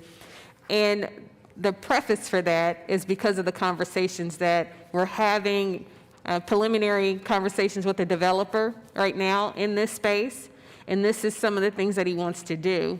So again, I would hope that this language, we could change how we are wording and adding this innovation hall. In my opinion, on page 9, the innovation district, I would rather say innovation hall as we look at that. And then as we look at the entrepreneur and small business programs, minority business accelerator, specifically the Henrietta B. Foster Center, because that is what it's defined in our MAPS 4 resolution to do. So I'm hoping those are the things that we can look at in pertaining and in relation to those particular areas. And I know with you gentlemen, we had a call, I guess it was last week. I feel like it was last week. I think so. That seems like last year already.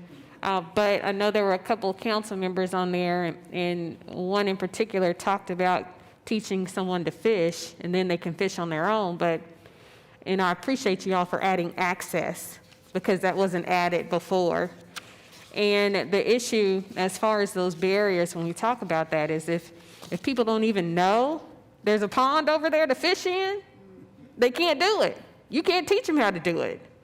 So that I really appreciate you all for being intentional about that language in this presentation that I also saw. So thank you very much.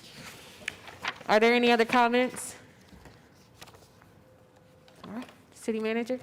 Yes, so just a couple of other things that are on the city manager reports. Really do appreciate it. Thank you all for your work on this and your partnership with us. I really do appreciate the insights that'll bring to us and our strategies. Thank you all. A couple other things that we have. The interim financial report is on for FY21. Just point that out, that expenditures were below target, revenues were above target, finished the year really strong, so it's a really good year, and we'll be adding to reserves in the general fund as a result of that. Other funds are highlighted there too, and didn't have any concerns with those. I think financially in a good position for the city right now, but I just wanted to emphasize that. The annual performance report is in, that has the performance measures from various departments, that's included in the report. And then also our sales and use tax report for August. Again, we just continue on this run with really strong sales tax numbers. 14% growth in sales tax for the month of August. Combined sales and use tax are about $6 million over target right now, just starting off the year. Great way to start the year. Not sure that we can expect this to continue on. Some of this can be effects of federal assistance that's coming in. Some of it's effect of inflation that we're seeing in the economy. But I think we just keep monitoring there. It's a great way to start the year financially. That's all I have. Thank you.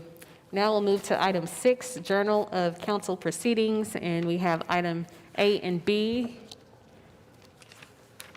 If I can get a motion and a second. Thank you very much.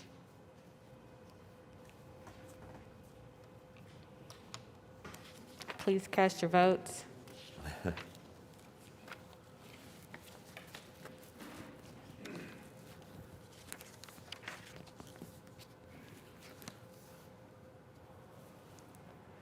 Are we waiting? All right, passes unanimously. Item 7, request for uncontested continuances. Mr. City Manager. So in addition to the ones that are listed on the agenda, there were 3 that are listed to be deferred to September 14th, and one that's listed to be stricken. In addition to those, we do have item 8C, and that is to strike that item that was on the under the events section, the revocable permits and events. So we'll strike that item. And that's because the event actually has been canceled, and so they'll strike that item. Then if we move to page 18, I'm sorry, I've got one more that's on item 10, I'm sorry, item 11T. Item 11T is SPUD 1328. That is also going to be deferred to the 14th of September. Then if you move to page 18, this is on unsecured structures. All these items will be stricken from the agenda, beginning with item D. And this is under 11AA1. Item D, 21 Northwest 7th Street. The owner is secured. Item E, 2204 Southeast 11th Street. The owner is secured. Item H, 612 Southeast 28th Street to re-notify for additional structures. Item J, 3204 Northwest 33rd Street, the owner is secured. And item N, 817 Southeast 60th Terrace, the owner is secured. On page 19, item 11AB1, this is abandoned buildings. All of these items are stricken from the agenda. Item B, 21 Northwest 7th Street, the owner is secured. Item E, 3204 Northwest 33rd Street, the owner is secured. And item G, 817 Southeast 60th Terrace, the owner is secured. That's all the items I have. All right, thank you very much. We'll move on to item 8, revocable permits and events. And we have item A, and this is for a revocable right-of-way use permit with the AIDS Walk of Oklahoma City to hold the AIDS Walk OKC on September 19th. And this is shared with Wards 6 and 7. And I do believe we have Michaela Campo.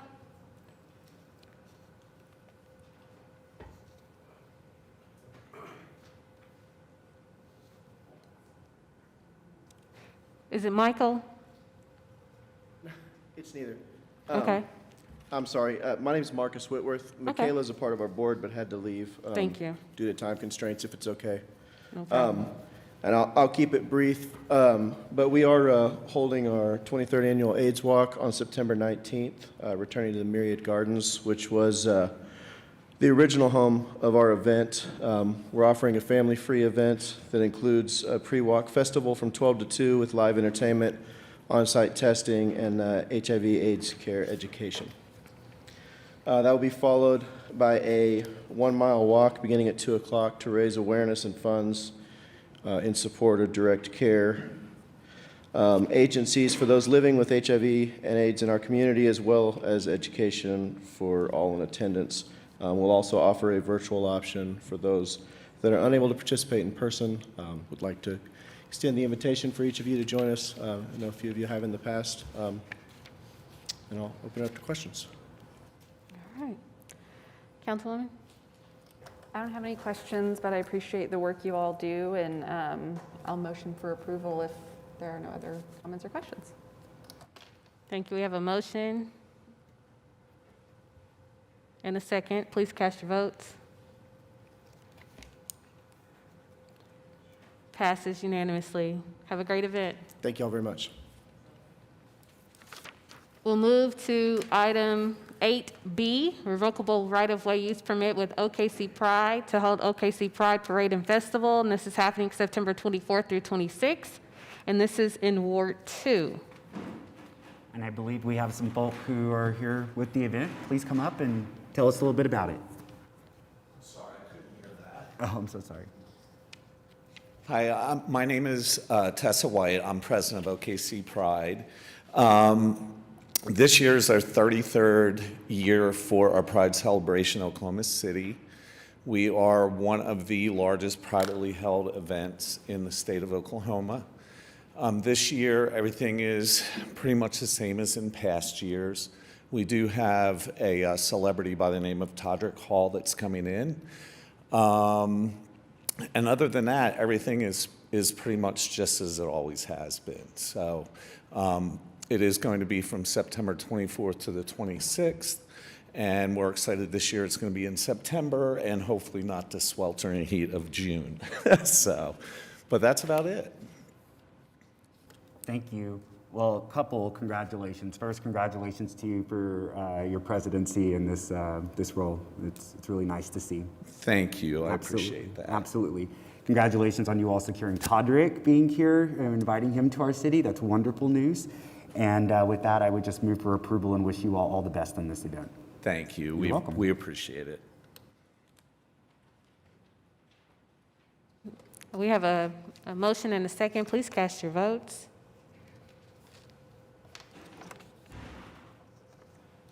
Passes unanimously. Have a great event. And we'll move on to item 8D, a revocable permit with ARC Pyrotechnics, and this is for the First Americans Museum grand opening fireworks display on September 14th and 16th. And this is for Ward 7. I do have a Chandler Cook.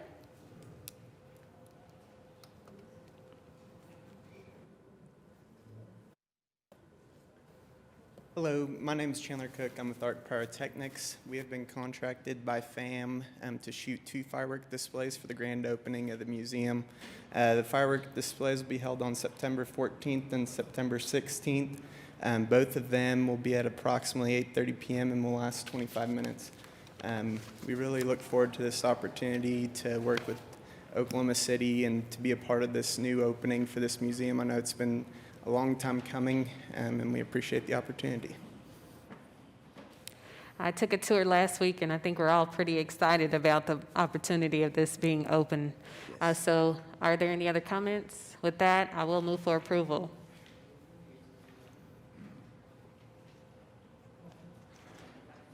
Please cast your votes. Passes unanimously. Thank you very much. Thank you. All right, we'll recess our council meeting and convene as the Oklahoma City's Municipal Facilities Authority, where we have items A through G. Take a motion in a second. Thank you very much. Please cast your votes. Passes unanimously. We'll adjourn OCMFA and convene as the Oklahoma City Public Property Authority, where we have items A through E. We have a motion and a second. Please cast your votes.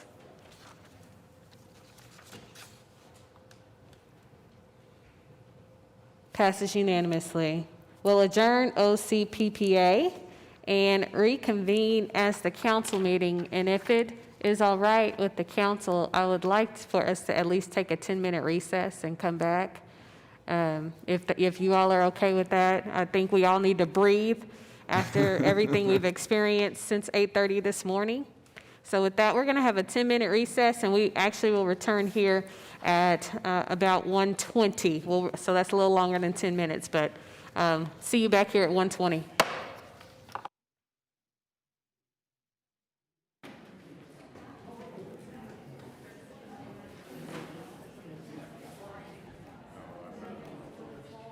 Yes.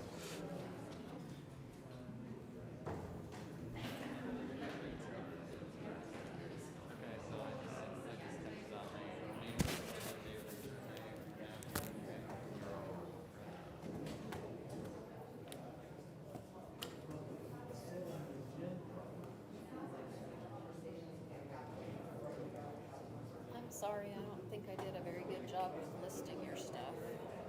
No. Do you prefer if I leave the I just got ones, myself confused. or should I put a note on the agenda? I was trying to be helpful, but I think I was not helpful. We'll talk about it next time we have some, I guess.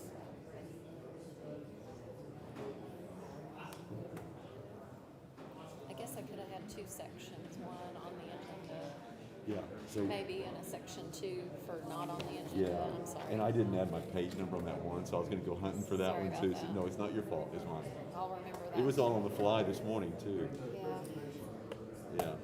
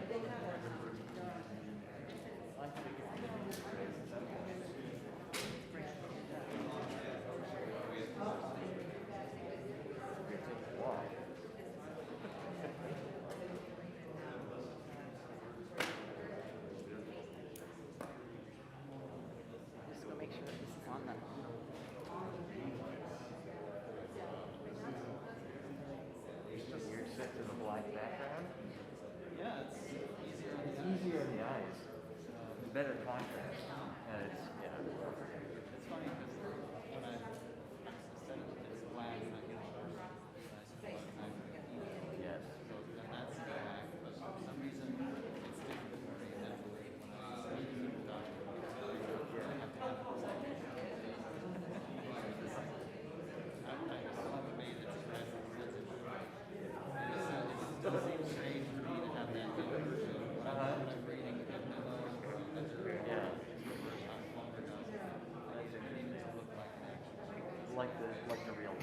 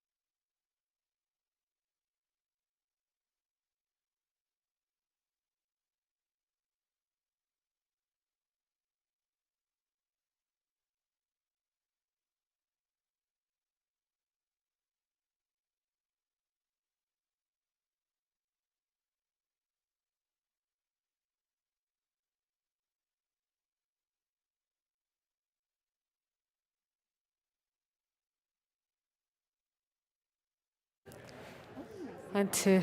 I think we got 4. We need one more.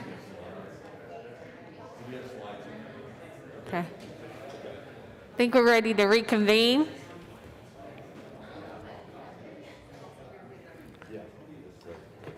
Do I need to gavel us back in? I don't know. For the heck of it, why not? All right. For the heck of it, I just gavelled us back from recess. I don't even know if that's proper protocol.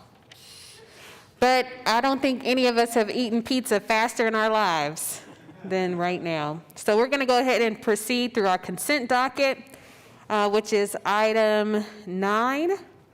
And I believe we have, do we have any? We have 3 presentations. We have one on AN, one on BU, and one on BV, as in Victor. AN, BU, and BV.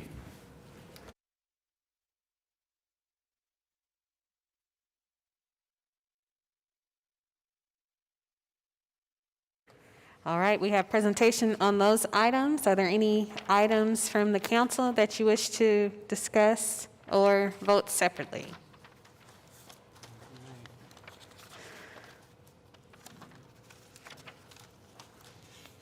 Okay.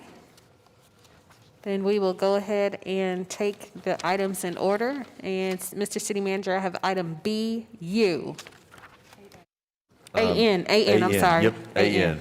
Thank you. So David Schwartz is here, and Jeff Butler is going to introduce him. David Schwartz is our consultant on the housing affordability study. I'll let Jeff Butler, our planning director, introduce him.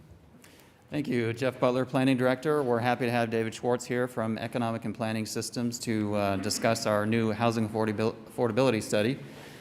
This is something that we've been working on for some time now and had some great participation from the community and stakeholders. Chris Varga and Kim Cooperhart in our from planning staff were instrumental in this study as well. Kim was the project manager, and she and David worked closely together. So without further ado, I'll turn it over to David Schwartz to give us a brief presentation, and he'll be happy to take questions during or after the presentation. Thank you, Jeff. Thank you, Council. I was going to say good morning, but that's no longer applicable. As Jeff mentioned, I'm David Schwartz. I'm a principal with Economic and Planning Systems. I've been in the Denver office for 15 years.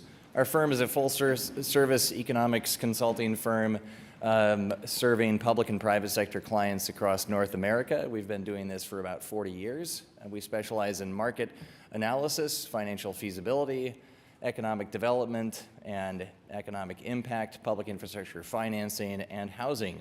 In the housing specialization, we work with communities on assessing needs, implementing policies, identifying policy feasibility, and doing a lot of other work related to housing initiatives.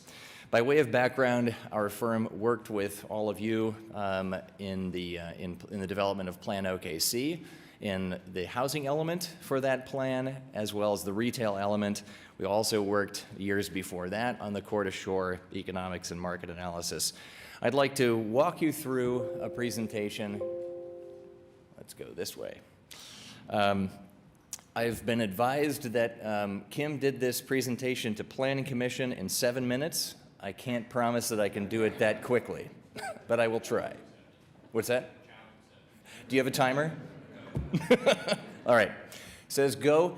Today's agenda is to look at a little bit of the executive summary, to talk about the findings, recommendations, and then have a discussion, most importantly. All right, so first of all, let's just get all these things up here. The main objective of this study was essentially to embody the city's commitment to ensuring that its housing market remains competitive and also affordable to current and future residents. And the four core objectives were to better understand supply and demand, identify home ownership and rental strategies for that purpose, or for the purpose of the overall objective, pursue program opportunities that benefit low-income households, and also inform development-related code changes. So to do this, our approach was generally 3 parts. There are 5 bullet points here. We convened and listened to a group of representatives in our advisory group. We also convened dozens of focus groups where we talked with residents and stakeholders, service providers and developers, and the lending industry to understand their issues from a variety of perspectives. We also collected and analyzed a tremendous amount of primary and secondary data. That included a statistically valid random sample survey of the community. We received 2,400 responses, and we also collected and analyzed secondary data, which represented Oklahoma City as well as peer cities. So as we go through the presentation, you will see some other points of comparison, and as you look in the report, you'll see points of comparison to about a dozen other cities. This analysis was also done in the context of best practices, so in the context of Oklahoma City's regulatory framework, both local and state, in the context of many of the peer cities. 4 key findings are relevant that I want to bring to your attention. One is, and I'm going to digress here for one moment and mention that President Harry Truman famously said, "Somebody give me a one-handed economist," because all of my economists say, on the one hand, but then on the other hand. There is no way to describe any economic issue without using both of your hands. So unfortunately, that is the story that's at hand here. Oklahoma City has a very strong and resilient economy, yet portions of its population, its residents, are not sharing in this experience. Renters confront limited housing options, unaffordable rents, units in poor condition, and a regulatory framework, primarily at the state level, that perpetuates this instability. And then on the ownership side, the product that's being built may not be meeting the needs for more diverse housing types of the current and future residents.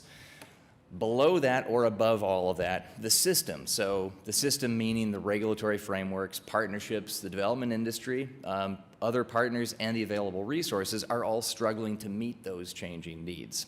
I'm going to skip over this next one because we're going to repeat it at the end, but this just generally outlines the 5-point approach to, or the 5-point strategy to addressing those primary findings and a series of steps to get there. So as we walk through a very brief snapshot of this, I want to point out some of the things that make Oklahoma City very resilient. Here you see normalized employment numbers for Oklahoma City in the gold color. United States is always going to be in the blue, and then the peer cities in gray, which are all labeled. This is showing an indexed increase of employment between 1995 and 2020. You can see where the economic cycles have occurred, both nationally and also among the different peer communities. But what you could observe sort of visually and without actually doing the numbers or doing the math yourself, you can see that there's a bit more steadiness to that gold line of Oklahoma City as opposed to some of the other communities. Take Austin, for example. And even when we look at the Great Recession and the impacts of that look at 2008 to 2010, you see the U.S. fell to a deeper trough in terms of overall employment than Oklahoma City did. And even when we look at the coronavirus pandemic through 2020, you can see that its dip did not fall as far as many of the peer communities. You'll just have to take my word for it because I can't show you all of the numbers and all the indexes associated with that. When we look at population, it's about the same story. Oklahoma City has benefited from above average growth with respect to the U.S. When we look at the housing market, there is also a bit more steadiness to the appreciation of housing prices. You can see, again, the impact of the Great Recession there, and you can see where Oklahoma City is. In terms of rental rates, these are indexed studio rents. Oklahoma City falls a bit above average by comparison to its peers for studio rents. When we look at 2 and 3 bedrooms, it's a bit more middle of the road. When we look closer at individual markets within Oklahoma City, those trends start to break down and you see more nuances. Also, back to the previous slide, there are more nuances in terms of housing price appreciation by neighborhood. Now let's look at supply and production. This is a representation symbolizing census tracts. So I think it's very difficult to discern that there are numerous census tracts within most of these sub-areas. So it's easy to get confused that, say, for example, in the sub-area 6, which is designated as the central sub-area, there are about 24 or more census tracts, each of which had 100 to 200 new units produced in it. But when we look at this and we sum up all of the units, it becomes apparent that about 3/4 of all of the new units and new production was in the North and the Southwest. In terms of product type diversity, about 73%, or actually more than 73% of the new product built in the last 10 years was single-family development, or single-family detached product. The next 2 bullet points are not a precise one-to-one metric, but they are an interesting juxtaposition, where in the past 10 years, about 19,000 1- to 2-person households moved into the community, yet the production side of it was that 3,600 units were 2-bedroom units, and the flip side was that there are a number of larger households, or there were fewer larger person households moving into the community, but yet there were more units. Again, there are 2 sides to this story. Many households will buy in knowing that they are going to become a 3 to 4 or 5 person household, but it is a point along the lines of housing product diversity and whether or not the market is meeting the needs as residents and the workforce change their demand preferences. So let's look at a traditional characterization of affordability. Often people like to juxtapose incomes and housing prices, and usually those 2 diverge when you look at a certain economic cycle. So if you were to just look at 2000 to 2007, you can see those incomes in the dotted line and the prices in the solid lines diverging. You can see them sort of converging in following the recession, but as the cycle has continued to move upward, things have changed. That isn't, of course, the whole story. The rest of the story involves looking at supply distribution. It also involves looking at the borrowing rate. So as everybody knows, the mortgage interest rate has been at historic lows. When you look at the last 40 years, it has never been lower.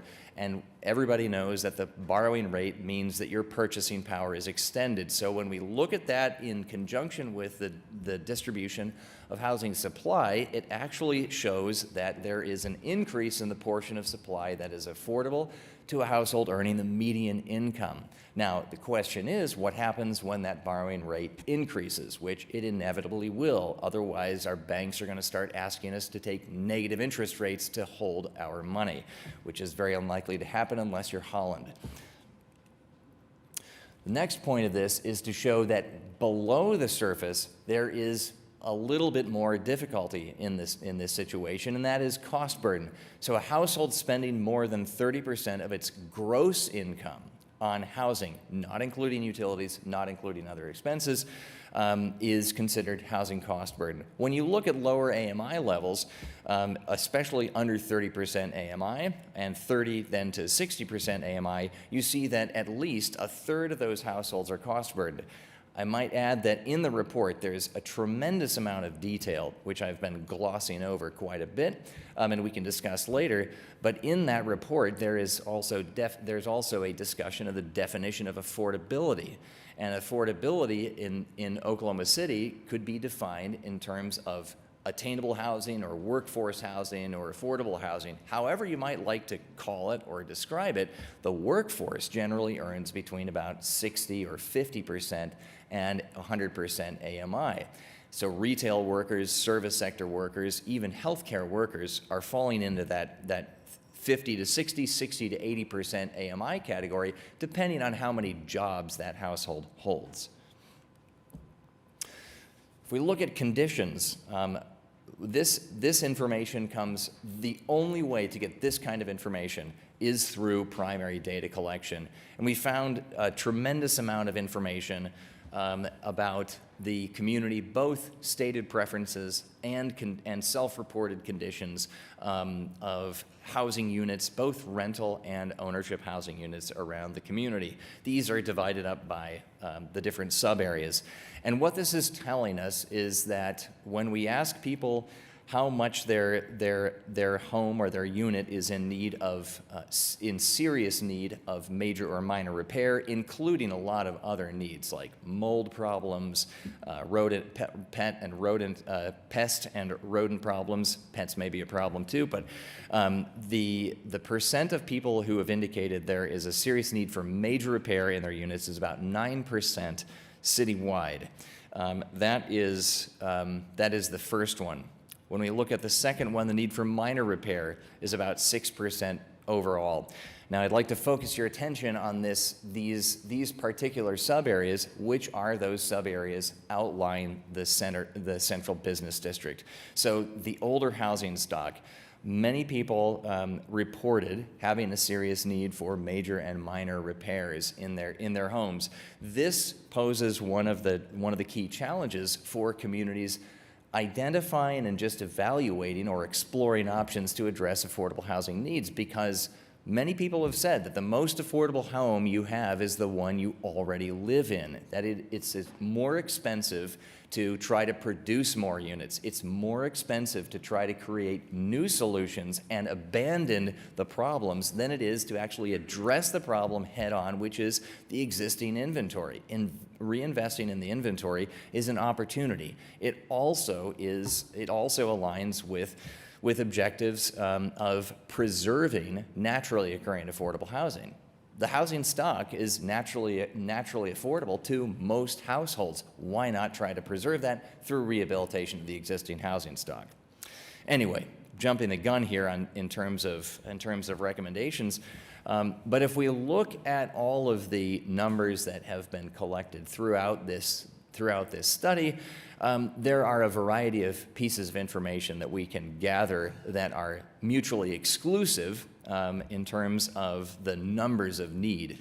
One of the categories is the current loss. So between 2010 and now, using secondary data and looking at this at a census tract level, we can identify that housing prices have appreciated to the point and incomes have escalated only to a certain point where some portion of housing units have become unaffordable to certain households at different income levels.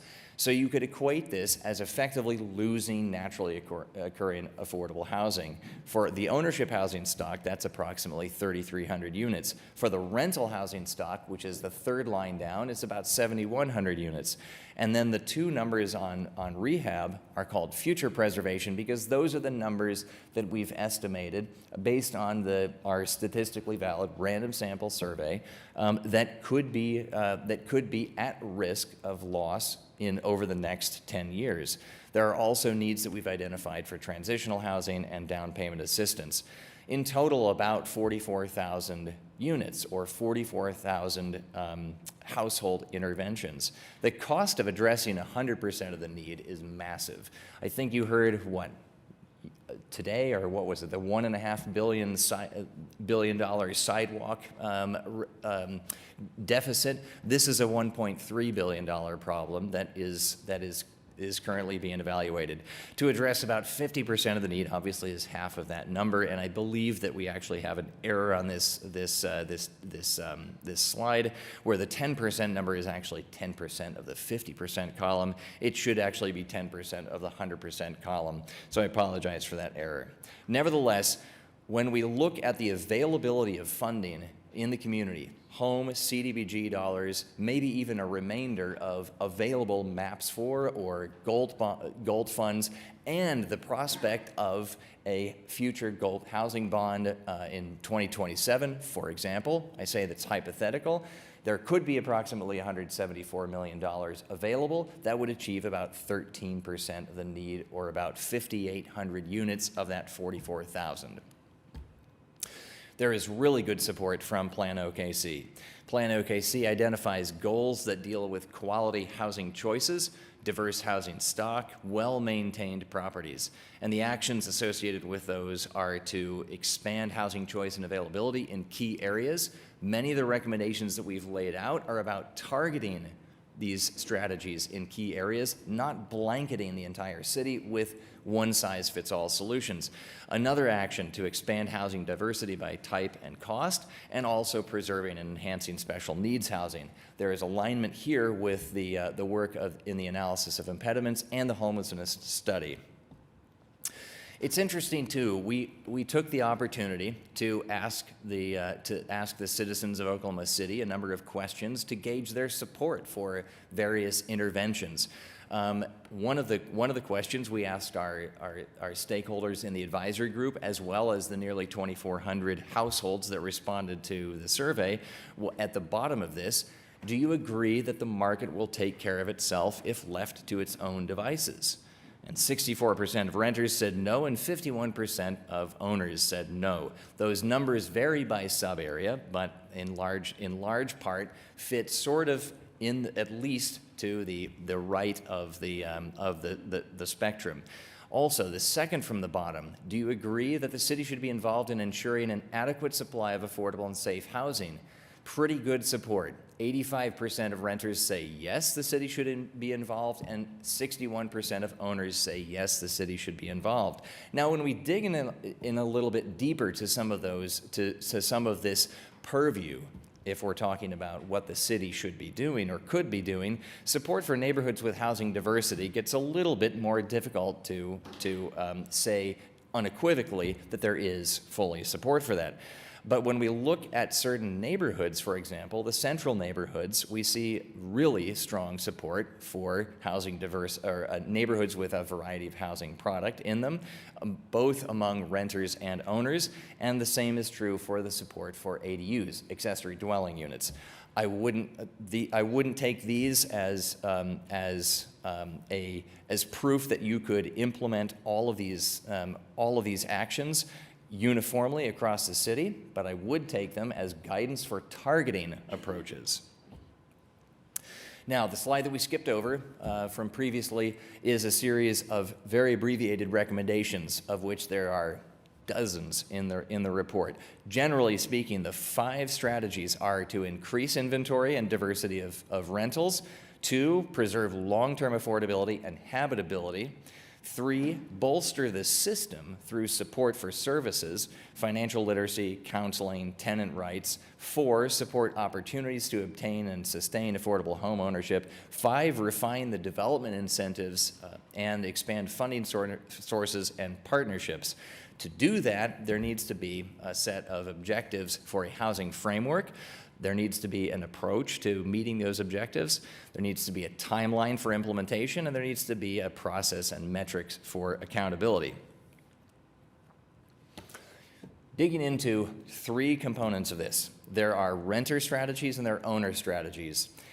Stakeholders and the community response that we received and the analysis lent itself to these strategies and these recommendations. I'd like to reiterate, this is not a one-size-fits-all approach. It is not an all-or-nothing approach either.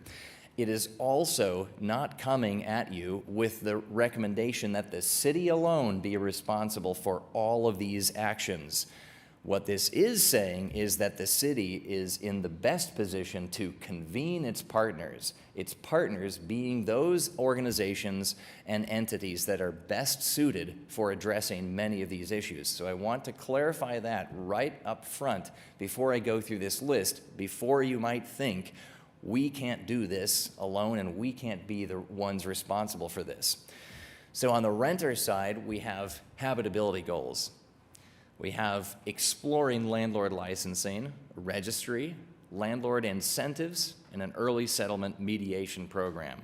There are a lot of problems within the landlord-tenant relationship environment and context in this state. Oklahoma has some of the worst landlord-tenant protections in the country, and Oklahoma City has one of the highest eviction rates in the country. Also, support nonprofit supportive services. Leverage the support of your local advocacy organizations. preserve existing inventory through major minor rehab programs, and then gingerly work towards statutory reform. On the ownership side, again, preserve the naturally occurring affordable housing through a scaled major minor rehab program, enhance the down payment assistance program, enhance financial literacy, because again, Oklahoma City ranks also among the top in the community in the US for the highest loan denial rates. Oklahoma City has 8% loan denial, whereas the US is more like 4%. And those loan denial rates are very high among the minority populations. And you should leverage the private sector, the private lending sector for some of those actions. The case studies illustrate a number of those examples. Increase capital or access to capital for small-scale infill developers. Stakeholders mentioned time after time how difficult it was through procurement processes, through the development process, through the limited access to financing, how difficult it was to produce infill projects. And yet that seems to be the one avenue for producing more diverse housing. And as many others have mentioned in many other reports over the last 10 years, pilot a community land trust model in a large-scale redevelopment area. In order to do that, there needs to be a number of foundational efforts made. One, funding always helps. Local funding sources are better than the federal resources. Federal resources are highly restrictive. Establish a housing trust fund as a vehicle for use of those resources, and then recapitalize those funds so they don't just walk out the door and you can reuse them. So establish a revolving loan fund. You would need to have a custodian bank to work with that, and there are many regional banks that would probably be very interested in participating.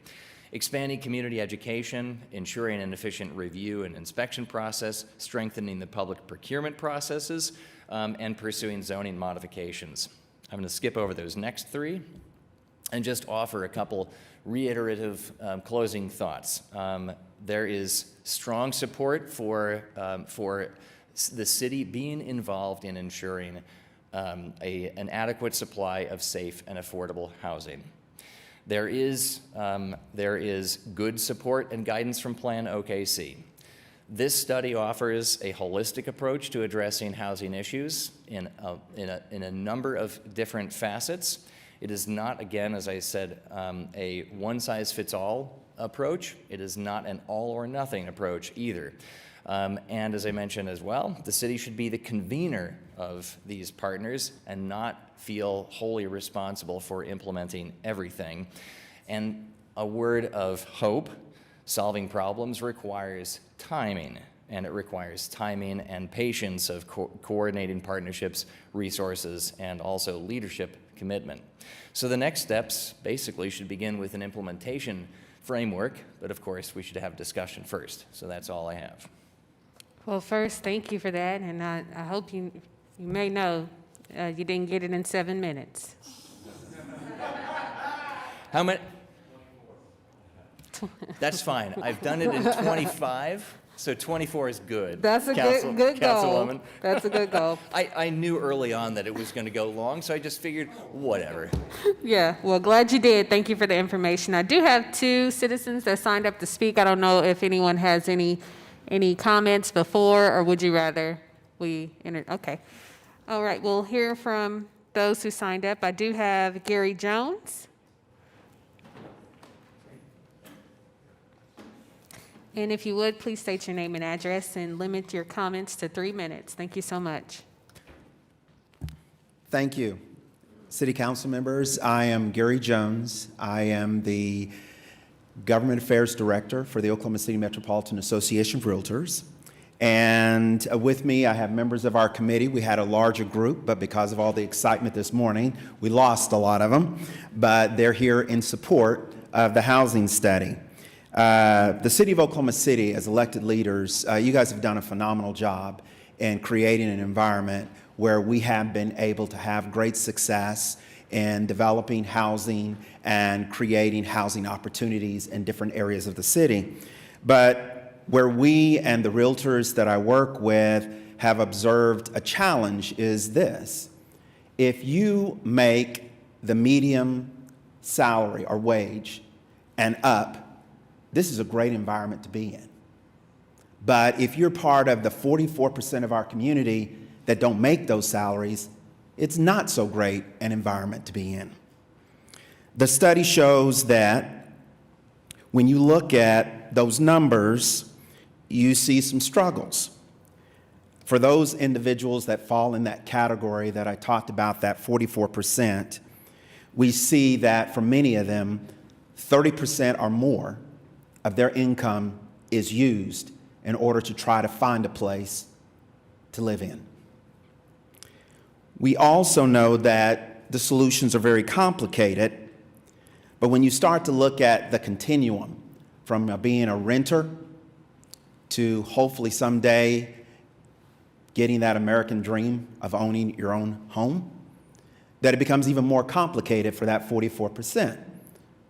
For many of those that are renters, we should be concerned and troubled because they have to struggle to find a safe place, a healthy place, in order for them and their families to live in, because in certain parts of this city, it is impossible to find.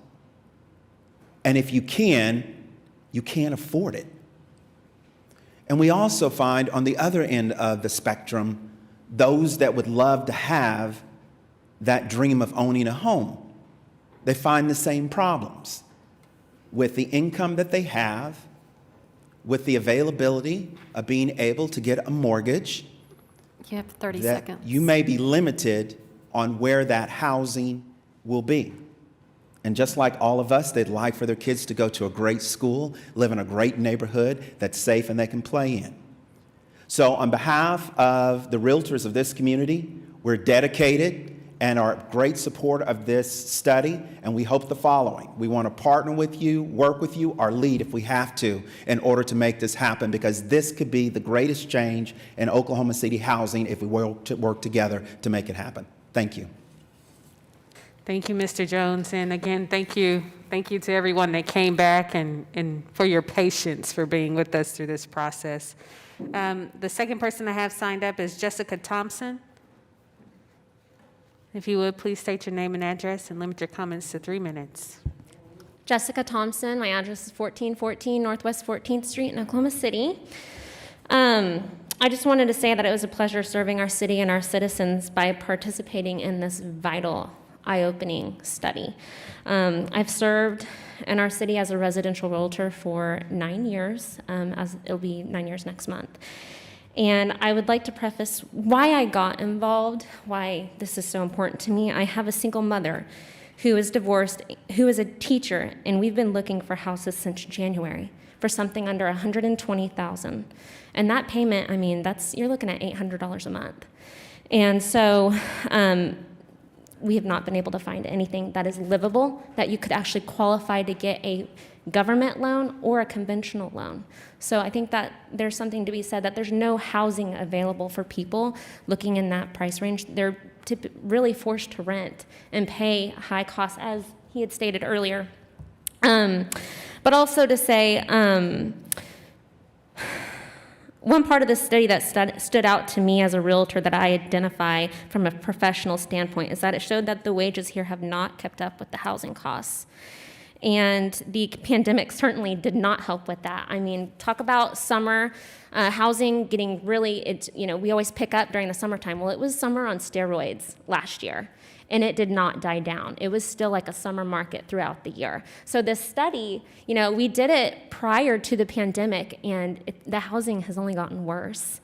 With that, because of the pandemic, we actually saw a lot of people move here from out of state as well, and housing costs have skyrocketed. 14% year over year, we're seeing an increase in housing values. That is a lot of money for Oklahoma, particularly Oklahoma City. So this is very evident with the multiple offers we receive as listing agents. It creates this lack of opportunity for generational wealth that you mentioned earlier. And so this is why it is so vital to have housing types, all housing types that are accessible. Also, what pointed out to me, or that I thought was interesting, and that I've noted as I work for a builder, was that this study is evident to what I've known that we are missing middle housing. So that's what we refer to as real estate professionals as 30 workforce seconds. housing. A family of 3 who makes $67,000 a year fall in the market rate housing category. And as realtors, a rule of thumb I always tell clients is, take what you make a year and triple that. That's the maximum house you should buy. So if someone makes $60,000 a year, ideally they don't want to pay for they cannot get a loan for a house that's over $200,000. And our market shows that the average house is $198,000. So we're very close. So people who make $40,000 a year, family of 3, falls under the affordable housing umbrella. These are people that work at Amazon, auto mechanics, nurses, teachers, police officers, and $120,000 is the maximum that they are allowed to buy. So that's, when you think about that, that's a really big deal. People who make $53,000 a year fall under the workforce housing umbrella, and that would mean they would have to qualify to purchase for a home of a maximum $159,000. And there's just really not enough inventory of that. So I'm just here to say that I'm so glad that this study was done. I'm proud to be a part of it, and I hope that we can all work together to make housing more attainable for everybody. Thank you. Thank you very much. Any comments? Yeah, I'd like to just say a few things, and then I have a few questions. First, I just want to say thank you to the planning staff and EPS folks for working on this. I feel like I've been shouting this from the rooftops ever since I started running for office, and even before that. And so it's very helpful to see this in writing and see the data looking across the different metrics that you all did. And funny enough, I know you presented this to us a few weeks ago in small group meetings, and I had some comments this morning about some things that I hope that folks will take away from certain zoning cases that we have about tossing around the word affordable housing. And I forgot that some of the things I mentioned this morning are actually recommendations from the study, because, and I just want to say, like, this is how in my bones discussions of affordability are and attain. And I think I really like the word you used, Jessica, attainable, because I think so often affordability has a stigma on it. The word gets, and it feels like the phrase in general is starting to lose a lot of meaning because people throw it around and use it and kind of twist it for their own reasons. So I really appreciate that we now have some real metrics about, in a guide maybe to show us and guide our conversation so that we're using the same definitions for those terms. And I think attainability, because I think for a lot of us, we think, well, if housing prices are going up, like property values are increasing, that's great for me. But for the single mom who's a teacher or a nurse, for the office worker, with a few kids, it's not attainable, and they're not able to move into that space, let alone for folks who are at the very lowest ends of the income spectrum, working minimum wage jobs, maybe have other barriers to housing like past incarceration, and those sorts of things. So I really appreciate that this does kind of touch on the kind of broad needs across both the most sort of lowest income, most vulnerable to those folks in that middle range, because I think so often these needs get pitted against each other, and they're two sides of the same coin, like they're the same conversation. And so I also appreciate the realtors, you all coming in support, because again, I think sometimes we have the sense that, maybe the realtor developer community is at odds with this discussion, and as you all can see, that's not really the case. So I really appreciate, because you all see it day to day. You all see the folks that are really trying to navigate these systems that just haven't been working for that 44% of folks. And so I just really appreciate you all coming to speak on that. And I just would like to ask, I guess this would be a question for staff, if we have a timeline or sort of kind of what is the next steps on the implementation framework piece? Is that you, Jeff? We haven't set a timeline yet for the implementation framework, other than that's the next step. We've honestly been focused on just kind of getting it to this point. and having it received by council. But we'll be getting kind of that put together, kind of internal discussions with the city manager's office and others, and kind of how we want to proceed forth with putting that implementation framework together. So more to come. So I guess a general comment or question. You know, used to, a lot of times, homes that fell into disrepair were opportunities for some sweat equity to be able to be put in. And I know some of us here are very familiar with sweat equity. Is that opportunity still there, or what do you think has happened to that opportunity? Yeah, you want to come up and give it a shot? Or Jessica? Yeah. I'm pretty sure I've seen you doing some work on Yes, stuff. so I have a 1925 bungalow in Classen 10 Pen. And 4th of July weekend, 1925, okay? 4th of July weekend, my plumbing, I had sewage coming out in my driveway. Cast iron, it was cast iron. That is such a big expense. Someone that is, making $40,000 a year, good luck. So when you say, is there opportunities? I was under my house digging a trench 40 feet long, 2 feet deep to put in a new sewer line because we can't afford to pay someone $9,000 to come out and do this. And essentially, it's hard to find people, honestly, in the skilled labor to even want to do this. And if they do, it's going to cost a lot of money because they don't want to do it. So we're facing that. But in addition to, I thought, okay, I'm a little in over my head here because while doing that, we were like, well, we need to go ahead and replace some electrical for the whole house, which was still knob and tube, which also some people that are looking at houses with knob and tube lenders, if it's knob, or insurance companies, if it's knob and tube, some of them won't insure. So now, talk about loan denial rates. Now they can't get insurance for a house. Now they can't get a loan. But in terms of, not everyone is handy and can do stuff. So sometimes we'll try and get a loan. Problem is I have tried to find lenders. Like I said, I've been doing this for 9 years. I have tried to pinpoint lenders that will do these, what we call conventional home style renovation loans. They are incredibly difficult. If you've already started work on the house, throw that out the window. They're not going to let you they're not going to let you get a loan. It has to be a project that is planned. It can't already be happening. So that, while it's a great product, it's really something that we as realtors have to let buyers know about before when we start the home search process. Like, hey, if you can't afford this house, let's buy this house, let's get this house, do the home renovation loan, and then go about it that way. But like with me, I've already lived in my home for so long, and we cannot live in a house without a working toilet or a working shower. And there are people that are living in those conditions now in our city.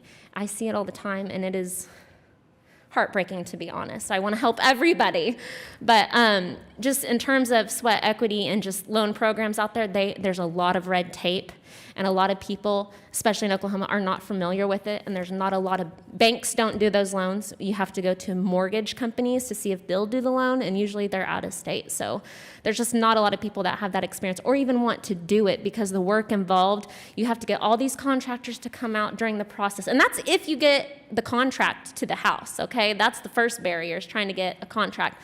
The second part is coming in and saying, okay, now we have to have all these contractors come in and give bids and hope that they can still qualify for this house with all the work that's going to need to be done. So I hope that answers your question. Yeah, it does. Thank you very much. And if I may add to that, I would also ask us to consider as we look at our Strong Neighborhood Initiative programs, because we reserve priority to those neighbors for that revitalization program that we have. However, there are quite a few of our residents who still can't qualify for it. So those are grave issues when we're looking at how we care for those residents who are in those specific neighborhoods that we're supposed to give priority to, and the fact that some of those neighbors that can't afford to do that, they get those postcards that say, we'll buy your house, and they fall prey to that. So this is, in my opinion, the cycle, how it continues, and we get lax and more of our community members get behind and fall into that gap where they have nothing. And that's the unfortunate part, because I have a resident right now who previously during COVID qualified for a revitalization program, but because we were understaffed, it took them a little while to get back to this gentleman. And at that time, he was not employed. He had to go back to work. And then when they tried and finally came to do the contract and bid it out, he couldn't afford to do it because now he made too much money, when before he could have been able to do that work. So again, I know we're talking about these things, but as renters and owners, these are still programs even that our city provides, that we have a lot of our community members that fall in the gaps and can't afford to revitalize and stabilize their homes as well.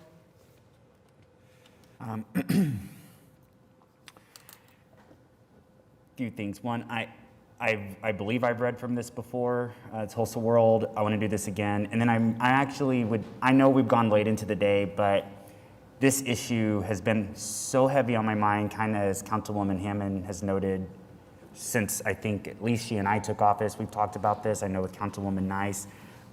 I know we've been, I probably cited this before, and I know it's been a long day, but honestly, Council, I'd like to kind of hear people's perspectives on what we just heard. Because I think this housing crisis I think that crisis word is the key word here. So I just want to put this back onto the public record. You know, I told y'all I center children in these conversations, and here we go. What is the problem? Well, it's that the science is well established and should and actually, Jessica, you, oh my gosh, please don't feel the need to come back up here, but unless you need to, but I have to tell you, the way you have spoken to this issue, you too, Gary, thank you for humanizing it. And as I speak about the children here, I'm curious if you might add anything, because I would root this back to childhood and this state's lack of investing in our children, because once it starts there, we've set them up to not have those sort of incomes that would allow them to purchase the homes that are available right now, but they can't afford, and then those rents that are out of their line of sight. So the science is well established and should come as no surprise. Children who suffer rough childhoods have a greater likelihood of being adversely affected later in life. Studies have shown that children who incur adverse childhood experiences are more likely to develop mental health issues, suffer chronic health problems, and or take part in risky behaviors such as smoking or drug abuse. Oklahoma children are not immune from this phenomenon. In fact, we are number one. Just one more time. In fact, we are number one. A 2017 national survey of children's health conducted by the U.S. Census Bureau found that 30.4% of Oklahoma children had incurred 2 or more adverse experiences, ranking it as number one among other states. Earlier surveys have found that Oklahoma children ranked number one in the percentages of children who had suffered 4 or more of those experiences.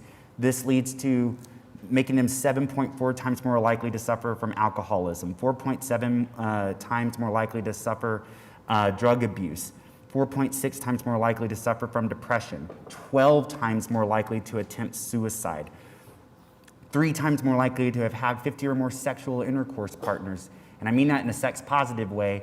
Sometimes in those moments, people are engaging in risky encounters, right? Twice as likely to smoke, be in poor health, suffer a stroke, or have a heart disease, or not even graduate high school. Having an incarcerated parent is an example of an adverse childhood experience. And we rank number one in incarceration for women, number 2 for incarceration for men. All of those things tell me that quote I keep citing from Stanford economic research telling us that for every year a kid grows up in a better environment, teen pregnancy goes down, college chances go up, they earn more over their lifetime, they have more stable family environments. We know that the kids who don't grow up in those environments associated with crime, income inequality, lack of social cohesion. And we know the remedy is to create that better environment for them. I believe MAPS 4, in my heart, I believe MAPS 4 was 50 years too late. Not too late. Thank God we're doing it. Thank God the voters stepped up and said, let's invest in housing, let's invest in youth centers, let's invest in the things we're doing. But we should have done that in 1971. This is an uncomfortable thing I'm about to say. We should have done that in 1971 when this city finally stopped fighting integrating our city's schools. We fought it from 1954 until 1971. And when we started busing students from the not so better environments, because for years the city had not invested in the good infrastructure those neighborhoods needed, when we bused those kids to the other part of town to go to the schools, this city missed an opportunity. So too did the state, and quite frankly, the federal government working with us, to go back into those neighborhoods and make it right. Invest in resurfaced roads, sidewalks, youth centers, parks with recreation, trees along those sidewalks for shade, drainage. And now our citizens are frustrated because we are 50 years behind. You even heard it during the people I disagree with on the mask ordinance stuff say, what about more roads? What about more infrastructure, right? They asked for it then, and the sad truth of it isn't that it's a give or take between doing the right public health measures and public infrastructure. The question is this council ready to start preparing for the next bond in MAPS 5 to double down on what we did in MAPS 5? Our people need it. We have told people for 50 years that the fact that they can't afford these homes is a moral failing. It's the Vice Mayor Nice's earlier point. We told people, go fish, and we never showed them the direction to the pond. And you can debate me all you want if that doesn't sound right, but I would put back to you these adverse childhood experience scores. These are the reasons why our kids struggle to become certified in career tech, go on to become associate degree holders or bachelor's degrees holders, to have all these different skill sets that would make them secure in rentership or in home ownership. That's the problem. And we've got to overcome the stigma of saying, nope, it's because if you don't teach someone the right fishing tools, they're going to make them dependent on government. We've got to get away from that. It is killing us. You heard those numbers. It is killing us. It was killing us before this pandemic. It is killing us right now. So that timeline is very important to me, City Manager Freeman, because I think time is of the essence. And I'm ready to do literally everything on that list. So I'm curious what my other council members have to say about it, because in conclusion, aren't y'all getting tired of all these emails about homelessness? I'm getting tired of them because people seem to think that I can immediately just fix homelessness as if this isn't 50 years in the making. This investment in housing, that's how we address homelessness. So that's my question. What do you all think about these recommendations? I ask because I don't want them to just sit on a shelf. They're that important. Well, I'll say, did you have something? Okay.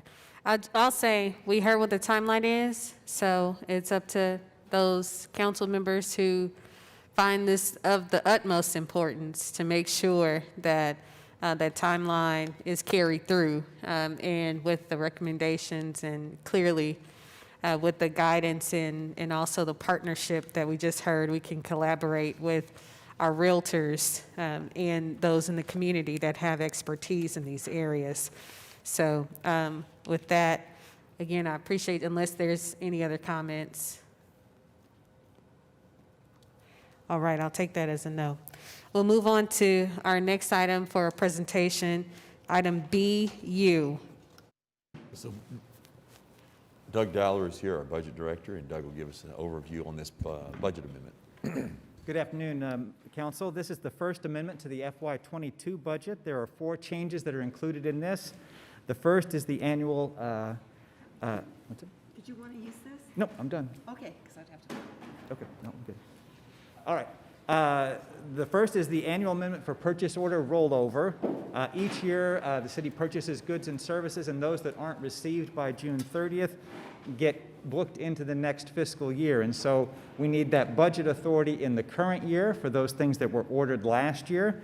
And since these were purchased through or they were ordered through our purchasing system, the funds are reserved in the last fiscal year, so the source of funding is carryover from fiscal year 2021. Overall, $6.7 million is being added to the budget to account for these purchases that were received after June 30th. The next change is in the Capital Improvement Projects Fund, or CIP Fund. There were several additions to the CIP Fund last year after the FY22 proposed budget had been compiled, so we're amending the budget to account for those additions. There was $12.7 million that was received through CARES Act reimbursement of public safety expenses in response to the COVID-19 pandemic that will be used for police and fire projects. The second change was part of the final budget amendment last year that budgeted higher sales and use tax collections. $7 million was transferred to the CIP to provide a capital maintenance reserve for city facilities and to help address post-pandemic price increases that has resulted in significant cost increases on several capital projects. And finally, near the end of fiscal year 21, funding for several projects was transferred to the CIP fund. These projects included street striping, capital maintenance reserve accounts for the Softball Hall of Fame and the Whitewater facility. And so in total, the CIP fund is being amended by $22.9 million. All of that is from carryover from the prior year. You may recall also near the end of last year, our final budget amendment added special assessment districts. That amendment occurred after we had already compiled, again, the proposed budget, so they were not included in the fiscal year 22 budget. That this amendment adds those. These are districts that are used by neighborhoods to allow them to create special assessment districts that assess homeowners in the district to pay for street, drainage improvements, those sorts of things. In the past, they were not part of our budget because the city is simply serving as a conduit between the homeowners and the contractor doing the work. But due to a change in accounting standards, we now reflect that in our budget. And so this amendment adds $3.3 million in revenue and expenses for special assessment districts in the current year. The last change is to the Special Purpose Fund. This is where we handle funds that are given to the city for a specific purpose. This could be a donation for a specific type of activity, such as animal welfare or to provide smoke detectors, or it could be a contribution from entities that are partnering with us on capital projects such as road widening. In this case, the funds are coming from the city's general fund with a specific purpose. Last year's budget amendment for higher sales and use tax collections directed the $9 million be set aside for projects that were consistent with the Better Street, Safer City program, and $4 million be set aside as a debt reserve to protect the city in the event of a shortfall in revenues of one of the sources that supports the various debt obligations the city is a party to. So separate accounts have been established in the Special Purpose Fund for both of those purposes, and this $13 million increase in the Special Purpose Fund is supported by carryover again from last year. So overall, we're looking at a $45.9 million increase in the fiscal year 22 budget. This brings our total budget to $1,694,450,404. And with that, I'd be happy to answer any questions you might have on the budget amendment.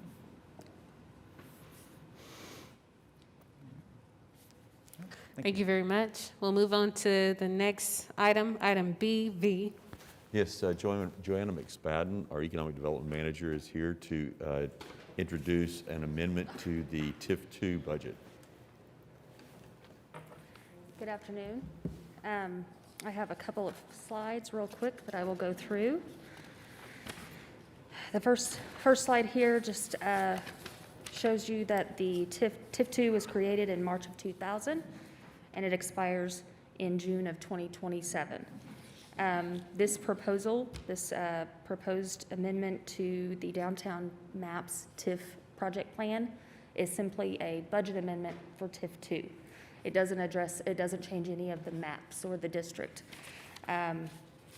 Here is the amendment detail, and just to kind of give you a heads up of what we've done up till now, prior to this ordinance being brought here today, the Downtown Maps TIF Review Committee has recommended approval for council, and the Planning Commission has found that the amendment is in conformance with the comp plan and also recommended approval.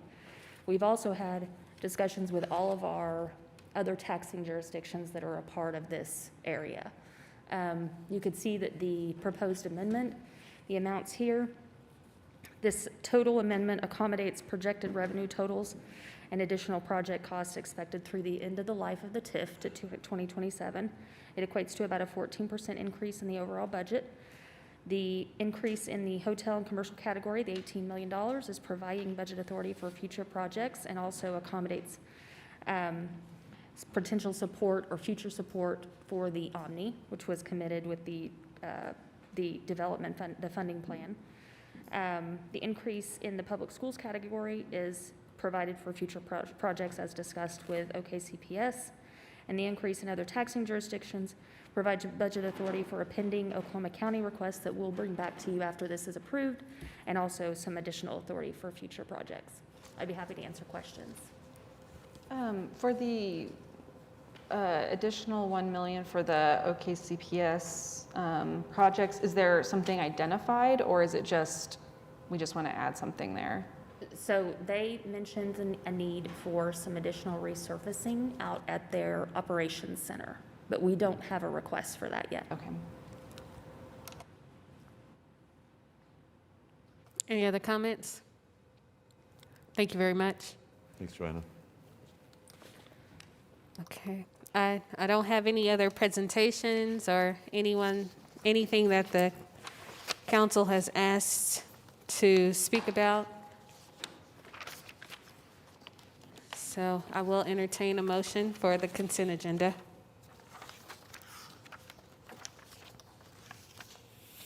I have a motion and a second. Please cast your ballots. Passes unanimously. We'll move on to item 10, which is a concurrence docket, where we have items A through X. We can take that with one motion, please. Thank you. I have a motion and a second. Please cast your votes. Passes unanimously. We'll move on to the next item, items requiring separate votes. Items 11, and we'll start with 11A. It's an ordinance on final hearing, recommended for approval, PC 10743, 2632 West Main Street, and this is going from R1 to I1, and this is Ward 6. Yes, do we have anyone signed up to speak? I do have the applicant who has signed up to speak if you need him. Yeah. Mr. Let's have him Balderrama. come up and explain the project.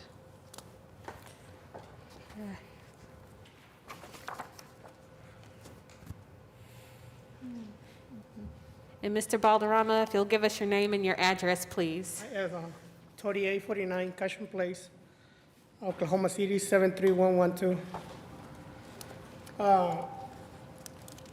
I want to do this rezone because the inspector for the city,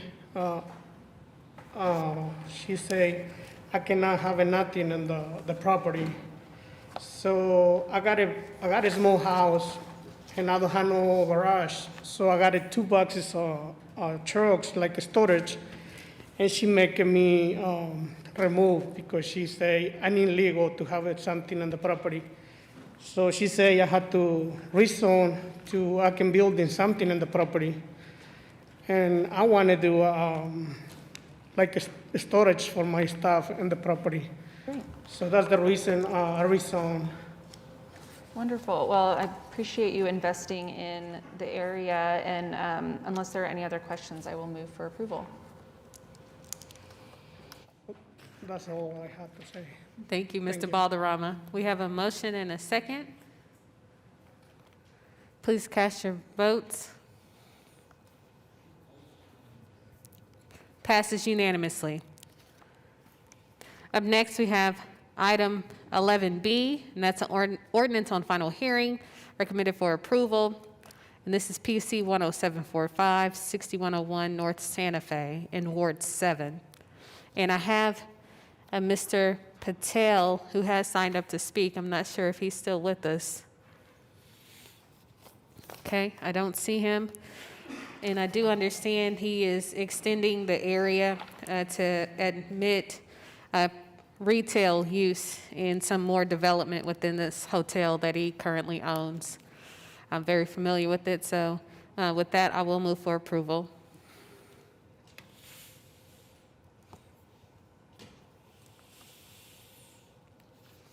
Please cast your votes.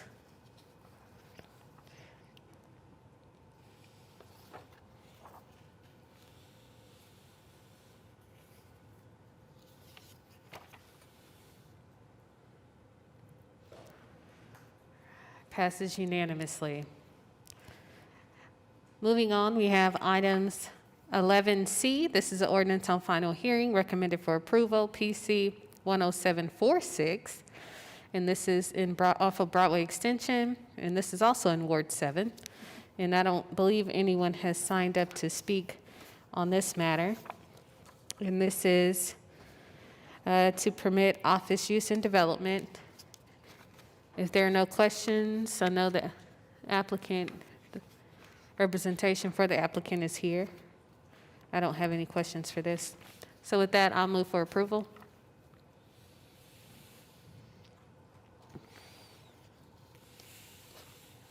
Please cast your votes. Passes unanimously.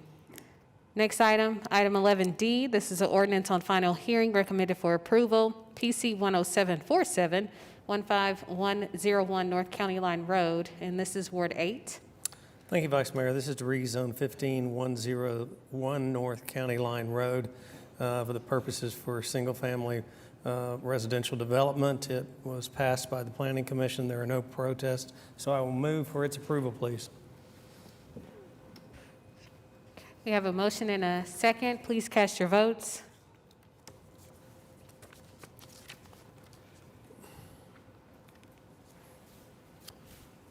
Passes unanimously. Next item, item 11E. This is item 1, amendment to the master design statement limiting each building to a maximum of 4 units. And the ordinance, the second part of this is the ordinance on final hearing recommended for approval for PUD 1825. And this is also in Ward 8. Thank you. The Planning Commission approved this unanimously. It is to develop single-family through multifamily residential, and there are no protests. No one has signed up that I'm aware of, so I'll move for its approval. Okay, and we'll take it with item E1 with that amendment first. Thank you. I have a motion and a second.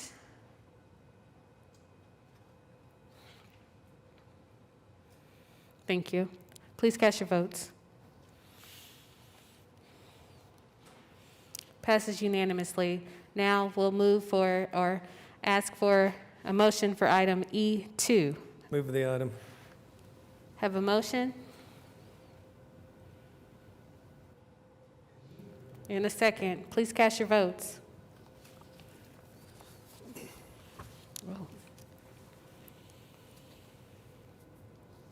Passes unanimously. Moving on to item 11F. This is an ordinance on final hearing recommended for approval, PUD 1826, 7374 South Walker Avenue, from C3 to PUD 1826, and this is Ward 4.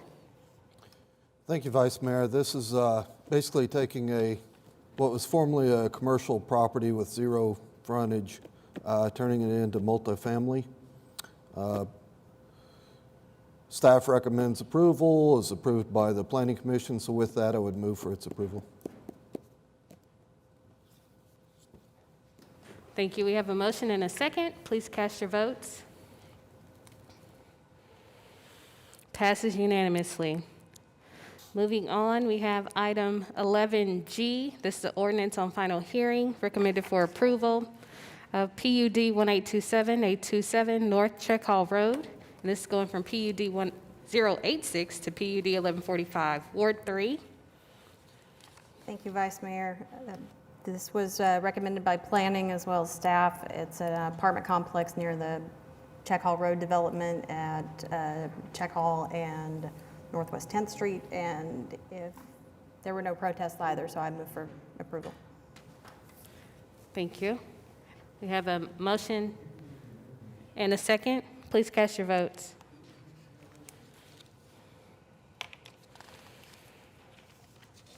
Passes unanimously. Next item, item 11H, and this is an ordinance on final hearing recommended for approval. I think H was struck. Oh, it was stricken. Thank you. I'm just moving on down the road. We'll move on to item I, ordinance on final hearing recommended for approval. And this is PUD 1829, and this is Ward 8. Thank you, Vice Mayor. This was recommended for approval by the Planning Commission on July 8th, 2021. There are no protests, and so at this time, I will move for approval. Okay, we have a motion. Waiting for a second. Please cast your votes.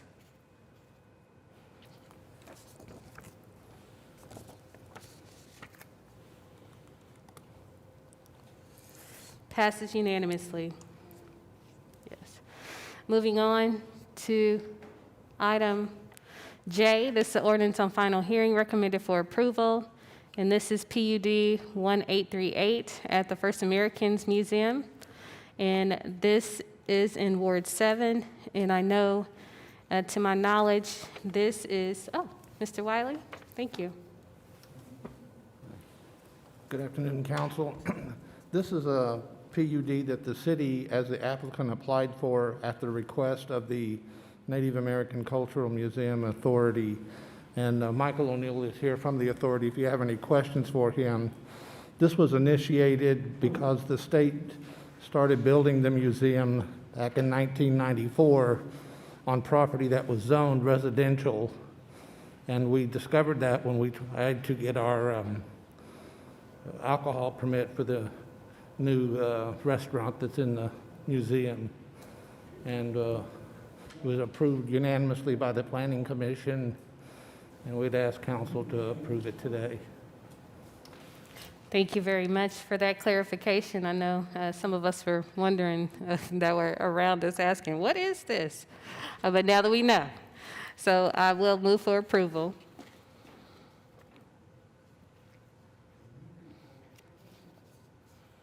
Please cast your votes. Passes unanimously. Thank you, Mr. Wiley. Next, we have item 11K, ordinance on final hearing recommended for approval. It was deferred. And this was also deferred. Thank you.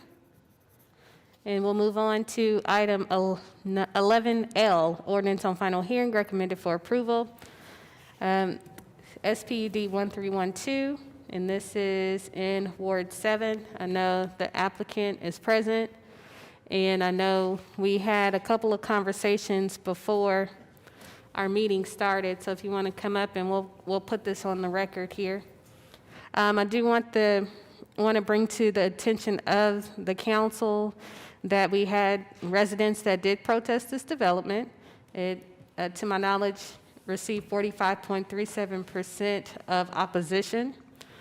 So there were some asks of the neighbors, and I know one neighbor stuck in with us, so I appreciate him for that. So if you don't mind, Mr. Box. Yes, David Box, 522 Colcord Drive, here on behalf of the applicant, who is also here with us. This is an SPUD at 14th and Walnut to permit multi-units to be built on this site.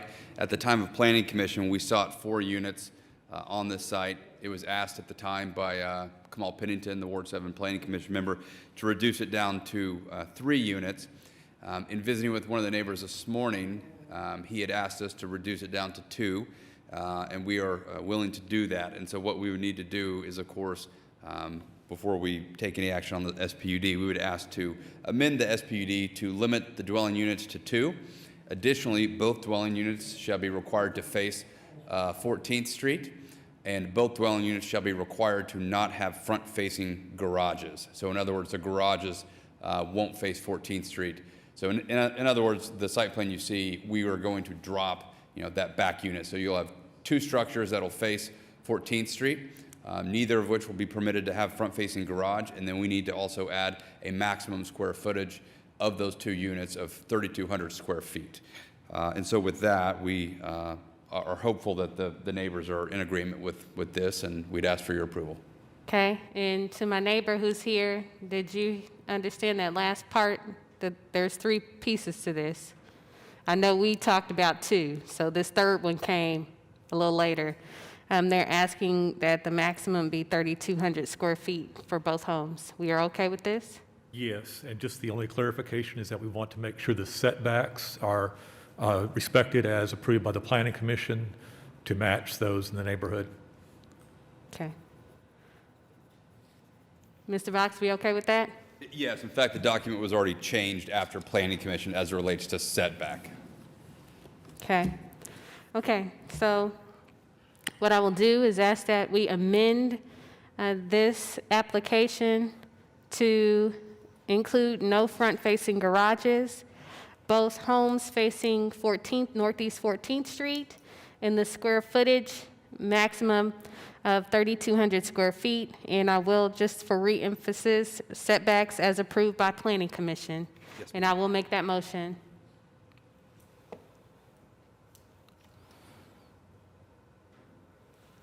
Are there any questions from council, by the way? Okay. Please cast your votes. Yes. Oh.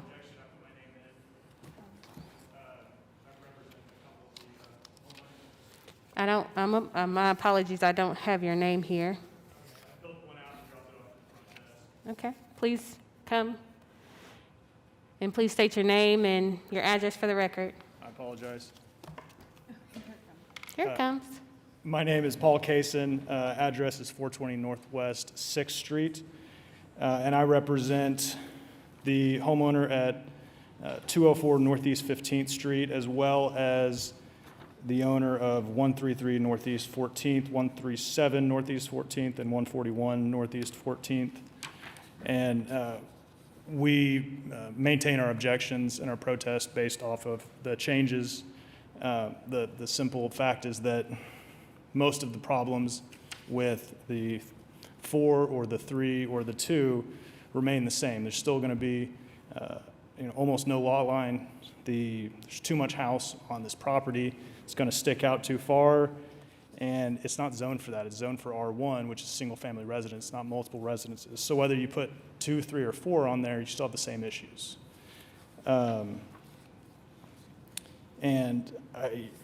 Regardless of the change at the last minute, there was 108 protests. So 108 protests that haven't had a chance to decide whether they will accept the changes to the restrictions. And as far as the rest of them, you've got issues with parking, you've got issues with safety, with all the cars parked on the street, et cetera. I won't burden you with reading my entire protest, both of the letters, but that's the bottom line, and that's all I have, Council. Thank you. Thank you. Point of order for this, because we are in the middle of this motion. Is it possible for me to withdraw the motion and defer in order for us to be able to speak about this for a couple more weeks? And I hope you all will be okay with that, because I do agree we probably need to sit down and hash this out a little further, if you don't mind. I'm going to do it anyway, so. We do agree. I do just want to note for the record, he is representing commercial entities that are seeking to buy the site. But yes, we are happy to continue 2 weeks to talk with the neighbors who actually live there and make sure they're good with the 2. Did you want to speak to that? I mean, why not? I apologize, Council.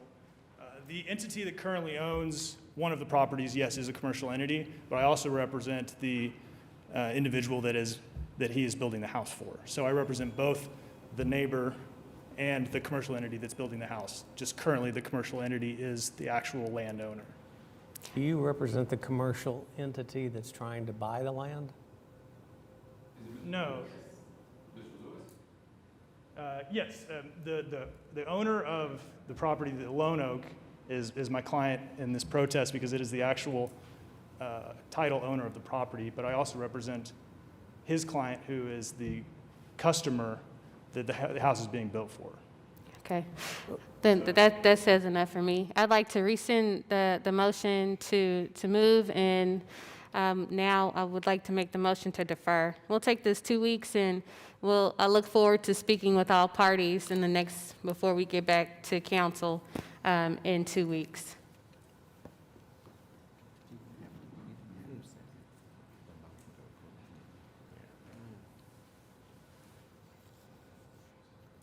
There's a motion and a second. Please cast your votes.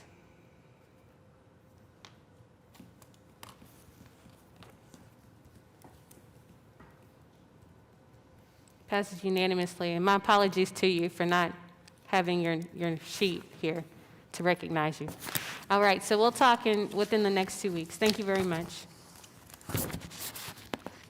We'll move on to item 11M. This is an ordinance on final hearing recommended for approval, SPUD 1317, and this is Ward 6. Yes, can we please have the applicant come and explain this project?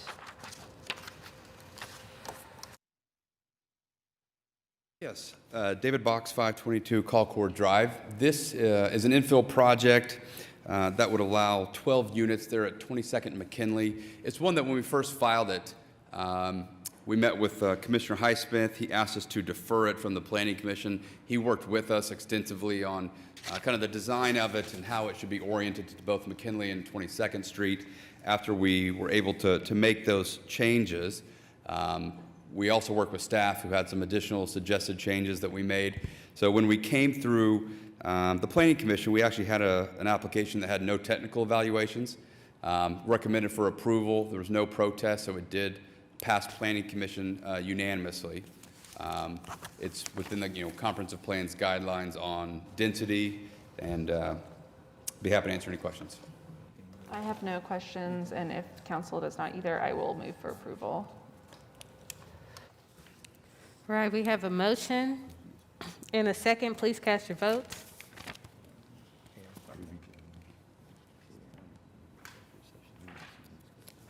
Passes unanimously. Thank you. He said you just might as well stay there.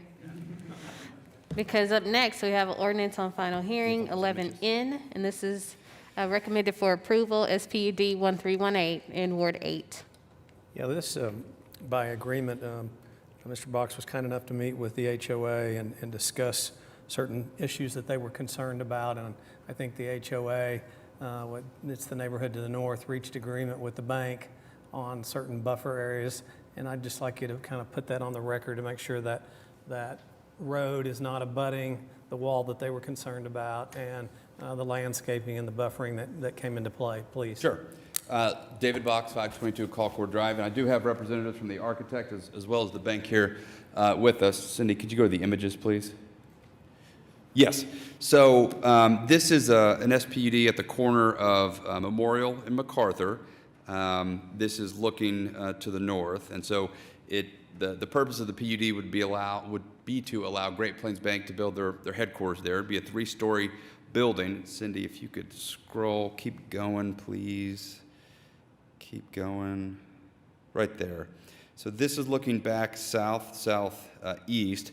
To the left of the screen where you see that green area, that is land that is not owned or not sought to be purchased by my client. It backs up to the Gaillardia neighborhood. In some of the first meetings, one of the concerns was what that interaction between what would be vacant land and the neighborhood and our bank building would be. And so we sought to work a deal with Mercy, who owns that vacant tract, to encumber that in perpetuity so that it would be a landscape buffer and would provide the visual screening with trees and other landscaped elements from the bank building. Where you see that car in that driveway, part of the covenant that we have, it would not allow that street to be up against that wall. Instead, it would have to be right there along that line. Cindy, could you scroll through? There you go. One more, maybe? Maybe keep going. There you go. So the way that the covenant reads, you could not have that street up against the wall. It's required to be landscaped and maintained, all by parties not named Gaillardia. So Gaillardia is currently in possession of the covenant and is reviewing it. It would be a deal between our bank, Gaillardia, as well as Mercy, and would be recorded against the land and would again run in perpetuity. The reason we can't do it in the SPUD is because we do not have that piece of it in the legal description sought to be rezoned. So the only way to do it is through the covenant. It actually, I think, provides more assurances for the neighborhood moving forward because it'll be recorded against the property and not subject to change like a zoning could be. So we had several meetings, I think all of which were positive with the HOA. The last one we had out at the clubhouse, and I think it was perhaps the shortest neighborhood meeting I've ever had. I think it was like 12 minutes, and everybody left happy. So be happy to answer any additional questions. With that, I'd move for approval.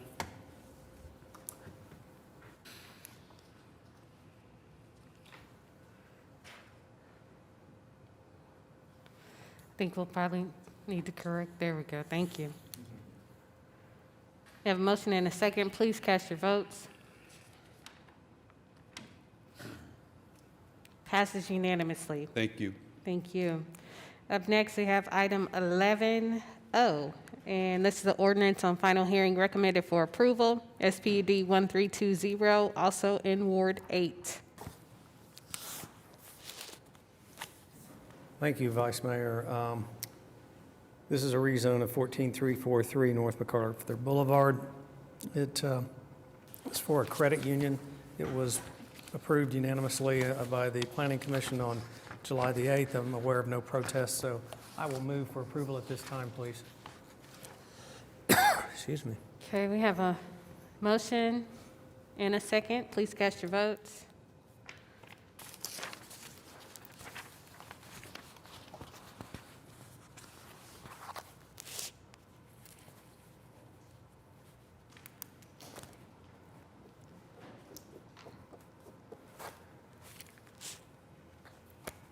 Mr. Carter?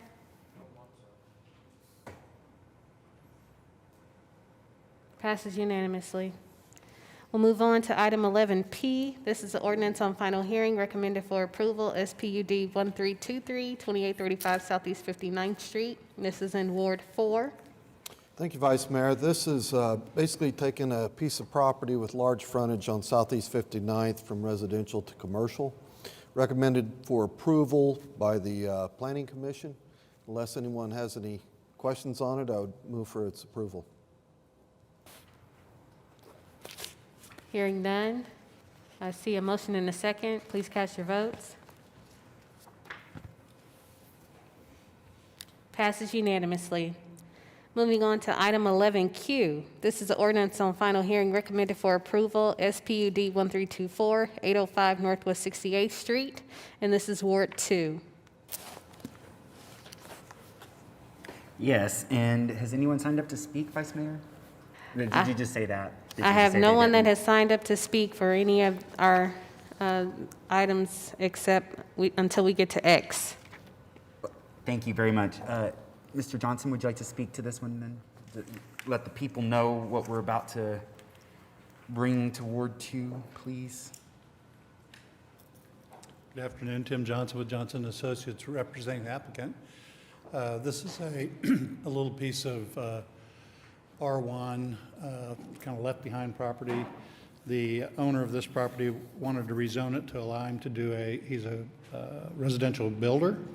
He wanted the ability to have a showroom to take people to show them cabinets and doors and paint colors and things like that. And it has a small office in it. So this was approved by Planning Commission.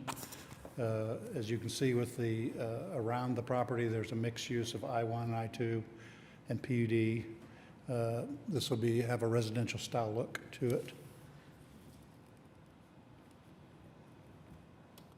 Wonderful. Thank you for walking us through that. And with that, I would move for approval. Thank you. We have a motion and a second. Please cast your votes.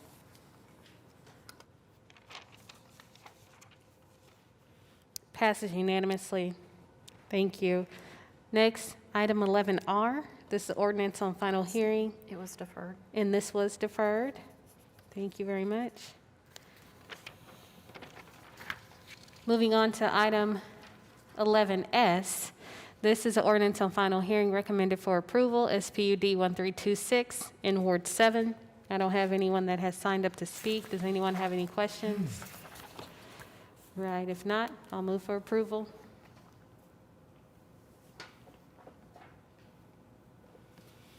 Please cast your votes.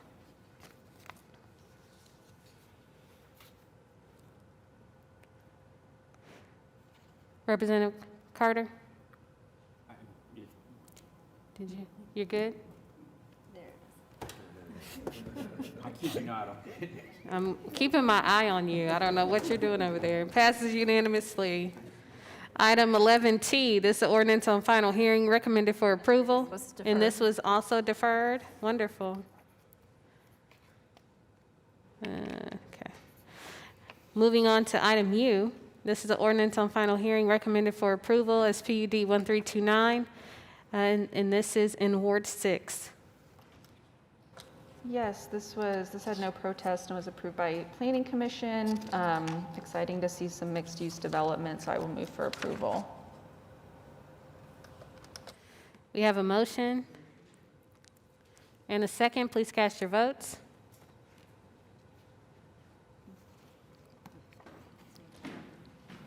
Passes unanimously. All right, up next, I have item V1. This is the ordinance on final hearing. We did that one already. That was the longest one ever today. Moving on to item W. It's the ordinance on final hearing relating to motor vehicles and traffic, amending Chapter 32 of the Oklahoma City Municipal Code. And this is in relation to electric assisted bicycles, regulating operation of electric assisted bicycles, and providing a penalty for violations. Are there any comments? Okay, I'll entertain a motion for this final hearing.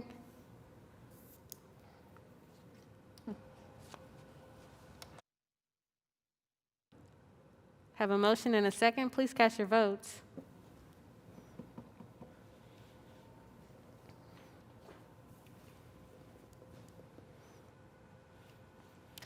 Hers is timing out. How would you wish to vote? I will vote aye. Today, right now, yeah, it just came up, so still watching you. Passes unanimously, and that ordinance has been officially adopted. Moving on to item 11X, this is a public hearing regarding ordinance related to solid waste, amending Chapter 49 of the Oklahoma City Municipal Code 2020 by amending Section 49-25, residential solid waste collection components, and this is access roads and municipal trust regulatory authority, and Section 49-286 exemptions, and I left a couple sentences out intentionally, so you can read that for yourselves. I do understand we have someone that has signed up to speak. I have a Randall Ward. I guess he couldn't wait it out with us today. Is there anyone that would like to speak in this public hearing?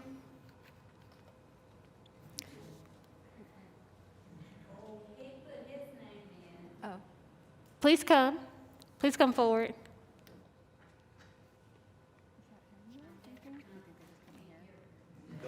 Is this Mr. Ward? Is this Mr. Ward? Okay. Please, Hello.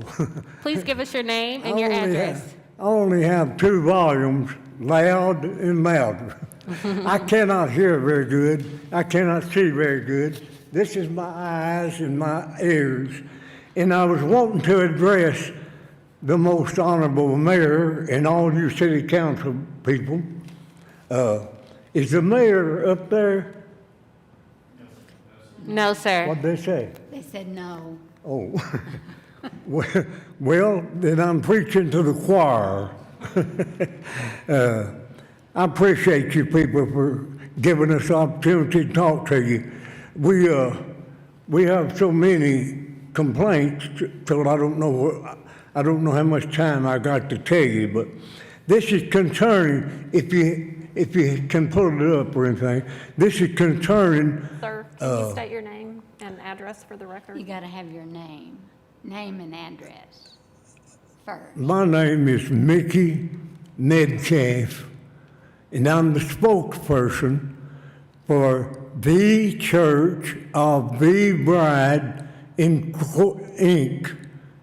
And, Your address. and our address is 626 Southeast 22nd Street, Oklahoma City, 73129. Mrs. Metcalf, can you help, Mrs. Metcalf, can you help me? Right now, we're not on that item as of yet. What you saying? We're not on that item as of yet, right here. Ms. Metcalf, right here. We're not on that item right now. If you give me just a second, I will invite you both back up to speak and address that comment, but I do have you signed up. You can just sit right there on the front row. Yeah, just if sit you want right to. there on the front row. Sit on the front row. She said we're not. It's not time. I got you in just a second. Thank you so much. We're almost there, I promise. We're almost there. Thank you. I apologize. Has anyone signed up for the public hearing?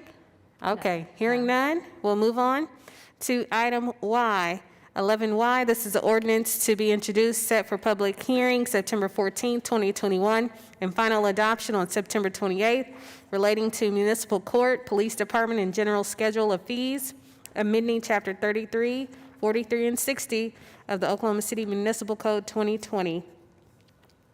Hi, I'm Orville Jones with the City Attorney's Office, operating out of the Criminal Justice Division. This is the culmination of 4 years of work in improving the property return procedures of the Oklahoma City Police Department, and also adjusting the jurisdiction of the municipal court to only have jurisdiction in cases in which it has criminal jurisdiction, and eliminating what was conceived to be a civil docket on the municipal court docket. So we will move a section of Section 33-100, move it into the police department section of 43, and change the holding period for unclaimed property from 6 months to 3, which is consistent with the state law. And then also, we will have a publication requirement, a publication fee, if necessary, in those cases where the city court has a property return hearing. A property return hearing would only occur if property collected in a city case turned out to be a subject of dispute between people as to who it belonged to. Then within that case, the criminal court has jurisdiction to give one of the parties the property possession without necessarily deciding their title. So I recommend that this be introduced and then set for public hearing and adoption. Are there any questions, any concerns? Yeah, I'm curious, is that, so you said something about 3 months versus 6 months, and that we'd be changing to the that we'd hold on to it for 3 months after notice. Yes. Is that mandated by state law, or can we keep that 6 months? Well, the state law says that the property shall be held not less than 90 days. Okay. We have an ordinance that says not less than 6 months. By moving it to 90 days, we now fit within the same statutory framework. Okay, because I'm just curious, like in my opinion, I guess, and we've heard a lot about freedom and liberty today, I just kind of would like more opportunity for individuals to get their items back. Well, some property is held for years. Really? So at a certain point in time, then the time comes to give it back to whoever it belongs to, or find somebody that it does belong to.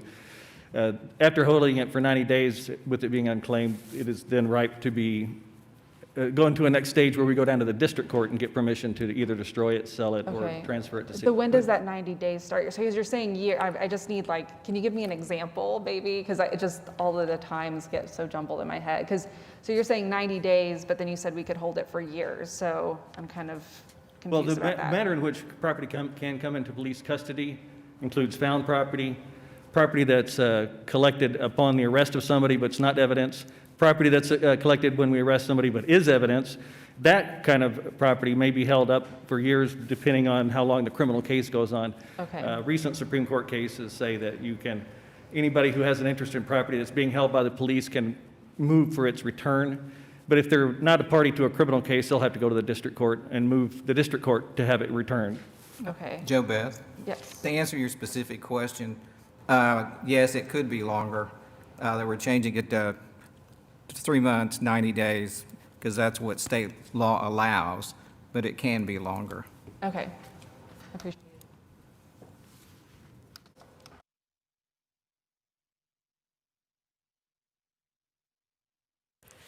All right, and my ask is,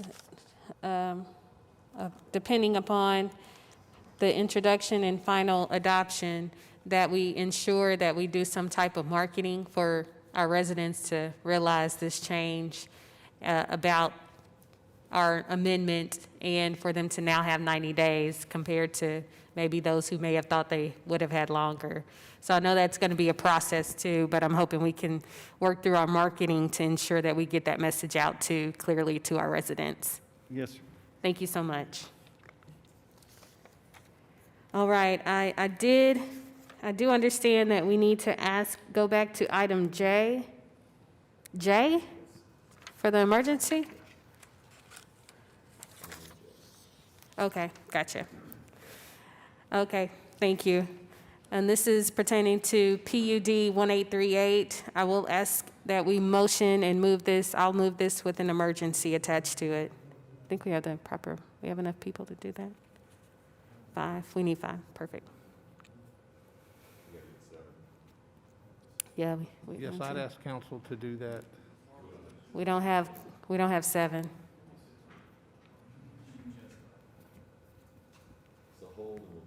Okay. Yeah, give me a second. Thank you. Let's work through that.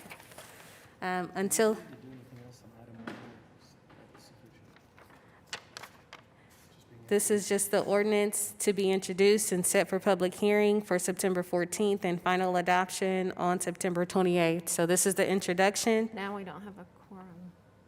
Now we don't have a quorum. Okay.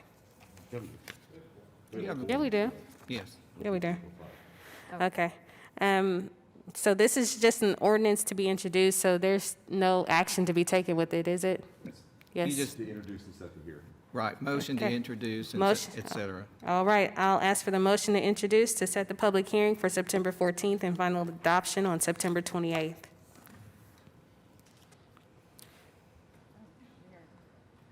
There it is. Okay. Have a motion and a second. Please cast your votes.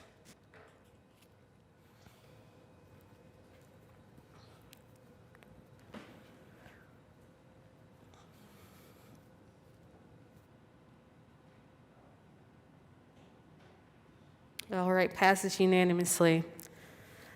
Item Z, this is okay, we'll go back to J real quick, please, to ask for the motion for emergency. So please just pull it on up. As for the motion, Please vote yes. and this is again the ordinance on final hearing. We need the 7 required votes, majority. And we have a motion and a second. Please cast your votes. Passes unanimously. Thank you, Councilmember Young. Thank you. And thank you, Mr. Wiley. All right, moving on. Item 11Z, this is an ordinance to be introduced, set for public hearing for September 14th and final hearing October 12th. So Brent Bryant is our finance director, will give an explanation of this. This is related to an audit that we conducted of the Cox franchise, and then as we had a recommendation through the audit, we came back with an agreement with Cox, and so I'll let Brent explain that. Yes, we have, with Cox, we don't really necessarily have a franchise. We have an agreement with them. It's a 10-year agreement that was approved in 2017. And we're seeking here today to introduce this, and we'll have a public hearing on September 14th and the final hearing on October 12th. The purpose of this is, as a result of that audit, we identified some advertising revenues that they were not calculating in their gross revenues. And we're required to charge them a 5% fee on that. As a result of that, it will generate about $350,000, we estimate, to the city's general fund. And so with that, I'm happy to answer any questions. Are there any questions? Okay, I'll entertain a motion for this to be introduced, setting the public hearing for September 14th and final hearing on October 12th. Thank you. I have a motion and a second. Please cast your votes.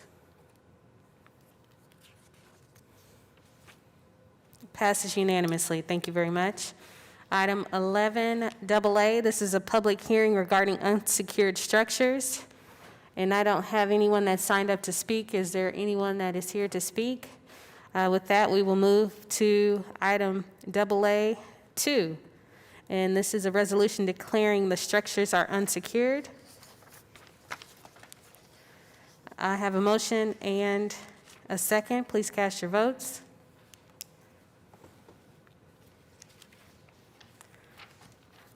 Passes unanimously. Moving on to item 11AB, this is a public hearing regarding abandoned buildings.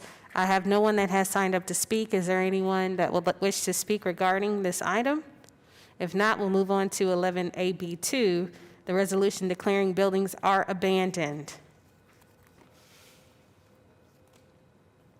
Have a motion and a second. Please cast your votes.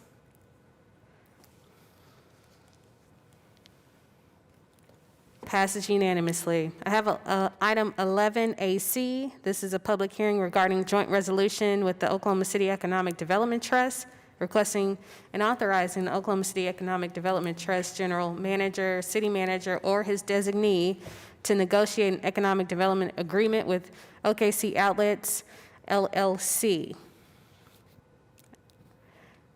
Moving on, go ahead. Do we Yeah, need we anything? just need to hold the public hearing, and then we'll come back with an agreement next week, or at the next meeting. Okay, and with those suggestions that we have from our last Yes. meeting? Absolutely. All right, moving on to item 11AC2. This is the joint resolution with the Oklahoma City Economic Development Trust requesting and authorizing the Oklahoma City Economic Development Trust general manager, city manager, or his designee to negotiate that economic development agreement with the OKC Outlets LLC to support the continued development and marketing of a destination-based regional outlet center in Oklahoma City, subject to a reimbursement limitation of $1.35 million over a term of 5 years. All right, I'll entertain a motion for that.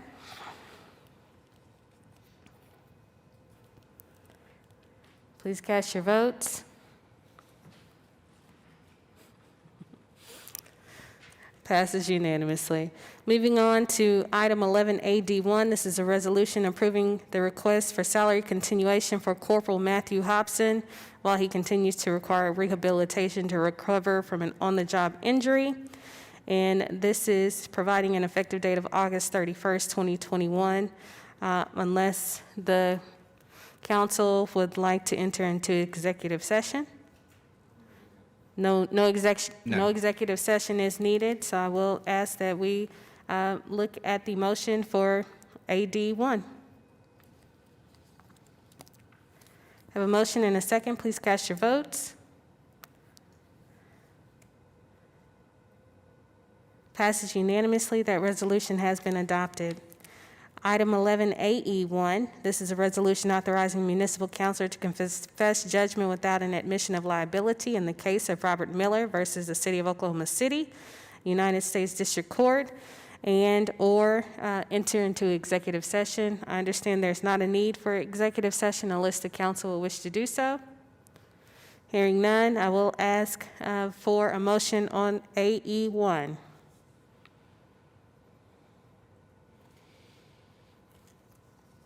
Have a motion and a second. Please cast your votes.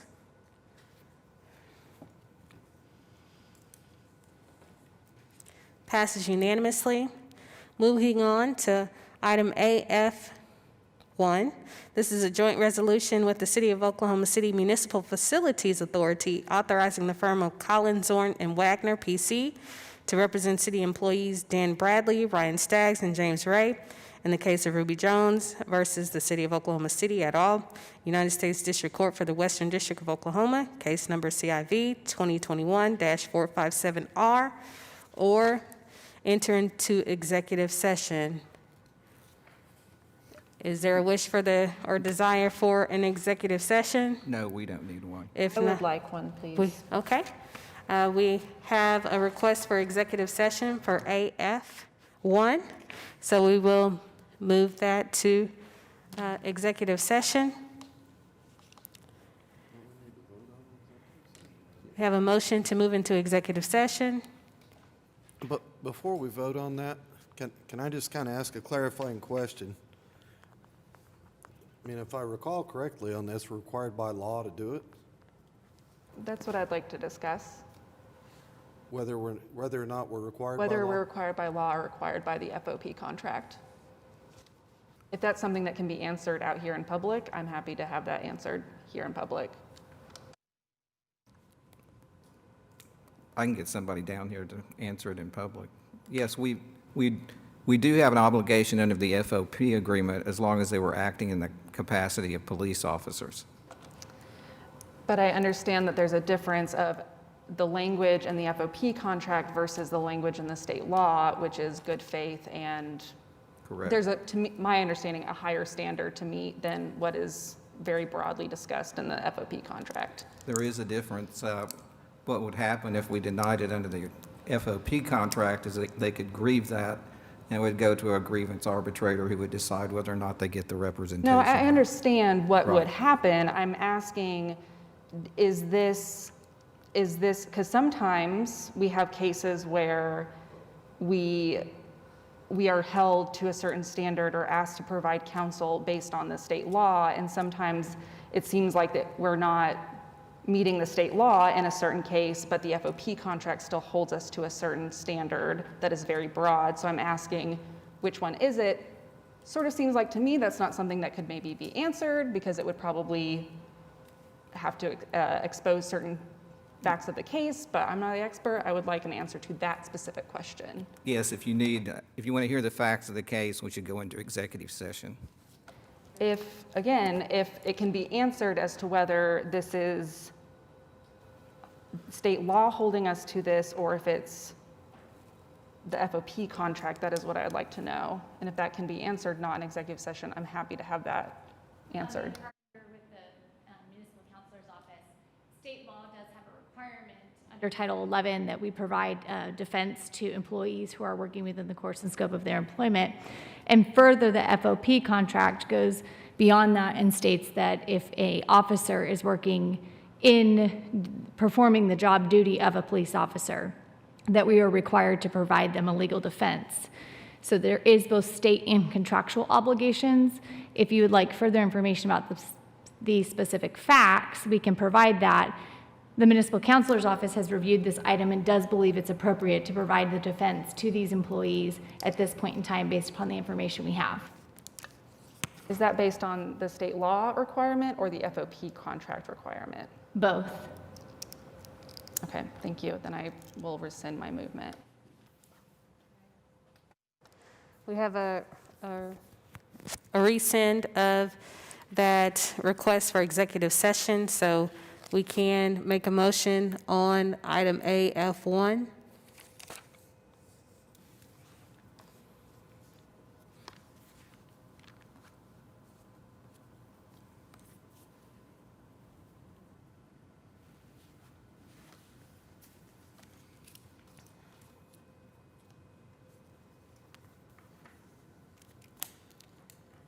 Okay, passes 5-1.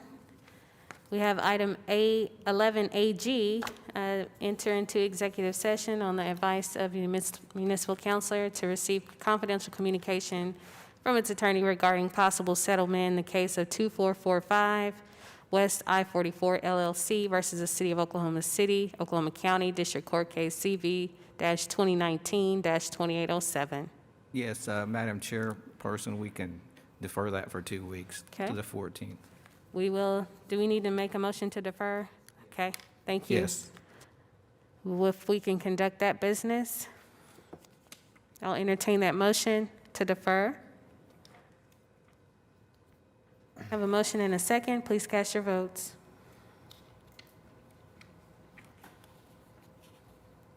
Passes unanimously. I have item 11AH, and I understand we will defer this item for 2 weeks. And I will ask for the motion to defer.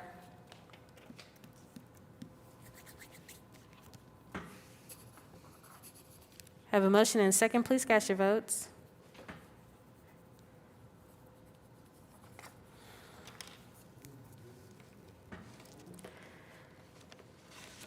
Passes unanimously. We have item 11AI, claims recommended for denial. We have under item 1, A and B, or into executive session. Hearing none for executive session, I'll entertain a motion for AI1.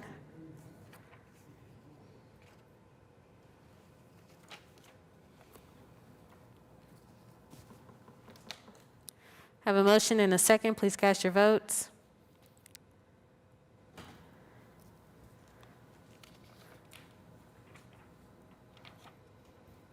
Passes unanimously. We have next item 11AJ. Item 1, claim recommended for approval. We have one item under that, unless there's an executive session needed. Hearing none, I will ask that we make a motion for AJ1.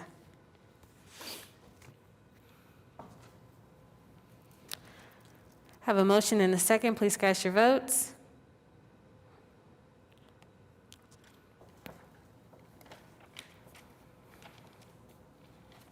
Passes unanimously. And I do understand we want to hear from our council members, but if you don't mind, I'd like to yield our time for now in order for us to hear from Mr. Metcalf and come back to our council comments. So we will move to item 13, citizens to be heard.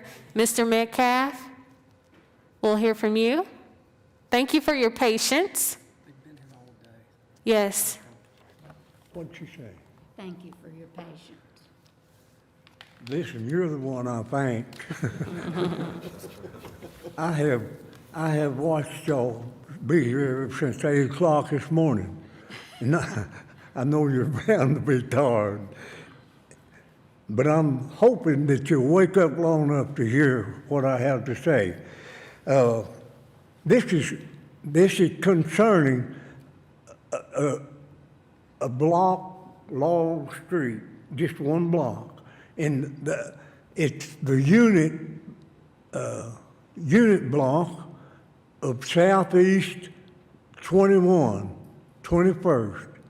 And I've been trying with no success to get a lot of things done to that street to where we could just get down it. We being the Church of the Bride, are strapped with a piece of property at the end of this street on the south side, and the address of that is 38 Southeast 21. But we've been struggling for 10 years or longer just to try to get down to that property, because the street is being used for a salvage yard and garage, shade tree mechanics, and trucks and trailers coming from Mexico up to get loads of dismantled auto parts, and they block the street to where not any vehicle, not even the garbage trucks or the ambulances or anything can get down it, because it's not a regular street, but it has easements. It has a city easement on each side, and then it has a narrow 40-foot street. And they park and dismantle and work on automobiles in the street, and it blocks it, and we can't get to our property. And we have went to every head that we know of, every department of the city that would be concerned with that. We've been to the street department, and we just got through maybe 2 months ago, or 3 months maybe, I don't know. We finally got the head code enforcement chief to come out there, and immediately he started the witch hunt, looking over here at the other side at our property, and it's just acres or an acre of solid junk automobiles and other junk on the other side. And the previous owners of that property fenced it with chain link fence all the way, and they fenced the easement they fenced the easement inside the property. But anyway, when we called the code enforcement chief, Mr. Chad, we called him out there, and he started trying to eyeball and tell how where the easement was, which he can't, and but cut up automobiles and junk automobiles was on both sides of the street when we called him, and he said he would. He told me that, oh yeah, they're in violation. A lot of people's in violation. This is that in violation, and the property on the north side. This is all on the north side. There's one man owns it all the north side of that block, and he has rent houses, domestic rent houses, about 3 or 4 in there, and the code enforcement chief told me that it was against the code for a resident or domestic to live in an industrial zoned area, which this area is zoned I-2.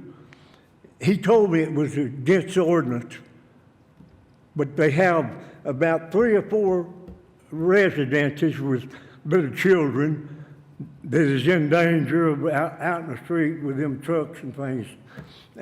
And those renters that rent there, they don't have a place to park except in the street.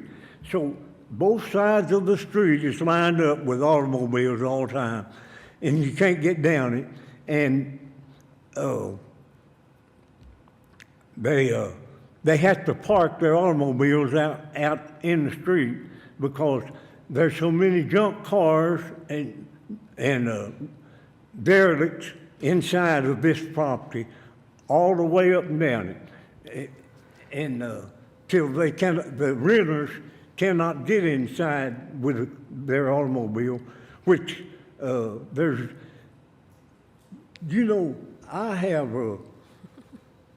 I have seen people get tickets for just changing their spark plugs in the front yard of a residence.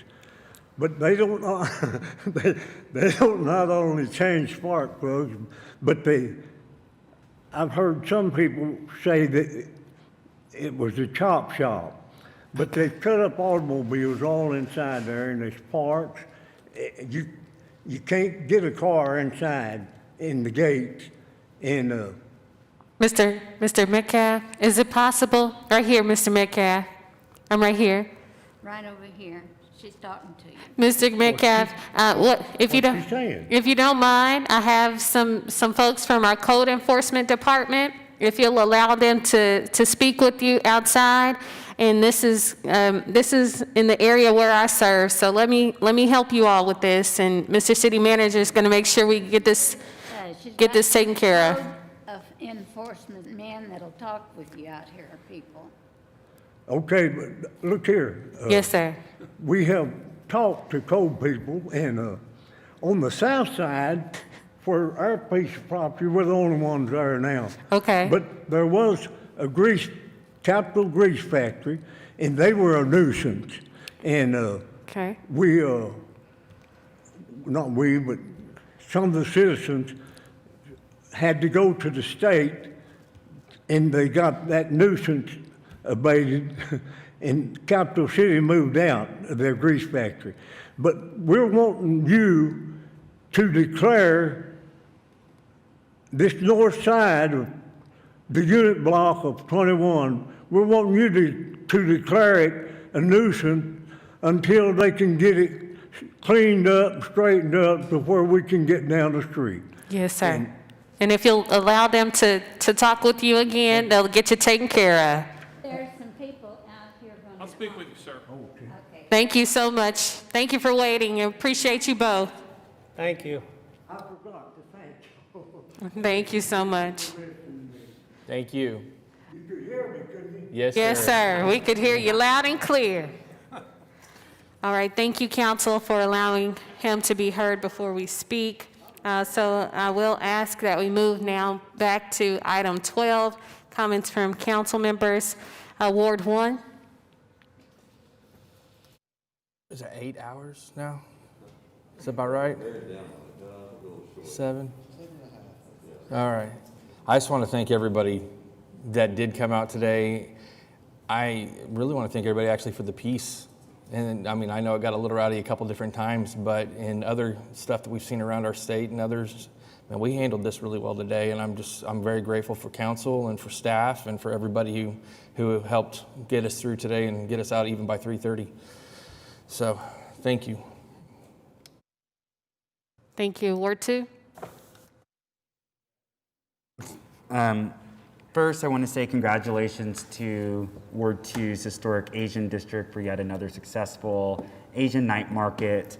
To all their board, I remain immensely impressed and proud of their service, not only to Ward 2, our Historic Asian District, but the city of OKC. And it was really great to enjoy a snow cone with some friends, including Councilwoman Nikki Nice, my friend Kim, who volunteered that day. I also want to thank the organizers of the commemoration on Saturday, the commemoration of the March on Washington. I want to thank everybody who spoke and everyone who attended, and I was honored to attend as well. And those are kind of the big ones for me. And then I just want to, yeah, that'll be it. Thank you. Thank you. Ward 4. Ward 6. Jump in. Okay. Ward 8. Just want to thank everybody for their patience today. It was a long meeting, and I'm glad it's coming to a close. And I just want to say to everyone, please get your vaccination. Thank you. And I'll close with, we're excited about tomorrow. It's a historic day in Northeast Oklahoma City with the grand opening of Homeland. So I hope if you are able that you will be with us at 9 a.m. To officially welcome the doors and open them fully for some sales tax dollars to be poured into that part of our city. And we welcome all of your sales tax dollars to come to that part of our city as well. I think the next item is Item 14, which is adjournment. If there's nothing else, we are adjourned.